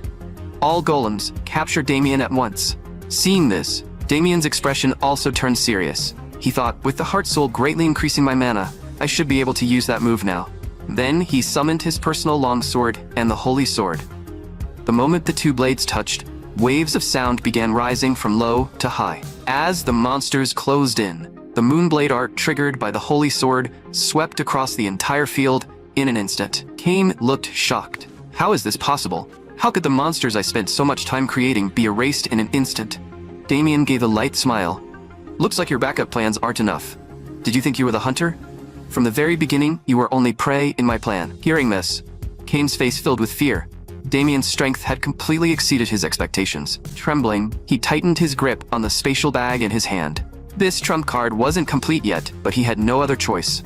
In the next moment, countless streams of purple smoke poured out from the spatial bag and wrapped around Kane. Kane hissed, "Damien, you forced me to do this. I never thought anyone would push me this far." The moment those words fell, Damien felt a horrifying pressure. The mana radiating from Kane had already reached the level of a high-ranking mage. Damien thought to himself, I never expected this bastard to transform himself into an undead golem as well. On the other side, Anis was fighting her brother. Even though she clearly understood that the being before her was no longer the brother she once knew, Anis still couldn't bring herself to strike him down. But Anis also knew, only by truly destroying this golem can I set my brother free. Carrying those conflicting emotions, Anis continued clashing head-on with the golem. Every time she struck the golem's body, it felt as if she could hear her brother's pain. To finally free her brother, Anis once again raised the power of Stigmata and slammed it into him. The holy power of Stigmata instantly wrapped tightly around the golem. The golem trapped inside seemed to let out a low roar, calling her name again and again. Anis, Anis. Seeing this, Anis froze in place. Is that my brother calling me? Tears were already streaming down her face, uncontrollably. The golem looked at Anis with an almost pleading expression. In that moment, she could almost see her brother's agonized face, begging her to kill him. Anis slowly walked forward. Her tears completely broke free as she choked out, "Brother, I'll set you free." In the next instant, the holy power contained within Stigmata completely swallowed the golem. Anis could only endure the pain as she punched again and again, putting an end to her brother with her own hands. The brother inside the golem seemed to finally be released. "Anis, thank you." A hoarse voice came from the golem's mouth. Anis gently held the golem that had once been her brother. "It's all over now. Your soul was trapped and driven for so long. It must have been agonizing." The next moment, an incredibly familiar voice sounded. "Anis, you've grown up. Thank you, my little sister. From now on, I won't be standing behind you anymore. You have to live well. Goodbye, my beloved sister, Anis." Damien was shocked by this transformation. He thought to himself, this is my first time seeing Kane in this form. In his previous life, Damien had always stood on the front lines as a Death Knight, so Kane had never needed to fight deep in the battlefield himself. Because of that, Damien had never seen Kane reveal his true trump card. After his demonic transformation, Kane gathered terrifying mana filled with destructive power. He attacked Damien directly without the slightest hesitation. Damien could only dodge.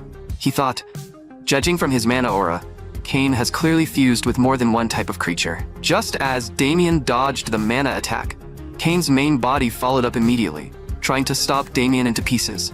But when the attack landed, Kane felt no impact at all.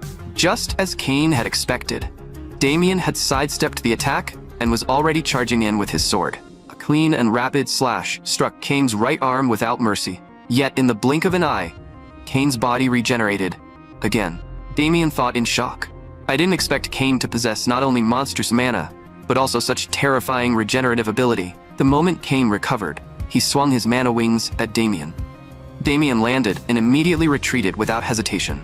In Kane's eyes, Damien was already prey in his grasp. He desperately wanted to obtain such perfect material. Feeling the nearly endless mana inside Kane, Damien thought to himself, I can't hold back anymore. At the same time, Kane's mana smashed into the ground nearby, shattering the area. Kane laughed wildly. Are you surprised by my greatest trump card? This is the masterpiece of my entire life. At that moment, runes slowly surfaced on Damien's hand. Why are all of you dark mages so arrogant? You all think your dark magic is the strongest. Then I'll show you what true dark magic looks like. The moment Damien released the authority mark, an utterly terrifying pressure descended. Shock appeared on Kane's face. Why can you use dark magic too? Damien Haxon, what exactly are you? Kane's expression shifted from shock into fear. He had never seen dark magic like this before. He shouted, there's no way I'll lose to you. Then he condensed his mana again and attacked Damien. Kane thought to himself, he's chanting a kind of dark magic I've never heard of. I have to kill him before the chant ends. But no matter how Kane launched his mana attacks, the moment they approached Damien, they vanished without a trace. Kane shouted in shock. Why? Why did my mana suddenly disappear? At that moment, Damien's chant finally ended. He spoke softly. "Prepare to face my wrath." In the next instant, a magic circle formed, and countless mana chains emerged from it. Cain had no way to resist. His body was instantly bound tightly by the chains. Seeing that they were only thin mana chains, Cain burst into laughter. So they're just useless chains. But, in the next moment, the chains he had dismissed began invading through every pore on his body, sealing him from within. No matter what Cain tried, control over his body was completely taken away, leaving him unable to move. Damien gently pressed his finger downward and said in a low voice, "Get down." Cain's body immediately lost control and slammed flat against the ground. Damien said coldly, "I don't want to waste time with you. Tell me where Skeleton King Alsad is." Cain's face was filled with fear. "How do you know that Great One's true name? Damien, are you also one of his followers?"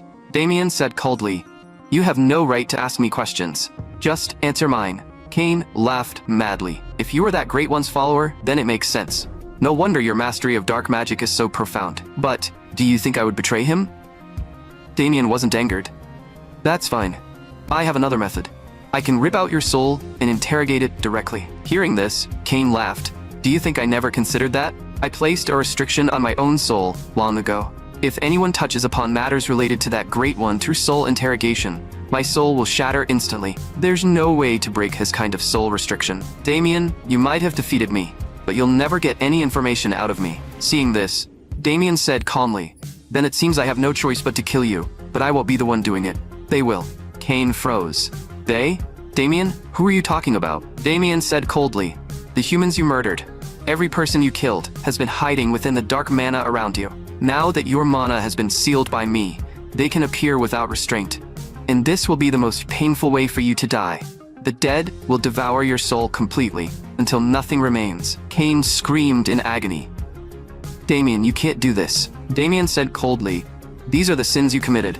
You should have known this day would come." In the next instant, countless souls swarmed Cain and began devouring his soul. At that moment, inside Cain's laboratory, a figure sat cross-legged at the center of a magic circle, occasionally muttering low sounds. Damien had completely destroyed Cain's body. One of the souls beside him complained, asking why he had suddenly killed Cain.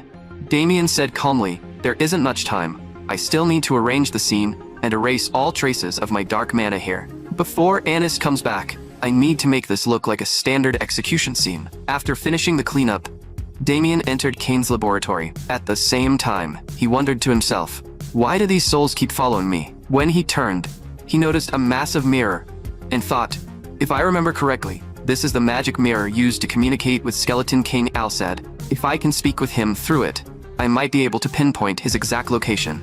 In the next moment, dark mana rapidly filled the magic mirror, but the mirror showed no reaction at all.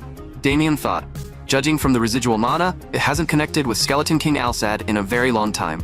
In my previous life, Alsad valued Cain highly, even promoting him to Vanguard Commander. He shouldn't have abandoned Cain so easily. Could it be that my consecutive elimination of Yulan organization members made Alsad wary enough to abandon him early?" At that moment, Damien suddenly noticed a hidden door.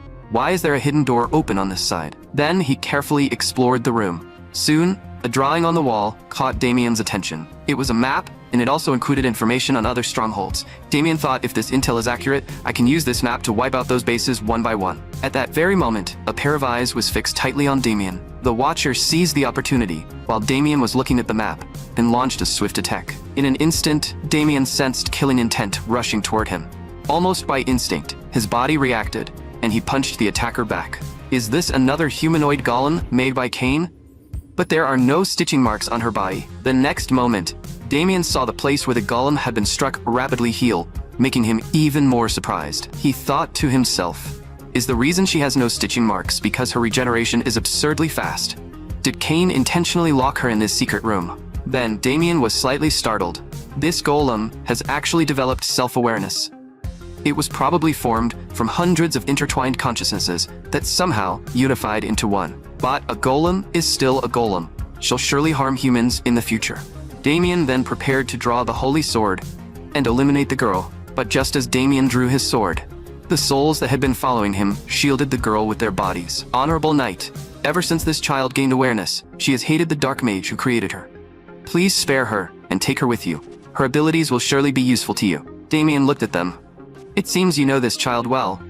What is her name? The dark mage called her number 9.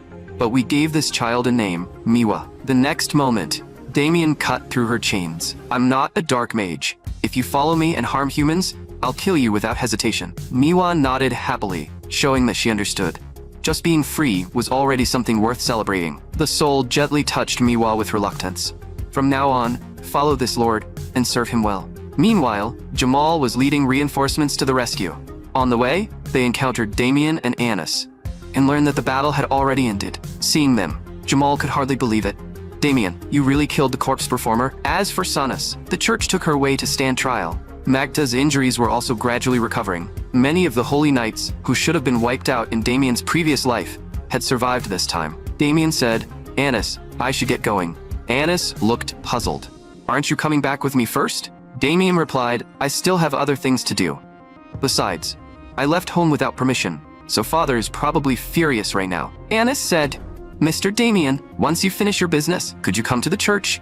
This time you helped the church subjugate a dark mage, and even uncovered a spy hidden within the church. The church will definitely give you a generous reward. Hearing the word reward, Damien immediately gave a sly grin and said he would definitely go. Anis looked overjoyed. Damien, thanks to you, my brother can finally rest in peace. Damien knew to himself that Anis had been the one most deeply affected by this operation. Because of the tremendous pain she endured, her stigmata has fully manifested. This also means the war between humanity and the dark mages is fast approaching. But, with humanity's current strength, they aren't nearly enough to fight Skeleton King Al-Sad. I have to weaken Al-Sad's forces as much as possible, in advance. Then Damien picked up the map. The locations of the strongholds were clearly marked on it. In the Yulan organization headquarters, in the Ralm West Mountains, someone asked in panic, what exactly has been happening lately? Why have all our organization members been wiped out? Why are we the only ones left? As they spoke, the headquarters gate was suddenly blasted open. Everyone was shocked. What's going on? Who's there? Damien slowly walked in. So the map was right. This is the Yulan organization headquarters. Then he released Miwa. You people really are like filthy rats in the dark. You hid yourselves pretty well. Seeing her, everyone was stunned. That golem.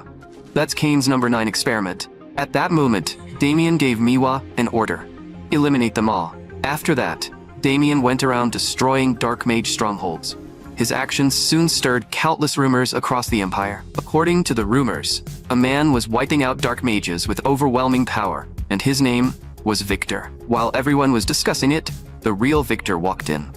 My name is Victor. I'm here to pick up the letters sent to me. The moment he spoke, the entire room fell deathly silent. Then, every customer fled in terror. Victor looked utterly confused. What is going on? Young master has been away from the family for 3 whole months, and I only just received his first letter. But why are they all so scared of me? Just as Victor was about to check the other items Damien had sent, a voice came from behind him. Are you Victor? Victor turned around and said, I'm Victor. But sir, I don't believe I know you. The man froze. How could you be Victor? How could the culprit who destroyed our dark strongholds look like this? Then he said coldly, whether it's true or not, I'll kill you right now. Suddenly, a flash of sword light cut through the air. A familiar voice rang out. Victor, had you been well lately? Victor instinctively turned around. Young Master Damien, you're back. Young Master, I only just heard the rumor. They say a man named Victor destroyed every Yulan organization stronghold. But how could a fat man like me possibly be the man from the rumors? As Victor spoke, Damien looked visibly guilty, because he had been using Victor's name during his operations. Damien quickly changed the subject. How has father been while I was away? Victor said, the master has been well. He just stands by the window from time to time. Missing you? Damien asked. Victor, when he was missing me, was he holding a stick in his hand? I think he was holding a stick. Young master, how did you know? Suddenly, Victor remembered something. Damien asked, what else is there? Is it related to dark mages? But Victor's next words made Damien freeze on the spot. Lady Louise is about to get married. Once Lady Louise gets married, you'll be the only one in the entire family who is still unmarried. Hearing this, Damien was deeply shocked. My sister is finally getting married, Damien thought to himself. In my previous life, my sister's life fell into complete chaos because of me. Then he excitedly ran toward the family estate. Damien couldn't wait to see his family again. But the moment he passed by a certain place, he suddenly sensed a trace of dark mana. He thought, that carriage that just passed by seems to be carrying an item infused with dark mana. The mana is simple, but there's no doubt it's a powerful artifact. Victor, go back first. I have something to take care of. Late that night, at a castle on the outskirts, Damien infiltrated the place with Manhwa. So this box is the item they worked so hard to transport. Suddenly, Damien noticed a note left on the box. The note read, "This is the item that the Great One is searching for." Seeing those words, Damien was deeply shocked. He thought to himself, the Great One the Dark Mages spoke of has to be Skeleton King Al-Sad. After searching for 3 months without a clue, I finally found a trace of him here. Then, Damien opened the box without hesitation. Let me see what's hidden inside. But the item inside the box made Damien freeze on the spot, because lying inside was the weapon he had loved most after becoming a Death Knight, the demon sword Erebos. He thought to himself, for some unknown reason, the demon sword has shattered into countless pieces, and Skeleton King Al-Sad is trying to repair it. In my previous life, when I obtained the demon sword, it had already been fully restored. But right now, Erebos is clearly still incomplete. Suddenly, the Siwat demon sword released a thread of dark aura. Damien frowned slightly, unsure of what was happening. But that aura carried no hostility. In the next moment, a tiny sword mark was carved onto Damien's wrist. He muttered, "Did it acknowledge me as its master?" Damien marveled internally. Even in my previous life, it took me half a year to earn the demon sword's recognition. Could it be that even though I've reincarnated, this magic sword still remembers me? Just as Damien was thinking, a voice suddenly came from behind him. Did your family never teach you not to touch other people's things?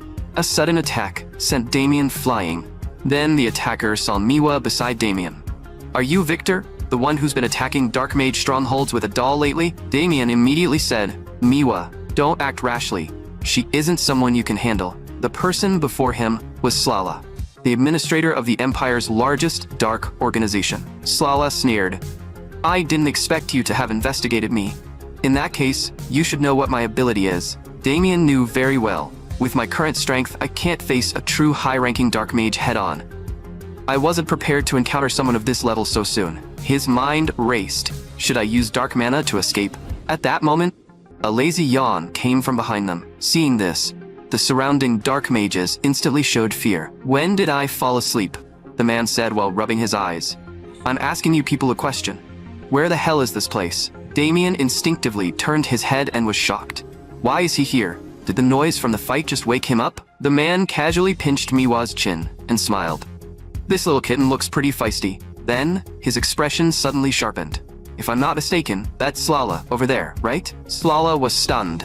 I used a full month's worth of confusion potion. How did this man wake up so quickly? At the same time, the blue-haired man leaped forward. You actually tried to kidnap me? Do you have a death wish? Do you know who I am? With one simple and casual punch, his mana instantly flooded the entire tassel. Damien was shocked. As expected of the strongest mercenary leader on the continent, a superhuman with half-dragon blood. At that moment, Slala shouted. He just woke up. His strength is still weakened. Subdue him now. Then she attacked the man at terrifying speed.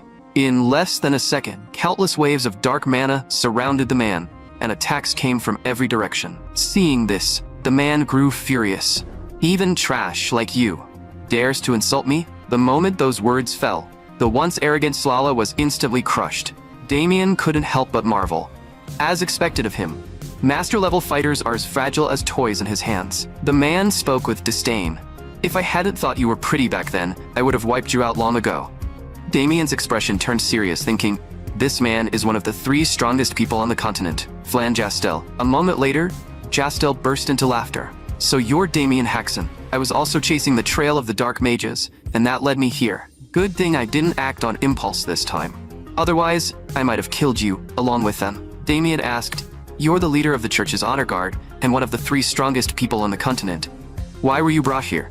Jastel answered as if it were obvious. Because that dark mage earlier was beautiful. I was planning to have some fun with her. Damien smiled awkwardly, suddenly remembering that in his previous life, Jastel had more than 100 wives. In that previous life, it had taken Damien 7 whole days of grueling combat to finally kill Jastel. Damien thought to himself, but why would Skeleton King Al-Sad want to kidnap Jastel? And this incident even involves the demon sword Erebos. Damien desperately wanted to examine Slala's soul immediately. But with Jastel present, he couldn't make a move. At that moment, Jastel said, "So they finally sensed my mana fluctuations and found me." Meanwhile, somewhere else, Skeleton King Alced was continuously creating golems. He kept muttering, "Wonderful, wonderful." This experiment turned out exactly as I imagined. Someone reported, "Skeleton King Alced, the plan to lure and capture Jastel has failed." Alced said indifferently, "If it failed, it failed. It seems Slala was killed as well. I had intended to use his body to create a Death Knight. Not only was Slala killed, but the demon sword Erebos she brought back has also disappeared." The moment he heard that the demon sword was missing, Skeleton King Alced erupted in rage. "Mobilize everyone, find that sword immediately." A few days later, within the Apple Kingdom, Damien spoke lazily. "We're finally heading home," he said. After Jastel left, Damien had searched Slala's soul, but a mental restriction had been planted in her mind as well. In the end, he couldn't get any information out of her about Skeleton King Alced. Victor said, "Young master, it's been over 4 months since you left home. The Count will surely be thrilled when you return." Damien said, flatly, "I don't think happy is the right word. It'll probably be more like a loving lesson." Victor quickly comforted him. "Even though you left without a word, the Count must have been worried sick about you the entire time. And you brought back so many gifts. I'm sure everything will be fine." Damien thought for a moment, then said, "These gifts might not be enough to calm Father down. I need to find a better way." At that moment, a burst of commotion caught Damien's attention. "Damien, the tournament is about to begin." Damien suddenly realized that the tournament day had already arrived. The tournament was hosted by the Helios Empire once every 5 years, gathering outstanding knights from across the continent to compete, with separate matches arranged for each rank. Damien suddenly smiled, thinking to himself, "If I win the tournament championship, Father's anger will naturally disappear. After all, this is an event that brings honor to both the kingdom and our family. We're heading to the Helios Empire immediately." Seeing this, Victor grew worried. If he failed to bring the young master back this time, he'd definitely be punished once he returned alone. "Young master, wait for me. I'm going with you." Meanwhile, somewhere within the empire, before a magic mirror, a voice asked quietly, "How is the user of the magic sword growing?" "Thanks to the magic sword granted by the Great One, the user's strength has already reached the pinnacle. You should slow his growth down a bit. Growing too fast will draw unwanted attention. But the magic sword granted by the Great One must drink blood to grow, making the pace hard to control. The user has no idea he's already being controlled by the blade. The Great One is highly satisfied with the pawn you've cultivated. Because of that, once you complete the next mission, the Great One will summon you personally to participate in the Empire's tournament." Damien and Victor arrived at the Helios Empire. This was Damien's second time coming to the Empire. In his previous life, these streets had all been wiped out by his own hands. As he looked around, he thought to himself, "This is my first time coming to the Empire as a human." Just as Damien sank into his memories, someone suddenly called out, "Damien, you're here too." Damien turned toward the voice. From this angle, Michael looked oddly funny. Michael smiled and said, "Damien, I didn't expect to run into you here. I've heard quite a few rumors about you lately. They say you worked with the church and wiped out several dark mage strongholds." While Damien was filling out the registration form, Michael said, "I'm a mid-tier knight now." "Damien, why are you so cold? I was hoping to stand on the same stage and fight alongside you this time." Suddenly, Michael looked at the tournament form Damien was filling out. Damien had actually registered for the high-tier division. Seeing that, Michael shouted on the spot, "Damien, since when are you a high-tier knight? When we fought, you weren't even a true mid-tier knight yet." While the two were talking, a man in a black robe secretly watched Damien. "We'll cross paths soon." With that, the black-robed man vanished from the spot. The next day, at the mid-tier knight arena, Victor looked at the tournament schedule and said, "Young master, it seems there is no master-level division this year." Damien said calmly, "Victor, do you know how rare master-level fighters are? Besides, people at the master level are usually at least 70 years old." The next moment, Michael slowly walked into the arena. Ever since losing to Damien, Michael had never stopped training and had been relentlessly sharpening his swordsmanship. The rules were simple. 100 knights would fight on the same stage, with the last man standing declared the winner. At that moment, more than 100 mid-tier fighters from all over the world had gathered in the arena. Michael was extremely excited. Damien had mentioned before that an incredibly terrifying opponent would be in this tournament. Michael hoped that person was here, so he could properly test himself against them. Then Michael drew his sword. "Let me enjoy this fight to the fullest." At the same time, the massive free-for-all around them officially began. Just as the brawl erupted, an extremely fierce burst of mana suddenly appeared. In a single instant, several mid-tier knights were completely crushed, and the one who struck was none other than Michael. Michael's swordsmanship had reached a masterful level, pleasantly surprising even Damien. It seemed Michael had truly trained hard over the past few months. However, there were even stronger beings hidden in the mid-tier arena.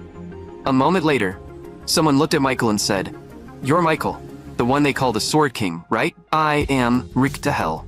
Rumor has it you're the only one here who can fight me." Michael's eyes lit up. Rick to Hell. From the legendary family of swordsmen, I've always wanted to see just how strong a swordsman from a legendary family really is. A little later, in the waiting area, Damien asked, "Michael, are you all right?" Michael said, quietly, "The world really is just like you said. There are countless people stronger than me. Other than you, she's the second person who has ever defeated me. My strike clearly landed earlier, but it felt like she had an invisible suit of armor around her, completely blocking my sword.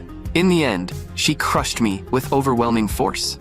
Damien thought to himself, Michael's defeat was inevitable. Rick to Hell is one of the strongest people I encountered in my previous life. From the moment she was born, she could perfectly control her mana and turn it into armor to protect herself.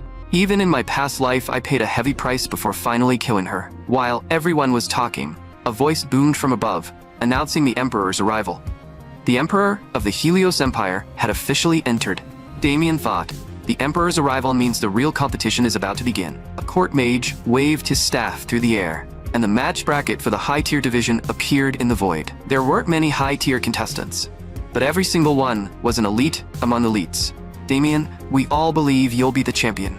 As those words were spoken, a dark figure stood not far away. The man kept muttering, "I joined this tournament on Father's orders. I must complete the mission he gave me. Target, the Helios Imperial Palace." The Helios Empire ranking tournament officially began, and Damien won his first match with ridiculous ease. In the remaining matches, 3 other contestants also crushed their opponents and quickly advanced to the top 4. The crowd was thrilled. It had been years since they'd seen such dominant contestants. Damien became the first fighter to advance to the semifinals. Michael said in admiration, "You're as powerful as ever, Damien. At this rate, the championship is definitely yours." Damien didn't answer right away. Instead, he looked toward the distance and muttered, "That swordsman named Joshua is strange. He has no real combat skills at all. Yet, he made it into the semifinals with ease. And there's something fatally familiar about him." At that moment, soft footsteps approached Damien from the side. "Damien, it's been a while. Have you been well?" Hearing that, Damien paused.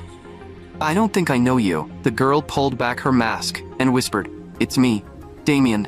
Don't say my name out loud. I secretly came here to join the tournament." Damien looked helpless. "If you secretly joined the tournament, why would you come to me and reveal your identity? I saw you and couldn't help coming over.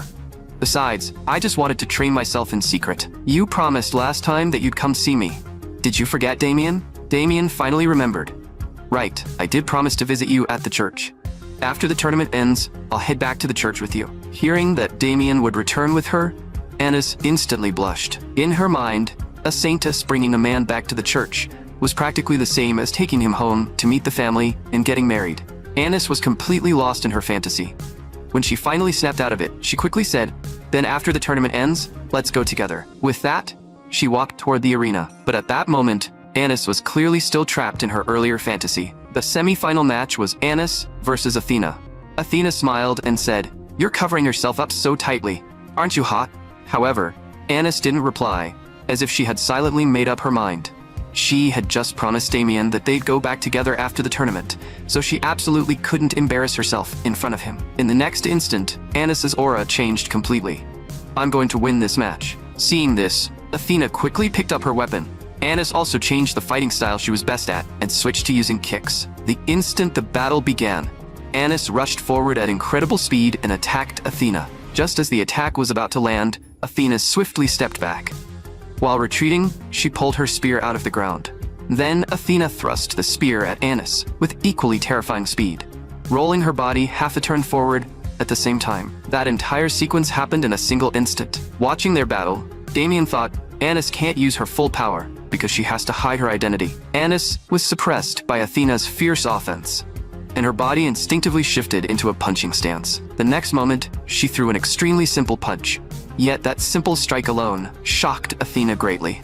because Athena knew very well that if she were hit by that punch, she'd most likely lose on the spot. Anis continued throwing punches at her opponent, but this time, she had already started controlling her holy power. Damien saw all of it. He thought to himself.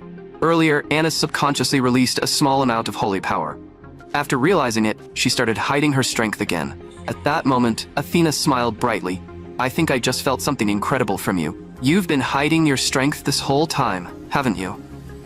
Why don't you fight with everything you have? Anis didn't answer, but she knew that if she kept hiding her strength, she would lose. Athena continued, if you keep holding back, then I'll crush you completely. Even if it meant losing the match, Anis couldn't use her holy mana again. If her identity was exposed, she'd either be expelled from the church or beaten to death by her teacher. So Anis had to win this match using only basic techniques. Sensing that Anis was still hiding her strength, Athena said coldly, you really are looking down on me. Fine, then this little farce ends now. The moment those words fell, a bolt of crimson lightning struck Anis. Damien's heart sank as he thought, I knew it. If this continues, Anis will definitely lose. Athena said, I don't know why you're doing this, but I have to beat you. Because my only target is Damien. I want to see if he's really as strong as they say. Damien Haxon, the terrifying guy even my father talked about. At the same time, the black-clad swordsman was also fighting in the other semi-final. Looking at the timid black-clad swordsman in front of him, his opponent knew he absolutely couldn't let his guard down. Because the seemingly cowardly swordsman was Joshua, the man known for one-hit kills. The opponent had been carefully watching Joshua's movements. He wouldn't be defeated as easily as the others. But the instant the referee announced the start, Joshua's sword appeared in front of him like it had teleported. That speed was countless times faster than what he had observed before, and everything happened within 0.2 seconds.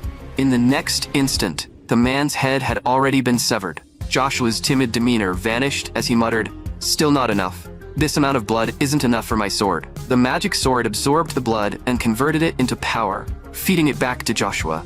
Feeling his power increase, Joshua whispered with satisfaction, I need more power.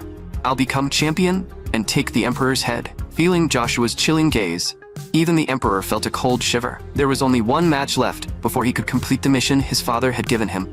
The next moment, the final semi-final began. Michael and Victor shouted from below the stage, Young Master, avenge the young madam.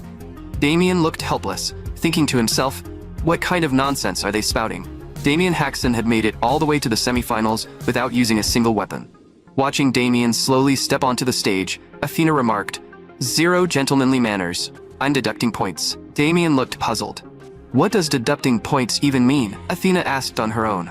That girl I defeated earlier, is she really your wife? I clearly heard your servant calling her young madam just now. Beating both husband and wife in one go sounds pretty fun to me. Damien said calmly, you can interpret my relationship with her however you want, but beating me won't be that simple. You're Jastel's daughter, aren't you? Athena paused slightly. I didn't expect you to recognize my identity. I don't know how you figured it out, but that won't stop me from attacking you.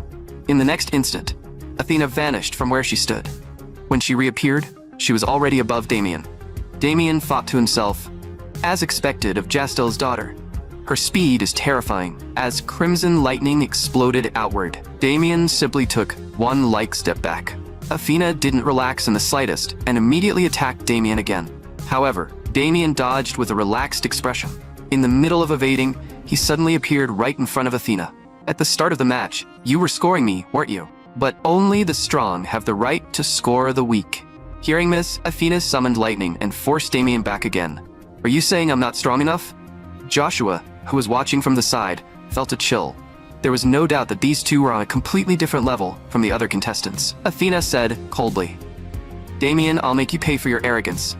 No one has ever seen the power I've been hiding. This time, I'll show you the true power of the lightning dragon. Feeling that violet power, Damien's expression finally shifted slightly. Countless bolts of lightning coiled around Athena's spear, making it look extremely dangerous. In the next moment, a crimson lightning dragon appeared behind Athena. Anis was shocked. She hadn't expected Athena to still be hiding such terrifying power. In a single instant, the lightning dragon's breath poured out. Facing the attack rushing toward him, Damien simply stood there calmly. This was the first time he would truly act after stepping into the high tier. He slowly lowered his stance, forming a ring of mana in his hand, while gathering power beneath his feet. In the blink of an eye, shock appeared on Athena's face. A beam of light instantly pierced through the lightning dragon. Before Athena could process it, Damien had already appeared in front of her, leaving her no chance to react. The next moment, Athena was blasted hard into the wall. Athena had never imagined she'd be defeated in a single move. "Damien Hoxon, you really are as unfathomable as my father said," Michael shouted excitedly. "I knew it! Damien is as powerful as ever. Win one more match, and you'll be champion." Damien slowly reached out his hand, thinking to himself, "I heard Jastil dotes heavily on his daughter. I deliberately held back this time, so he probably won't hold a grudge against me." Hearing that, Athena chuckled. "My elders aren't that petty. Besides, you're even stronger than my father said. Can I give you a perfect score this time?" "Of course. A perfect score, and maybe even a reward. How about I reward you with myself?" Outside the arena, Anis instantly flared with rage, thinking, even if my identity is exposed, I want to beat this woman up. Sensing Anis's anger, Damien immediately said, "Please allow me to reject that offer." A little later, in a passage somewhere inside the arena, Joshua hid in the shadows to observe Damien in advance, hoping to find a way to defeat him. But the moment Damien passed by him, Joshua stood frozen in place, unable to move. He couldn't believe he had felt such terrifying pressure from Damien. Joshua's father was Javier, the sword saint of the military empire. Joshua himself had once been a useless failure in his family, someone with no talent and no achievements. Then one day, his father bestowed a blessing upon him, and he finally became strong. To repay his father, he had to win no matter what. Looking at Damien's departing back, Joshua couldn't stop himself from wondering, can I really defeat him? The next moment, Joshua made a decision. If he wanted to beat Damien, there was only one way. That night, inside Damien's room, Michael asked, "Damien, what have you been doing lately to become so strong?" Damien replied, "Aside from hunting down dark mages, I also learned another method of training mana." Michael immediately said, "I want to learn too. When you have time, please teach me." A long while later, Miwa heard everyone saying goodbye. Michael was also preparing to return to his own lodging. Michael was extremely excited. If he could learn Damien's technique, he would definitely become stronger. Suddenly, a shadow poked out from beside him. In the next instant, a vicious sword slash came down, and Michael's body reacted first, dodging on instinct. Although he managed to avoid a fatal wound in time, he was still injured. Michael exclaimed, "It's you, the black-clad swordsman. Why are you trying to assassinate me?" At that moment, the black-clad swordsman was also shocked. A mid-tier knight had actually dodged his attack. He couldn't help muttering, "It seems you have terrifying potential." Immediately after, the two locked in combat. Clearly, Joshua wanted to end the battle as quickly as possible to avoid being discovered. The deafening noise of their clash echoed through the city. In the end, Michael was left gravely wounded and on the verge of death. That night, dozens of mid-tier knights were murdered. Fortunately, Miwa had been keeping watch nearby and discovered the severely injured Michael. Because of that, Michael managed to survive. Damien couldn't figure out who had done this, but he was determined to uncover the mastermind behind it. The next day, the final match was about to begin, but Joshua's condition surprised Damien. A thick, violent, killing intent radiated from Joshua's body. Joshua said, "I worked through the entire night just to prepare to defeat you." Damien said coldly, "I'm in a terrible mood right now. I don't want to hear you run your mouth." Joshua's expression darkened. "Damien, that arrogance of yours is disgusting. I'll kill you with this sword." The instant the match began, a terrifying flash of sword light shot straight toward Damien. Damien was slightly surprised, thinking, that sword is fast. A streak of crimson blood splattered across the arena stage. Everyone froze in shock. Even Athena's heart tightened, realizing Damien had actually managed to dodge the fatal blow. This was the first time anyone had evaded Joshua's attack since the tournament began. Joshua said coldly, "Damien, I didn't expect you to see through my secret technique, Swift Sword." Damien hadn't expected Joshua to pierce his skin, but he acutely sensed the flow of mana inside his body is strangely mediocre. Judging by mana alone, he's nothing more than an ordinary knight. The next moment, Joshua continued attacking with his sword, but Damien deflected every strike. After several minutes of fighting, Damien understood completely. He isn't truly strong. His movements are exactly like those of a beginner. He just possesses a power that doesn't belong to him. Joshua couldn't contain his rage. "Damien, you still haven't drawn your sword?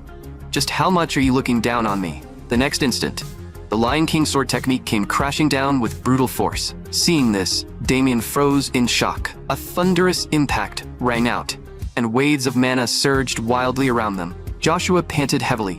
"That should have killed you." But in the next moment, terror appeared on Joshua's face. Damien had raised the holy sword in front of him to block the attack, asking coldly, "Why can you use the Lion King sword? Michael was gravely injured last night and merely died. If I'm right, you attacked Michael and stole his swordsmanship. You've truly angered me. I'll make you regret what you did to my friend." Damien finally stopped hiding his true strength and declared coldly, "From this point on, I'm going to completely destroy you." Hearing that, Joshua showed no fear. Instead, he shouted in excitement, "So you're finally going to fight seriously?"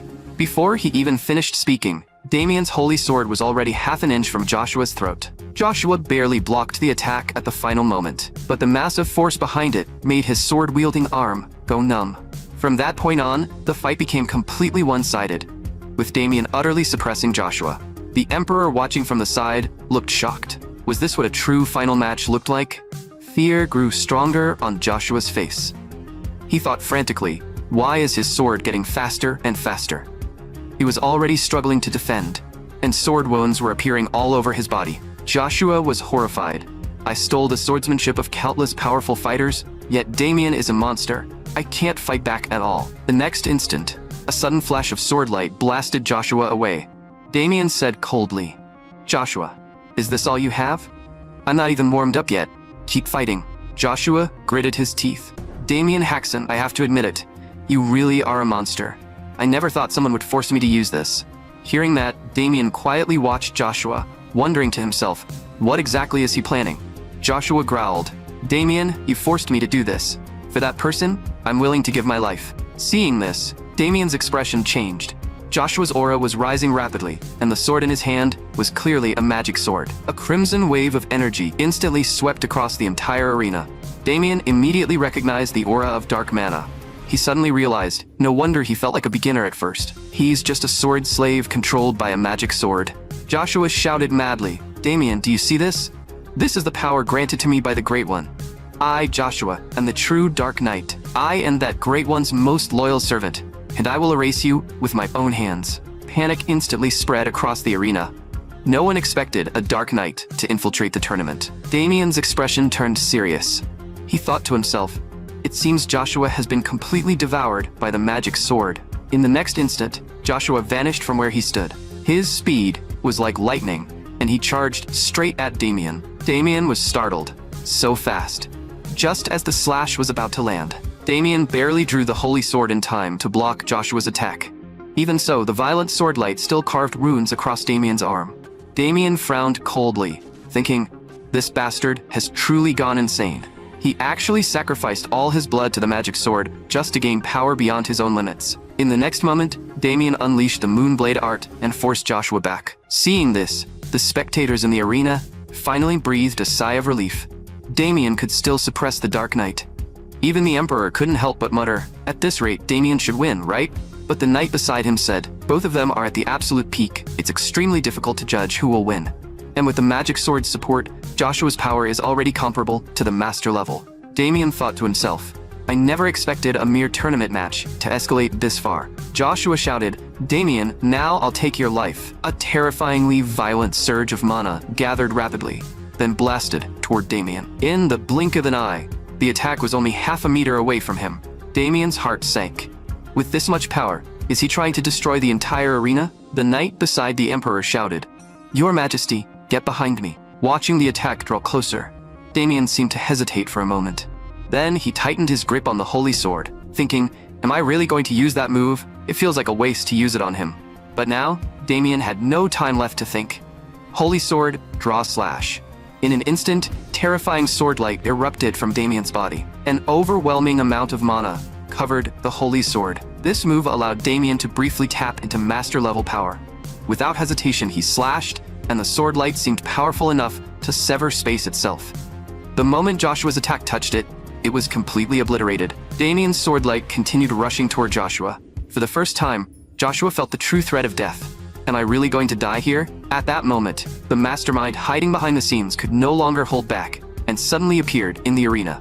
Seeing this, Damien was shocked. This guy appeared directly out of the void.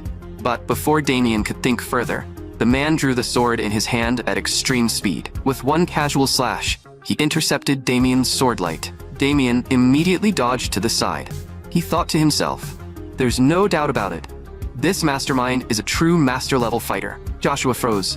"Did Father save me?" Damien immediately raised his guard and said coldly, "The Empire is way too careless. How could you let a master-level fighter infiltrate the arena?" Before he could finish speaking, Damien was struck by an invisible attack. The man's sword looked as if it had only just been drawn, yet Damien was already wounded and falling toward the ground. Damien could hardly believe it. "I didn't even see his attack." The man said coldly, "We're out of time. You're coming with me right now."